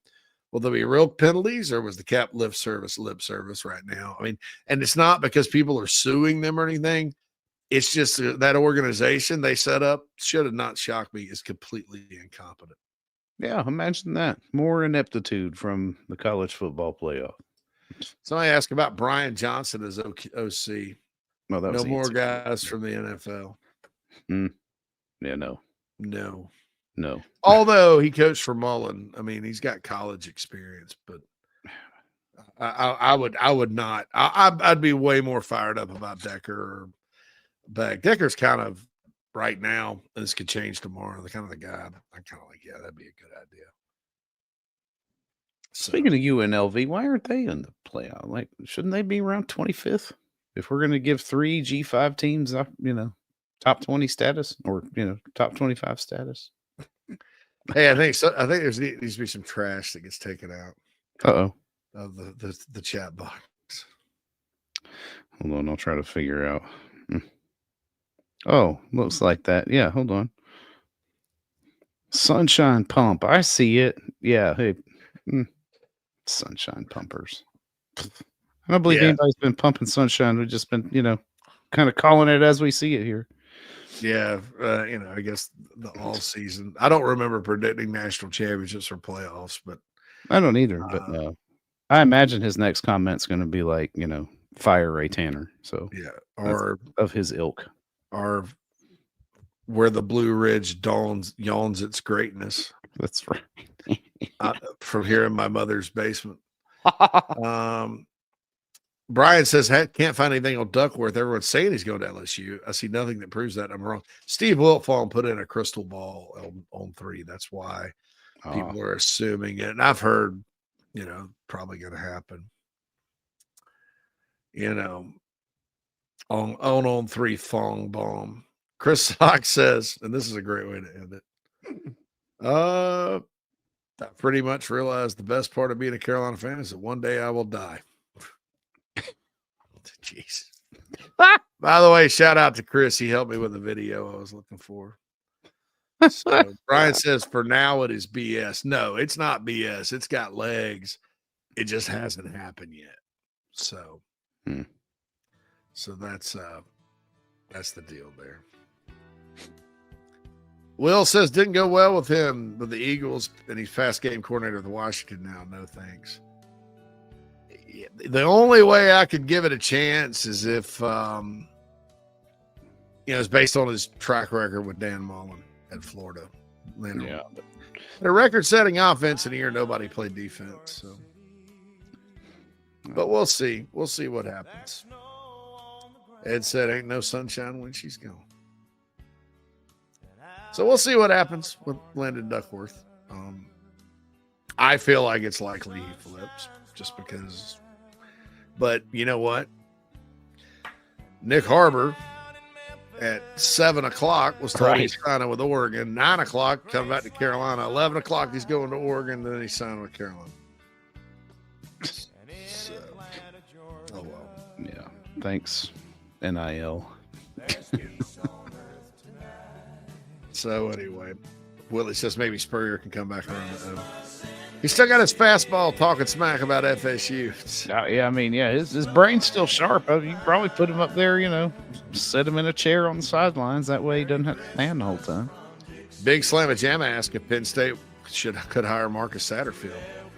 Well, he was at Temple, so he's got familiarity. And That's right. He knows the maybe Matt Rule could recommend him for that job. Right. It's his friend Matt Rule.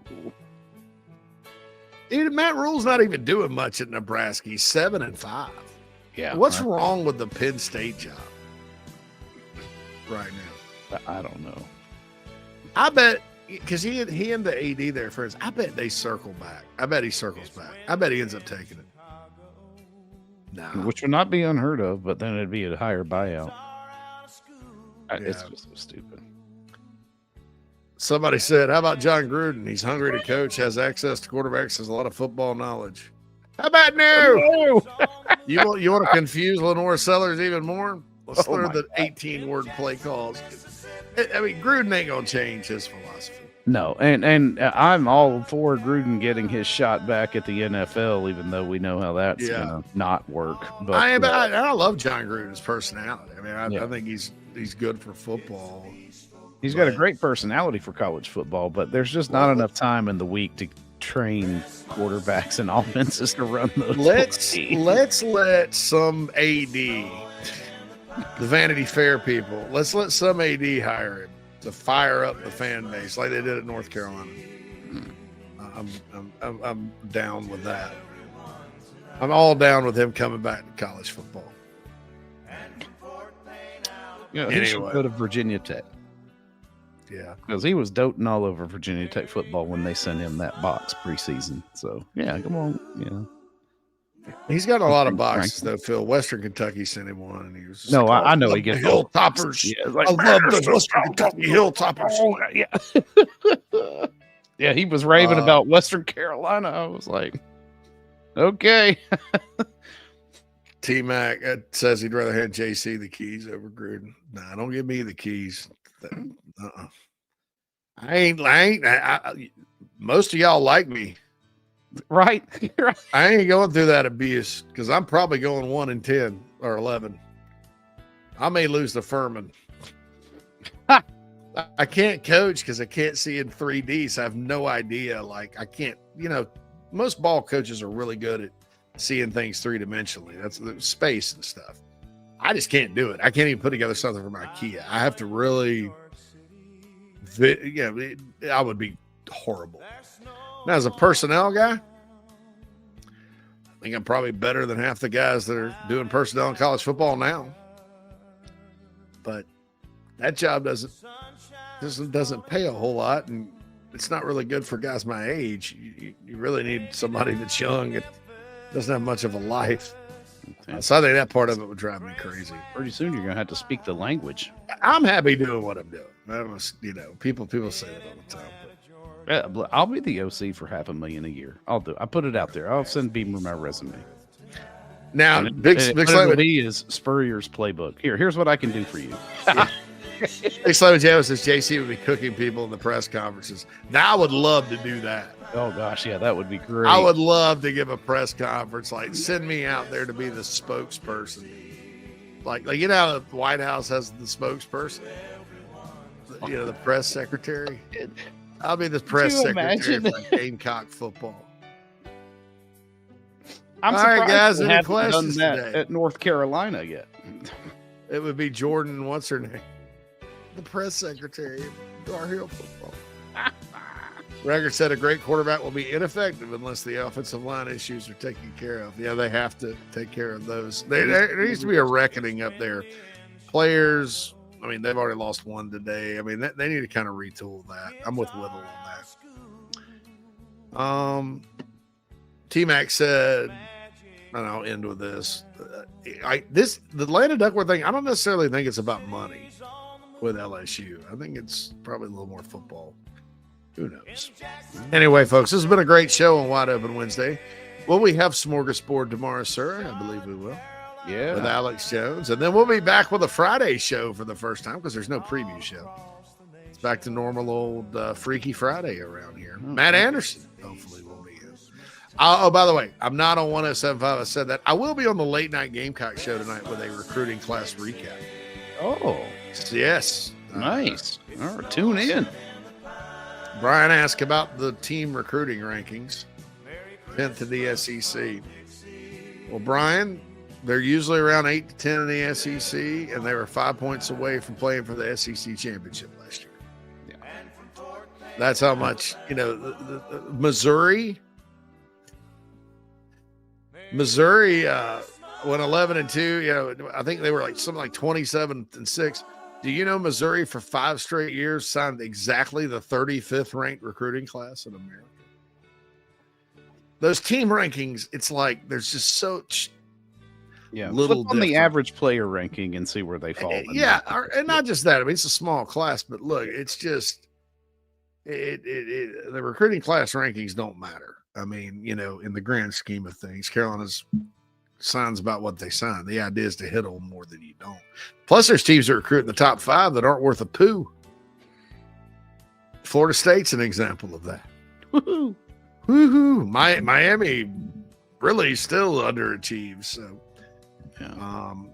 So, the good news, Brian, about now is that really doesn't matter anymore. It's like because you have some portal guys coming and going, that kind of thing. That really doesn't matter because the schools that can stack top 5 over top 5 over top 5, eventually that pays off for you. Like Alabama, very few, but it pays off for you. So, it's Brian says it's a rarity, 1 in a million. No. What? Oh, you mean the 35 thing? Yeah, that's strange, right? Right, yeah. Exactly at 35. But it's one of those things where so many players are coming and going and from different levels, and football doesn't stay the same. It's not static. Your good players, senior, in the recruiting rankings don't even factor in a lot of senior tape. So the best players could be in a completely different order. You know what I'm saying? And it changes. The older a player gets, he's a little better now. I always use the example, Jamie Robinson versus Cam Smith, Muschamp era. Jamie Robinson, low 4-star guy, high floor guy, started from the beginning, broke up a pass to save the Georgia game. Looked like, and he ends up being a really good player. Cam Smith redshirted and then did not look good early in his redshirt freshman year. But guess what? Who was drafted higher? Cam Smith, because Cam Smith had the higher upside. So it changes year to year. That doesn't do much for rankings because Cam was ranked ahead of Robinson, but that just shows you how football players change. So, you're talking about Vandy, rarity once in a million. They were pretty good last year. We got Jake Cutler, coming in. They do have Jay Cutler coming in. So, but Curtis is from. Yeah, those recruiting rankings, though. I mean, I wouldn't worry about it, especially this year when Carolina's got a small class and all that. But it's not. But it's not what it used to be, Brian, where the teams that recruit in the top 3 over and over again build these super teams like Georgia and Bama. That's just never. Those days are never coming back, and that's a good thing. That's why Ole Miss is in the playoff. That's why Missouri's been really good. That's why South Carolina has a chance. It sucks that they had the year they did, but it's not because of South Carolina's talent or their roster. Why did Texas go 9-3 this year? They have more talent on paper than anybody. It's closer than it's ever been, folks. That's what makes it frustrating. Yeah. About the Gamecocks. Nevertheless, we'll be back tomorrow. Wide Open Wednesday is over. This has been the show. Holla.